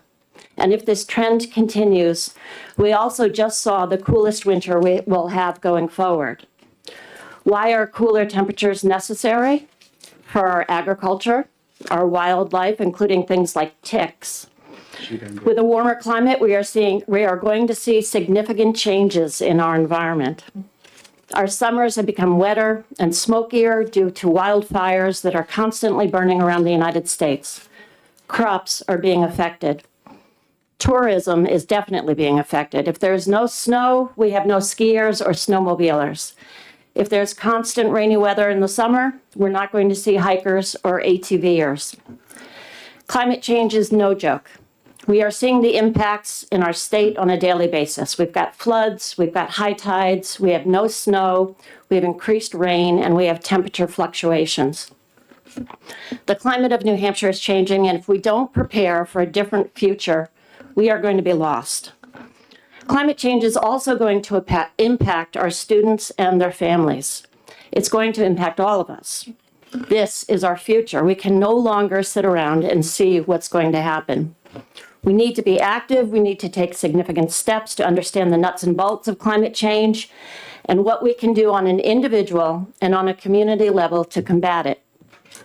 Last summer, in part because of my work on resources in a previous term, and my continued fight against a corporate polluter in my town that has destroyed our water and environment, some climate change youth advocates from 350 NH contacted me with an idea to update New Hampshire's climate change curriculum. In May 2014, New Hampshire established the state model competency standards, but leaves the actual curriculum up to the local school districts to develop the specific written curriculum. Times have changed since that initial discussion of climate change education in 2014. We need more information and more topics. We know more now. Now, New Hampshire's education standards addressing climate change received high marks from the National Academy of Science, but they need updating. That was good news that we got a high mark. And although we got a B+ for climate change education, the reviewers did mention the connection between climate change impacts and what we can do in terms of energy and sustainability to mitigate those risks we're not being detailed. The National Center for Science Education standards frame human activities as a major factor in Earth's warming. This is an equivocation and inaccurate frame that allowed for the insertion of debate on whether factors may be contributing. And finally, they wished New Hampshire had done a better job at helping students recognize willful attempts to misrepresent climate data. House Resolution 30 proposes changes and additions to the current climate change education in New Hampshire to address these issues by including an acknowledgement of the role of human activities in climate change, historical background of fossil fuels' contribution to climate change, social implications of climate change, including health and economic impacts, and the impact on social discourse. This includes climate-related anxiety, which is becoming common among our youth. If you're not concerned, you're not paying attention. Other topics include information about direct solutions to climate change and our role in it, ways that students can make changes in their schools and their communities, jobs that will be opening up in the renewable energy and climate change fields. America's green energy workforce grew nearly 4% from 2021 to 2022, adding nearly 300,000 jobs. In New Hampshire, nearly 650 jobs were added in the energy efficiency sector, power generation, and other areas. The growth of clean energy and other climate-related jobs will be an important factor in whether young people choose to stay in New Hampshire after high school graduation. A robust climate change curriculum would also result in building climate literacy among students in New Hampshire. It would provide support for teachers in integrating climate change in their classrooms, and it would empower students to engage their family and community members in discussion around climate change. HR 30 has allowed advocates to speak up about climate change in front of policymakers, and you are going to be hearing from quite a few of them. The advocacy team from 350NH has attended Board of Education meetings and have given presentations on why it is so important to update the climate change curriculum. These youth advocates have written letters to the editor, prepared both written and verbal testimony, and plan on holding rallies to get the word out. They want to be heard. Let's not wait until our only response to climate change is disaster management. This House resolution suggests that New Hampshire consider changes and additions to create a more robust climate change curriculum in New Hampshire that gives our youth a seat at the table and a say in a future that will someday belong to them. Now, I've handed out an amendment. After meeting with a few groups, we've changed the wording slightly on the House resolution.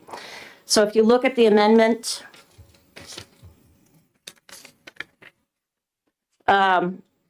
we changed number 1 and then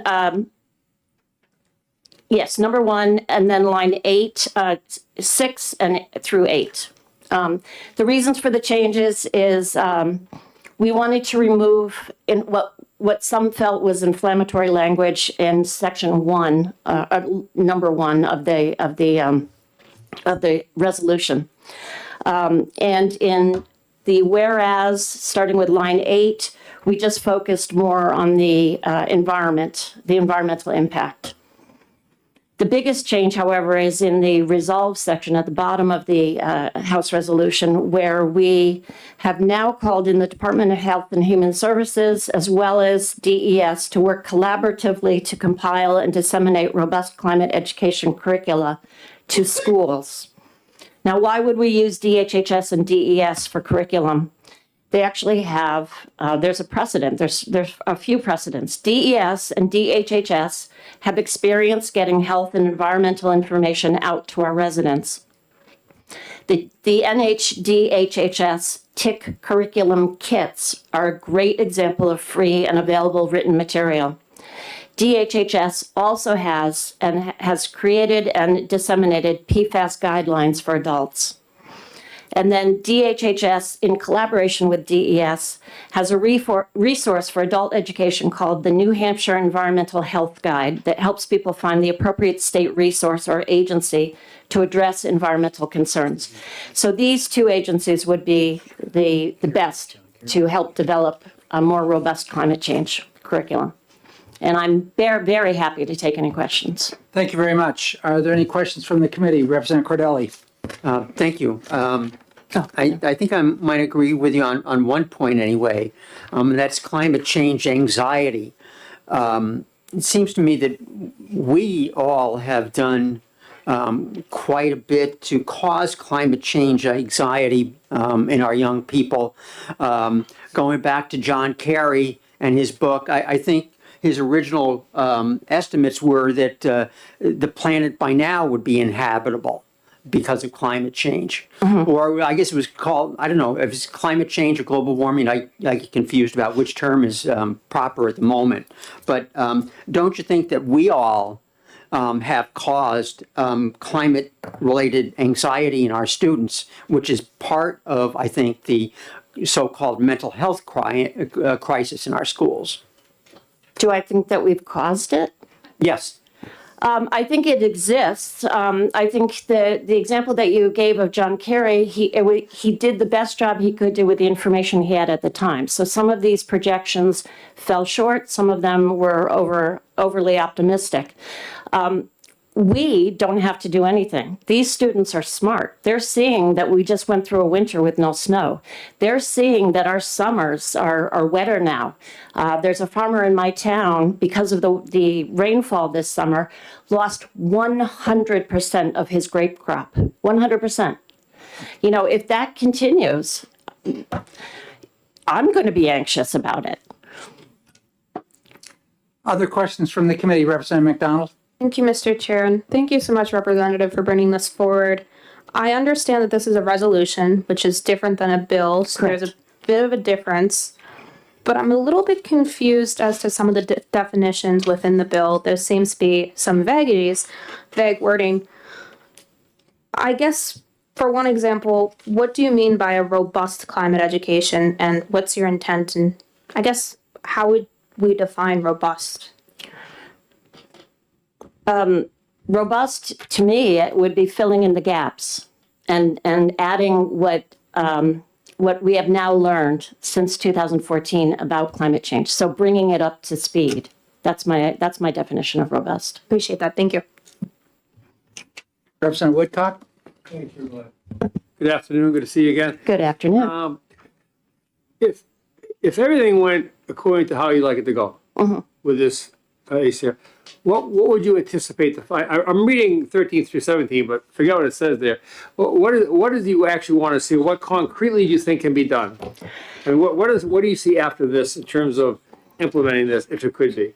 I would like to see DHHS and DES form some kind of a committee and bring in youth and educators to discuss this so that we can give seats at the table. And then ultimately, I would like, this House resolution is not a mandate. It is considerations. Okay. And so we would like to see considerations for climate change curriculum issued from DHHS and DES. Okay. Follow-up? Yes, sir. Thank you. And then, so the next step, after that, what would be the next step? In your mind? Yeah. I mean, we're locally run. All of our school boards are locally run. So they have the option of looking at these suggestions and implementing them or not. Okay. I mean, we can't, this is not, once again, this is not a mandate. This is simply suggestions for curriculum change. Mr. Chair, the last one. Go ahead. So following one more step from that, assuming this went there and they created the dialogue and the materials, is there any reason then that the DHHS and DES couldn't just provide that material, those materials that they happen to be, to local school boards for their own determination to use or not use? I would love to see that, but that's not the way that a lot of the towns, they have local control and that kind of thing. But I would love to see a full curriculum. Okay. Yes, Thank you. absolutely. Thank you, Mr. Chairman. Absolutely. Further questions? Representative Damon. Thank you. Thank you for bringing this forward. I'm I'm thrilled to see it. I do need some clarification on the amendment. Okay. Because the way I read it, where line 1 of the amendment says replacing the 11th and 12th whereas clauses, so I counted the whereases. And I got to lines 21 to 29, but I'm not sure that's what you said. So if you could just tell us what part of the original draft is being replaced by the amendment so we understand it correctly. Okay. Line 1 of the amendment is just an explanation. That shouldn't be in there. That's not text that belongs in the actual bill. So the rest of the amendment, in the amendment lines 3 right. to 10, where does that go in the bill? Yeah, let me, so line 4 is, was 22. Okay, so from line 20. And then line 6 was 24. And line 24. Okay. Yes, so that, the wording on that second section there, that Roman numeral 2, we just tightened up the wording.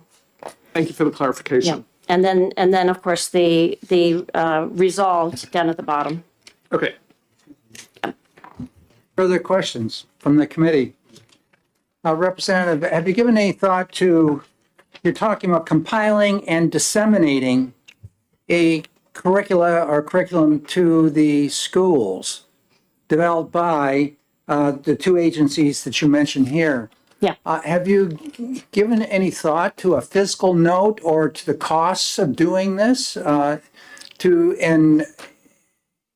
to disseminate a curriculum, we need the standards associated with it. And of course, and curriculum is a responsibility of the local school district. Instruction and curriculum is a local issue in the state. So our concern primarily is where's the wherewithal come to put this all together and then disseminate it? And initially, we're looking at sort of an exploratory committee, from DES and DHHS working with stakeholders to sort of get this information out and get it in some kind of a form.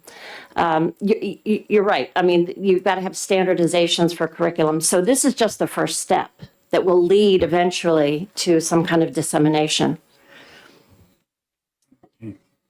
And just as a point of clarification, are there ever fiscal notes associated with House resolutions? Not with House resolutions, but in this case, you're going towards a development of a curriculum, which generally speaking would be done through it's done through the Department of Education.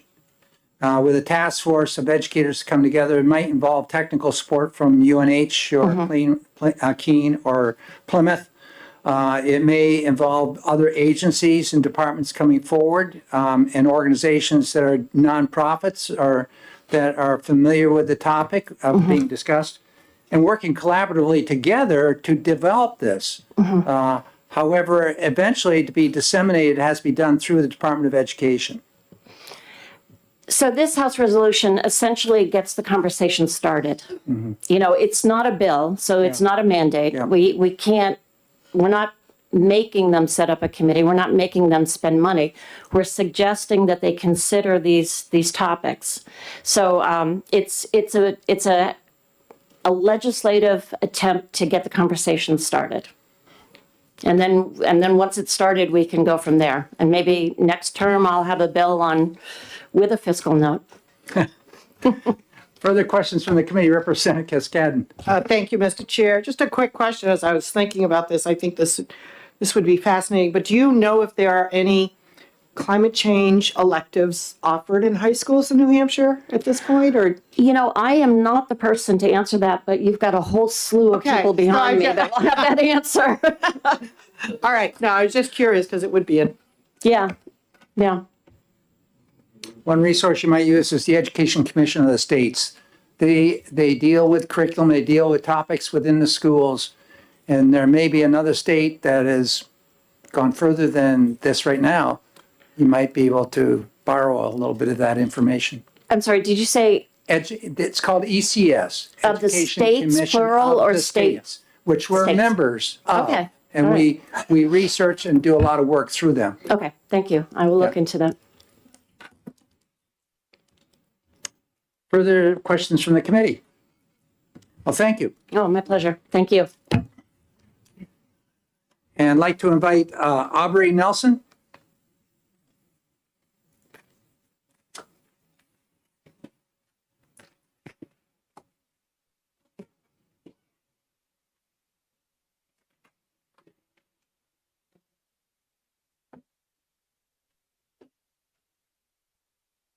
Thank you. Welcome. Chairman Ladd and distinguished members of the House and Education Committee, thank you for having me today. I'm testifying in support of House Resolution 30, urging a robust climate education in schools, including current environmental and economic information. Some of my written testimony talks about some of the very specific experiences that I've had. I work for the New Hampshire Energy Education Project.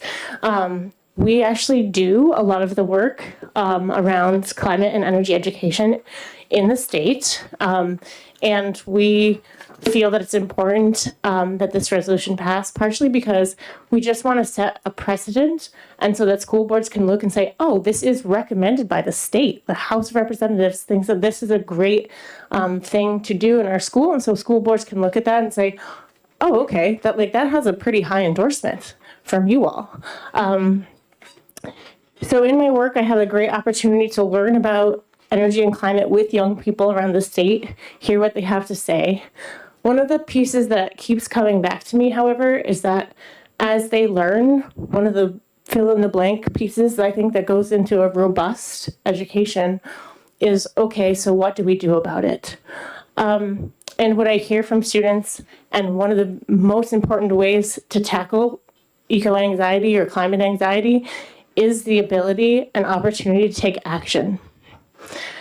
When kids are just told about something, it feels overwhelming. When any of us are just told about some of these things, or if they're not told about these things and just left to wonder. So I encounter students constantly who are like, well, I know something's happening. The example I have in here is that a student in Hinsdale was like, well, I know it's happening because I used to be able to play in the snowbanks during my kindergarten class, and my little brother doesn't have snowbanks. They have mud banks.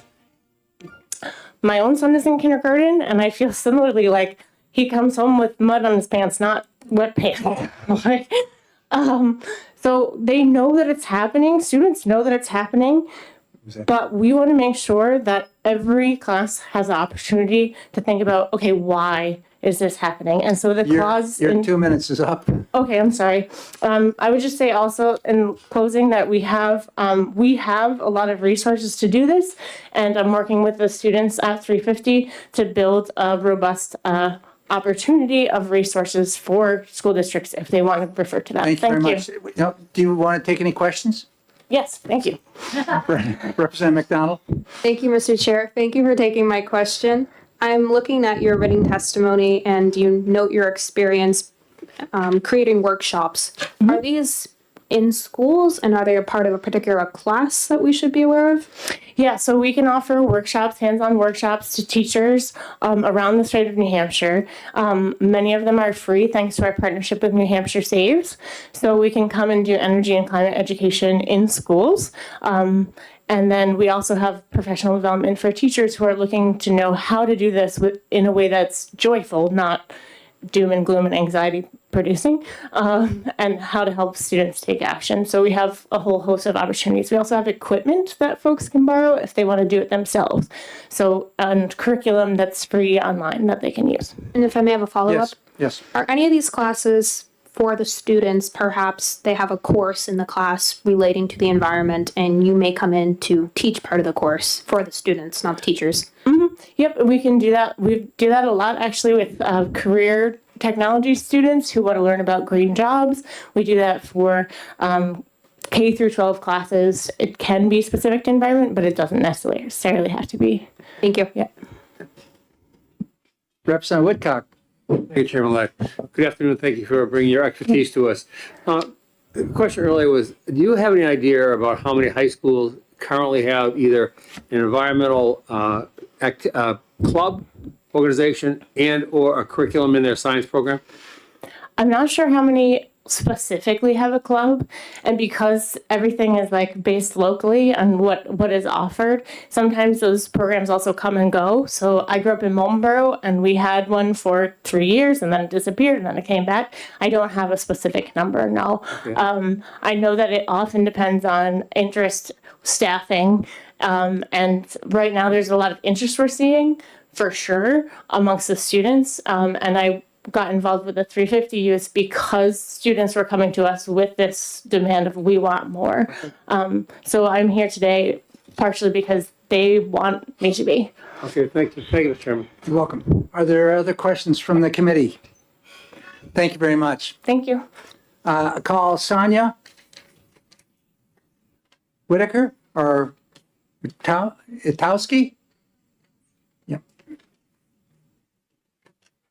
I'll tell you, the students' handwriting here is much better than I've seen from some of the adults.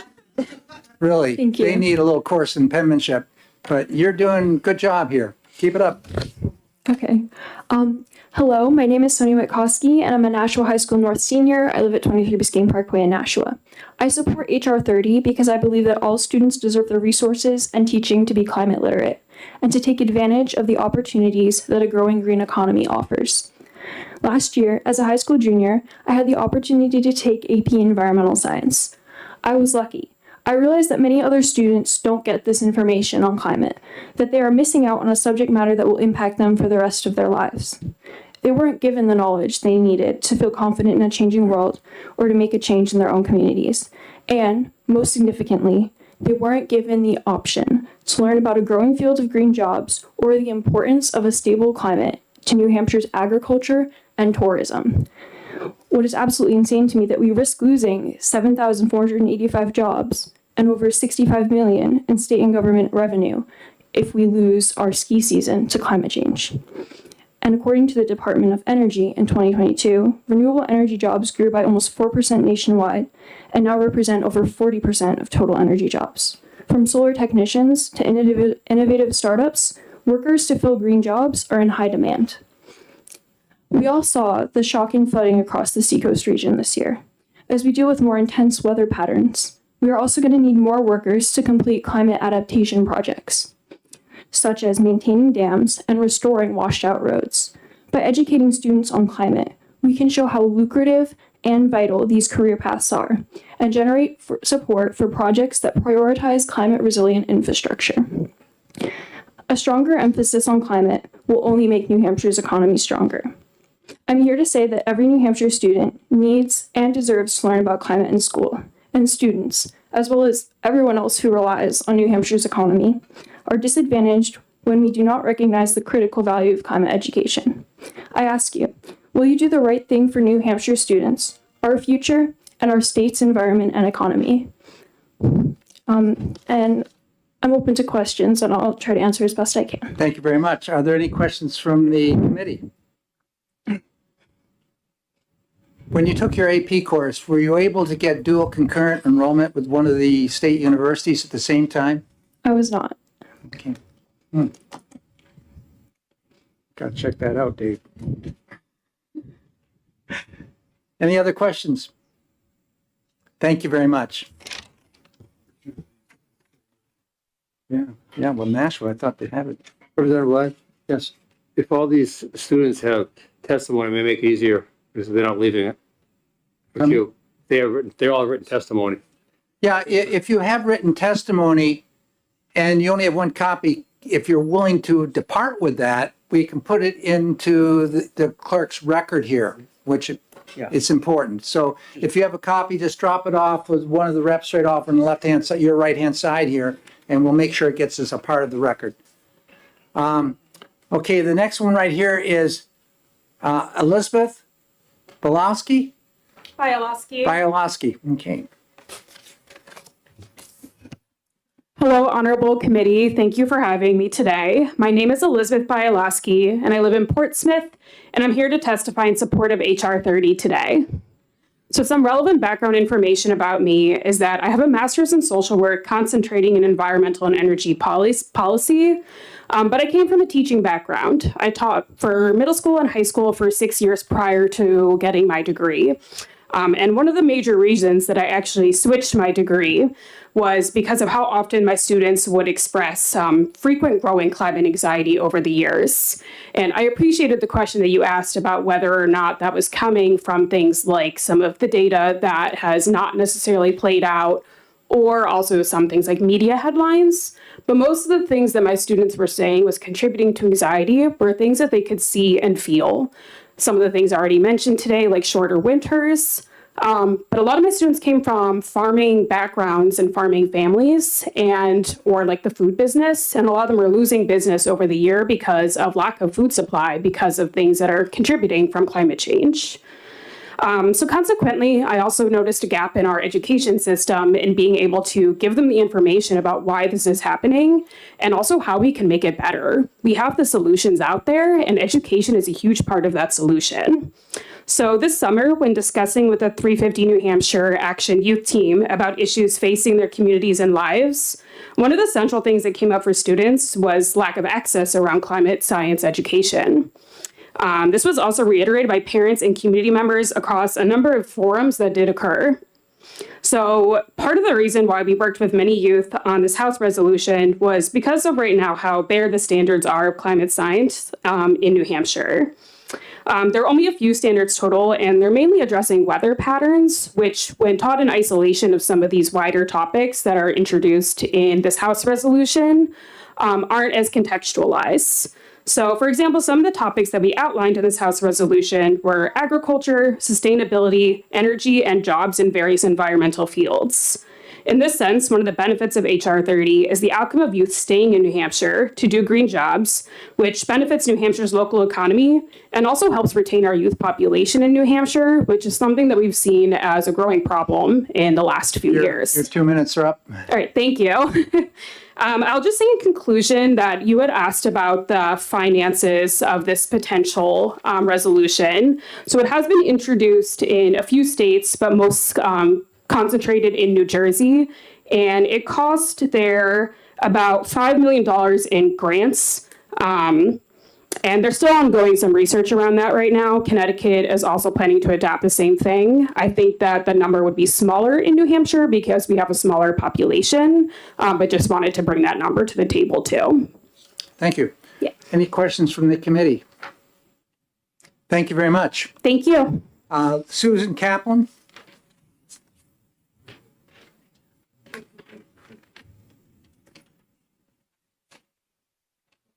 I'm going to go over there now because they have about 4 minutes. Right, this is a good break. Good afternoon, and thank you to the Education Committee. My name is Sue Kaplan. I live in Lebanon, and I'm here to support HR 30 with thanks to Representatives Thomas and Kaplan, with a C and a K, as well as the young people from 350 New Hampshire. I'm the founder of Sustainable Futures Consulting. I work with businesses to incorporate environmental strategies, communicate their social and environmental impact, and amplify their bottom line. My work and passion focuses on a healthy climate through technology, nature-based solutions, and education. I was a pioneer in corporate environmental and social responsibility for Polaroid Corporation decades ago, and working on packaging, batteries, and materials. I worked on energy efficiency programs, energy storage, and community sustainability in Massachusetts for 7 years. And I taught in the sustainability dual major at the University of New Hampshire in collaboration with Dr. Cameron Wake, who is a leading climate scientist. Students heard from speakers in businesses, municipalities, nonprofits, and universities. They are focusing in their dual major on creating solutions, job opportunities, and a good life. I urge you to move the resolution forward so that the young people in our state know that adults are not okay when sea level rises and storm surges along the seacoast devastates roads, homes, and livelihoods, And we're not okay when the flooding in Monadnock County also destroys infrastructure.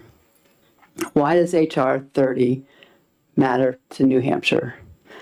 From my perspective, I want this new generation to be able to ski, enjoy winter sports like we have. I want students to be trained for work in energy efficiency, solar energy, electric vehicle charging, forest restoration, soil regeneration, and building affordable housing. And don't we all want young people to find joy in exploring nature and the exciting opportunities to impact our state positively? Thank you. Your 2 minutes are up. Thank you. I hope that this resolution will pass. Thank you for listening to my testimony. Thank you. Yes, Representative. Thank you. Real quick, you said you were the founder of an organization in the beginning. Can you repeat what that is? It's a consulting firm, Sustainable Futures Consulting. Thank you. Thank you. Next is Ray Lee Hall. Or Kaylee Hall, maybe?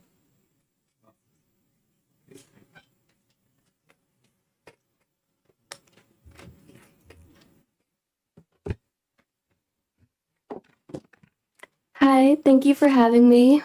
My name is Kaylee Hall. I live at 16 Preserve Drive in Nashua, New Hampshire, and I'm a student.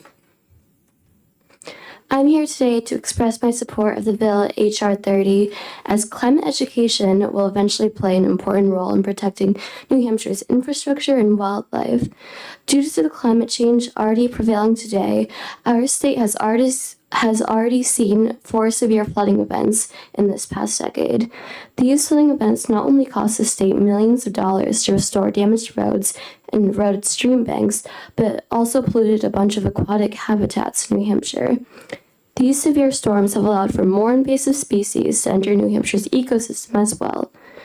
What this climate change means for wildlife is also that birds will have a higher mortality rate, and so will multiple species of native fish. Plants will have to adapt to changes in their water as well, which puts much stress on them and increases the chance of them being overtaken by invasive species. This information has been taken right from New Hampshire's official Fish and Game Department. Right under this information on the website, there is a list with many ways people can take action to help with these severe storms and wildlife. One of those ways is for people to educate themselves on how climate change will affect their environment. HR 30 will only help promote this protection for New Hampshire, which is why it is so important that it is used to help youth understand early on about how to protect their environment and communities. I may only be a student right now, but I believe that if more people are aware of what's going on in their environment, they'll also feel the need to protect it and take their new knowledge with them later into their lives. HR 30 will help introduce youth to topics about our climate and the history behind it, which again will help provide future paths should they also choose to want to protect New Hampshire's environment and stay in the state. HR 30 is not only about implementing more of a climate-focused education into our schools, it's a way to provide youth more perspective for the community they live in. I support HR 30 because I love New Hampshire, and I believe this bill will benefit my generation and the generations to come. Thank you very much. Any questions? Not seeing any. Thank you very much for being here today. Thank you so much. Next is Eden Goodman.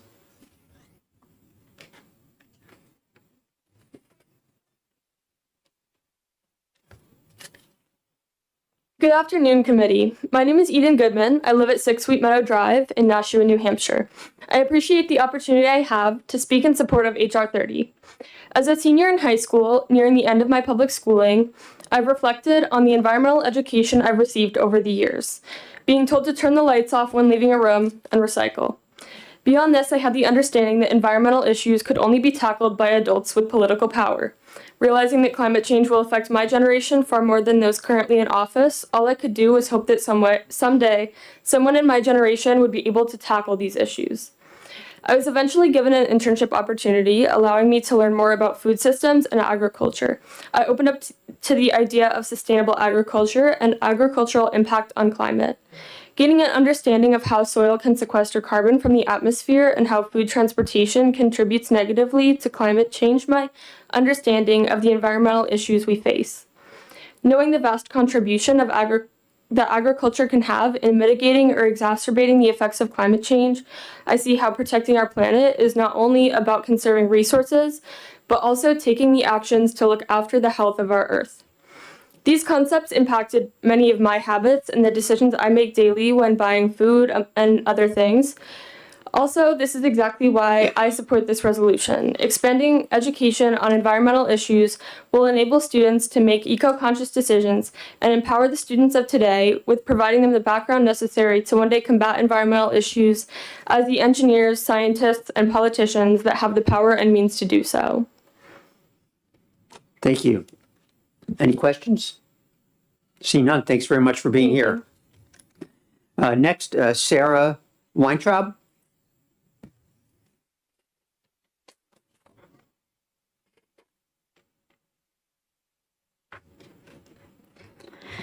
Hello, my name is Sarah Weintraub. I'm a senior at Nashua High School North, and I'm in support of the House Resolution 30. In my experience, people my age ignore the climate crisis, or maybe they will acknowledge that it exists, but they won't take any further steps to try to help. When I've asked my peers and my classmates about why they won't take any further steps, there's usually two responses. They don't know what to do, or they don't feel like anything that they do will be enough. According to a recent study reported in The Lancet, a scientific journal, 62% of youth experience climate anxiety, and 67% experience climate fear. As children, our fears are often regarded as irrational by adults. For example, being afraid of the dark or the monsters under our bed. However, this fear is rational and it's very real. A robust climate literacy curriculum in New Hampshire schools would instill hope in younger generations by providing knowledge, information, and solutions that make the climate crisis feel less overwhelming. It is a big issue, but it's an issue that we as students can help fix if we're educated on it properly, starting at a younger age. The climate crisis impacts everyone on this planet. If there's something for the youth of America to be educated on, it's climate change.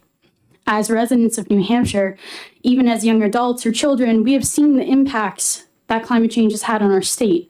Whether it's hearing our ski team friends complain about dry season and not being able to get on the slopes, or we see that our younger brothers or sisters are not playing in the snow. It doesn't matter. We see the effects, we see the impacts. By educating us on it, we can help change the course for New Hampshire as well as the world. In the wise words of Sir Francis Bacon, knowledge is power. Give us the power to help mitigate climate change, restore hope in my generation that our environment is not a lost cause and that there is still time to make a difference. We need a comprehensive climate curriculum within our schools. Thank you. Very much. Yes, Representative Dunn. Thank you, Representative, and thank you for testifying. And I'd have to agree with you that students should be involved, and I always like when students come to testify. My question being, the bill is not only urging a robust climate education in schools, but it also wants to include current environmental and economic information. Being a student, how would you say the curriculum should discern maybe conflicting opinions, since there are disagreements revolving this issue? How should all sides be discussed? Okay, so I am a firm believer that climate change does exist, and I believe that when you look at scientific facts, those can be presented with data.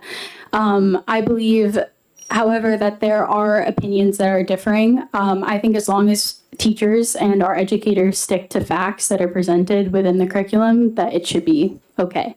I also think with like other topics that we discuss in schools that may be controversial, our educators are genuinely trained in making sure that all people feel safe in the classroom environment.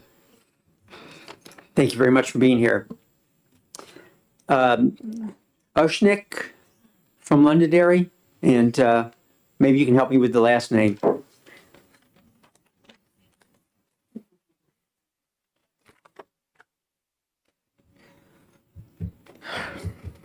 Hi, my name is Oishik Chakraborty. It's a pretty long last name, so I don't really mind. Yeah. So, hello committee members. My name is Oishik Chakraborty, and I am a junior who attends the Academy for Science and Design in Nashua, New Hampshire. Though I attend school in Nashua, I reside in Londonderry.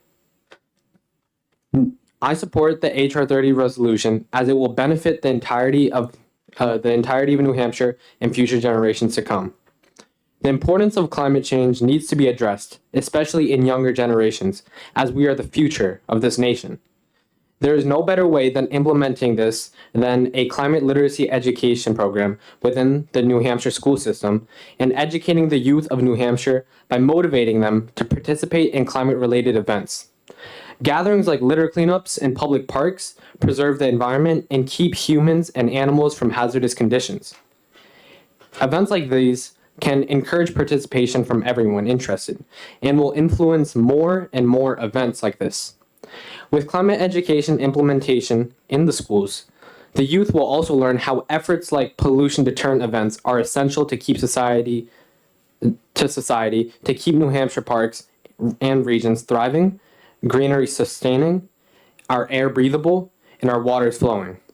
Therefore, I support the HR 30 resolution as it will provide a system to influence the youth of New Hampshire to have a clear and concise knowledge about climate-related topics and influence our society to participate in more cleanup events that will keep our state pollutant-free. Thank you so much for your time. Thank you. Any questions? Yes, Representative Cornell. Thank you, and thank you for taking my question. I know AP Environmental Science is offered in Nashua High School, and I know it's offered in the Manchester schools. Do you have more environmental sciences at, I know your science is your school. Mm-hmm. Do you have more classes on this than offered in the other schools? Yeah, so I attend the Academy for Science and Design. It's a public charter school in Nashua, and it has other environmental science courses like honors environmental science. You have to take that as a required course in 9th grade for a graduation requirement, and there you learn about environmental science. And yes, there is AP environmental science offered at my school. Yeah. Thank you. Yes, Representative Damon. Thank you. I just want to follow up on your answer to that question. Have you noted a difference in your environmental knowledge having that AP class as a freshman compared to your peers who clearly are very interested in this topic, but perhaps didn't have access to that coursework so soon, if at all? Yeah, so in my environmental science class, we did learn a lot about climate education because my school is also influences this among their students as well. And yes, we learned a lot more. I would say it really did help me learn more. And if students that didn't take this course, if I didn't take this course, I wouldn't have as much knowledge as I had today on specific topics related to that. So yes, it does help. Thank you. Thank you very much. Thank you. Taylor Berry.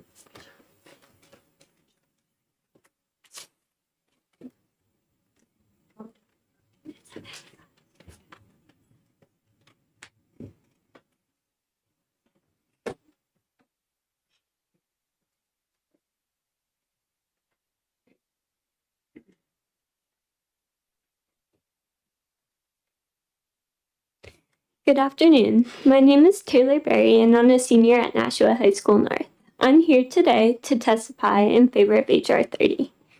The climate crisis is no longer some distant threat in the future. It's here. That's scary, especially for today's youth.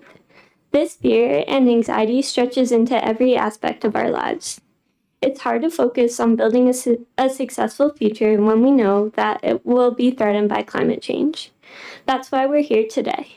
As the next generation of scientists, leaders, and businessmen and women, we are demanding that action be taken to save our planet and save our futures. One of the most impactful climate change mitigation strategies is education. A successful climate literacy curriculum is comprehensive. It details not only the scientific aspects of climate change, but the socioeconomic ones as well. This builds urgency among students. The curriculum then converts this urgency into action by teaching students how to make eco-conscious decisions. A 2017 study found that students at San Jose University were able to lower their global carbon footprint by 2.86 tons per year after taking a global climate change course. If each of New Hampshire's 170,000 students in public schools were able to do this, then hundreds of thousands of tons of carbon dioxide would be prevented from entering the atmosphere each year. In addition to inspiring students to take action, climate change curriculum details positive developments in the environmental field. As a result, hope is spread among students, which combats fear and anxiety. According to a bipartisan 2023 Yale study, 75% of people across New Hampshire and across the nation agree with the statement that global warming should be taught in schools. We do too. As students, educators, and activists, we're demanding that action be taken to mitigate the climate crisis. There is no better time to take that action than now. Thank you, and I am open to questions. Thank you very much. Representative Damon. Thank you. Could you just please repeat the statistic you just gave us about the number of tons per year decrease in, I think it was carbon impact? So at San Jose University, after taking a year-long global climate change course, students were able to lower their carbon footprint by 2.86 tons of carbon dioxide per year. Thank you very much for being here. Philip Brown. Are there any other students that need to speak? Are we going to have enough time for everyone, sir? Yeah, yes.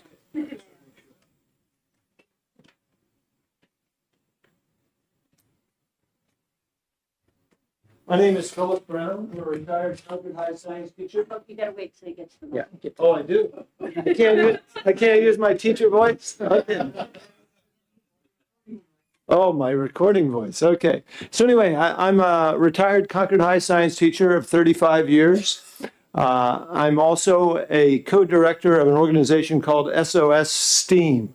We could say it's Save Our Students, Save Our State, Save Our Species, right? And it's done through the use of STEAM education. Everybody knows what STEM is: science, technology, engineering, and math.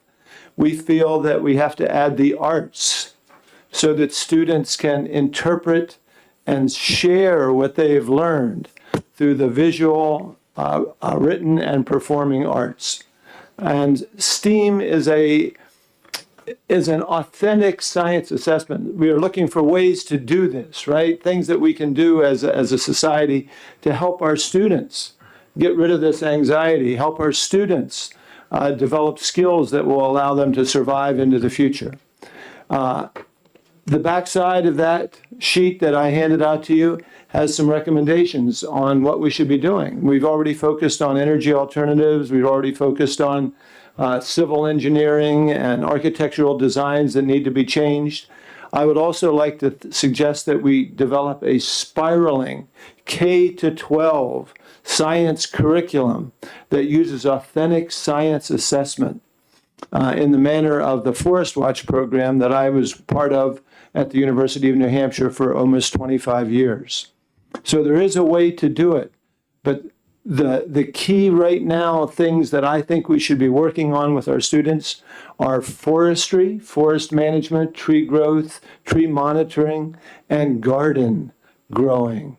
Okay, because food security is going to become ever more important. And we get our students out and get their hands in the soil, we give them active hope for a future. So how do we pay for it? Someone asked that question a while ago. I'm a baby boomer, right? I'm primarily responsible, along with other baby boomers, for the plight that these students are faced with. Baby boomers control $75 trillion in wealth. I won't use the normal T word. The T word that I suggest is that baby boomers tithe, that we contribute 2 to 10% of our pensions and annual income or our wealth to doing things to help support our children. At the same time, Madeline Kuhn, back in the 60s and the 70s, developed an organization called the Gray Panthers.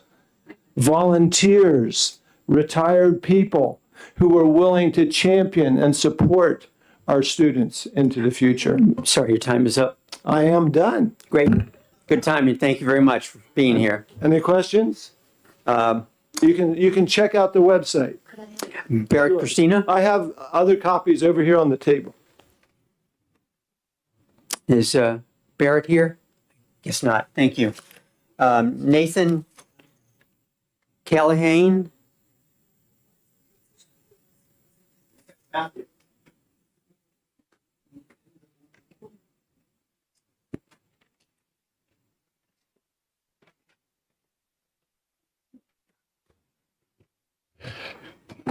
Good afternoon, Chairman. Well, Chairman Ladd's not here, but members of the committee. My name is Matthew Cahalan, and I'm a resident of Concord. I'm here representing myself today, just a concerned citizen with a background in this. I worked with the New Hampshire DHHS as a manager of the prior climate and health program that operated from 2013 to 2022. Currently a private consultant, a trainer, and also university instructor. Today, I'd like to talk about environmental health aspects of the proposed curriculum, and specifically environmental progress you should be teaching. In the current form, I'm neutral on the bill. I think there could be some improvements made. The good news is that on a national and state level, most of the citizens have adapted well to our changing climate and its extremes in heat and precipitation. Even as the climate warms, our nation has been able to reduce heat-related deaths significantly by over the last 50 years, cutting the risk of death in half in our cities. In addition, there's been improvements in air quality, and we've reduced premature deaths by over 100,000 per year, and we've reduced greenhouse gas emissions by only 30%.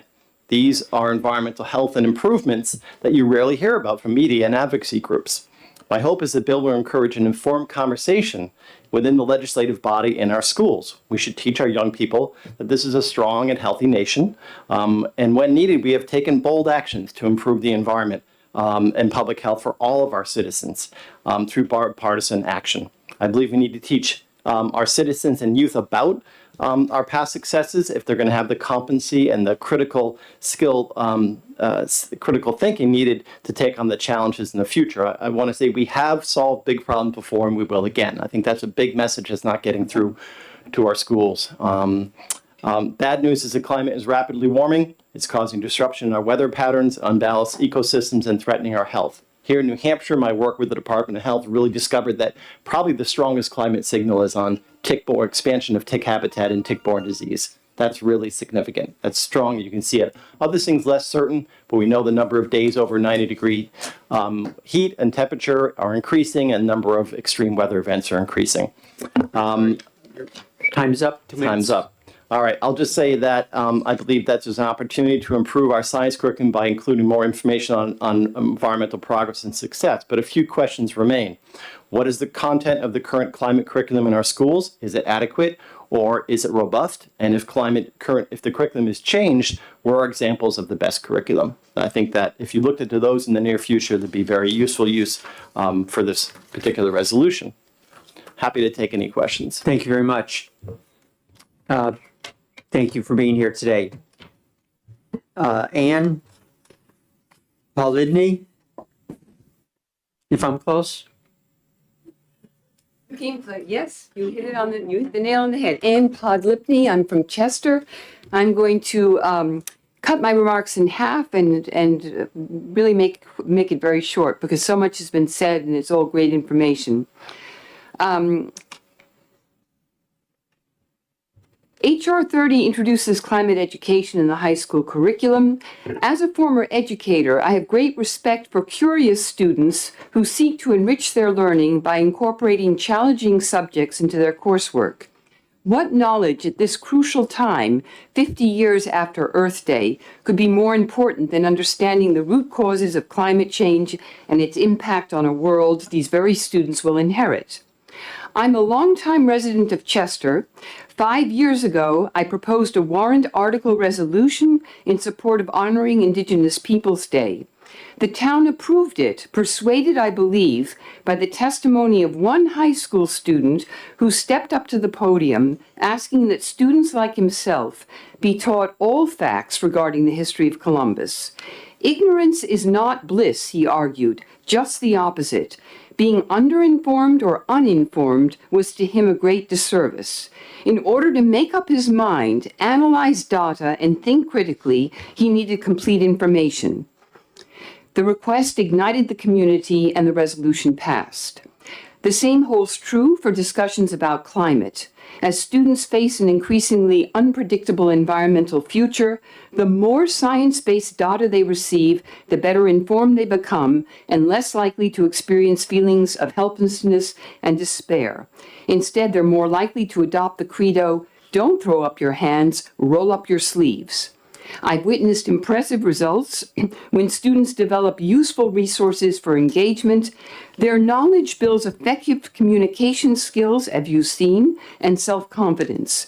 The lived experiences students share with each other, whether they be extreme weather events or environmental justice concerns in their communities, they are creating an active youth core together. You see firsthand how students mature when they share information. They write for newspapers, speak with local civics groups and state legislators, write petitions, and request interviews. Clearly, you elected officials value students who advocate passionately for environmental causes, such as plastic reduction in school cafeterias, composting of dining hall waste, beach cleanups, water monitoring, and testing or rallying to protect New Hampshire's natural resources. Thank you. That's the 2 minutes. Thank you But- very much. And Sure. No questions or questions? Seeing none, thank you very much for being here. Appreciate it. And wrapping up will be Kim Barry.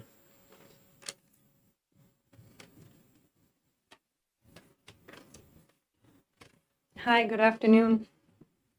Thank you for taking me as the last speaker. My name is Kim Barry. I grew up in New Hampshire. I'm a UNH graduate and currently live in Nashua, New Hampshire. I'm here today as a mother of school-aged children in the public school system and as a registered nurse for over 25 years. I fully support Resolution HR 30 to provide education in schools related to climate change. Within a comprehensive curriculum, children need to understand what is causing climate change and its impact on science, their health, their environment, and the overall economy of New Hampshire. Just Monday, Time magazine published an article entitled "The Hidden Healthcare Costs of Climate Change." The article reviewed that since 2000, 4 million people worldwide have died due to floods, wildfires, heat waves, droughts, and other extreme weather events directly correlated with warming temperatures.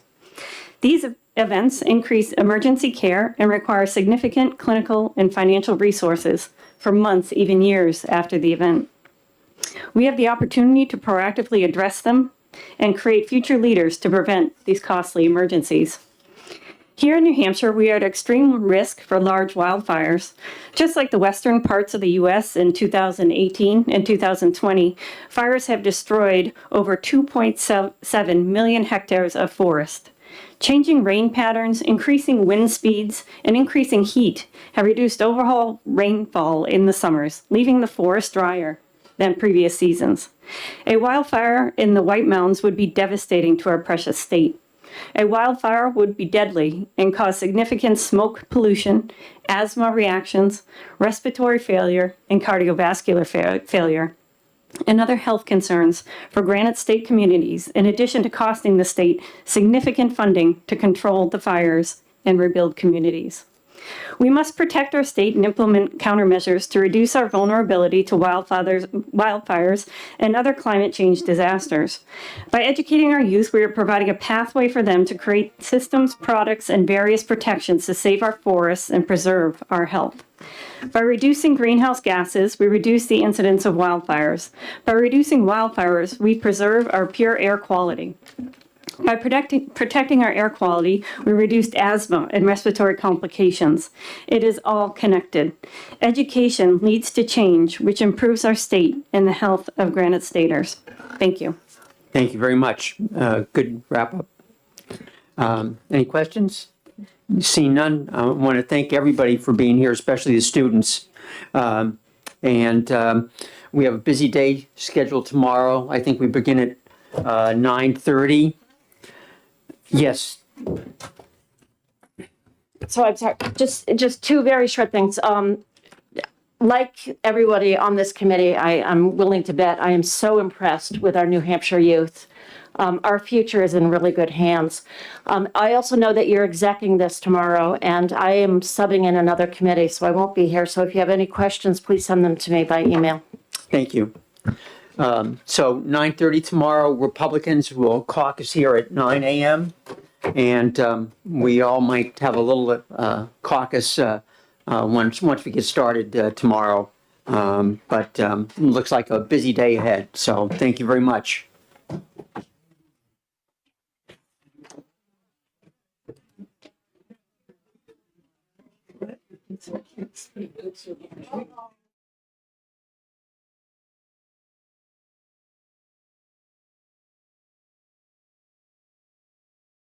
I don't know if it's gonna work.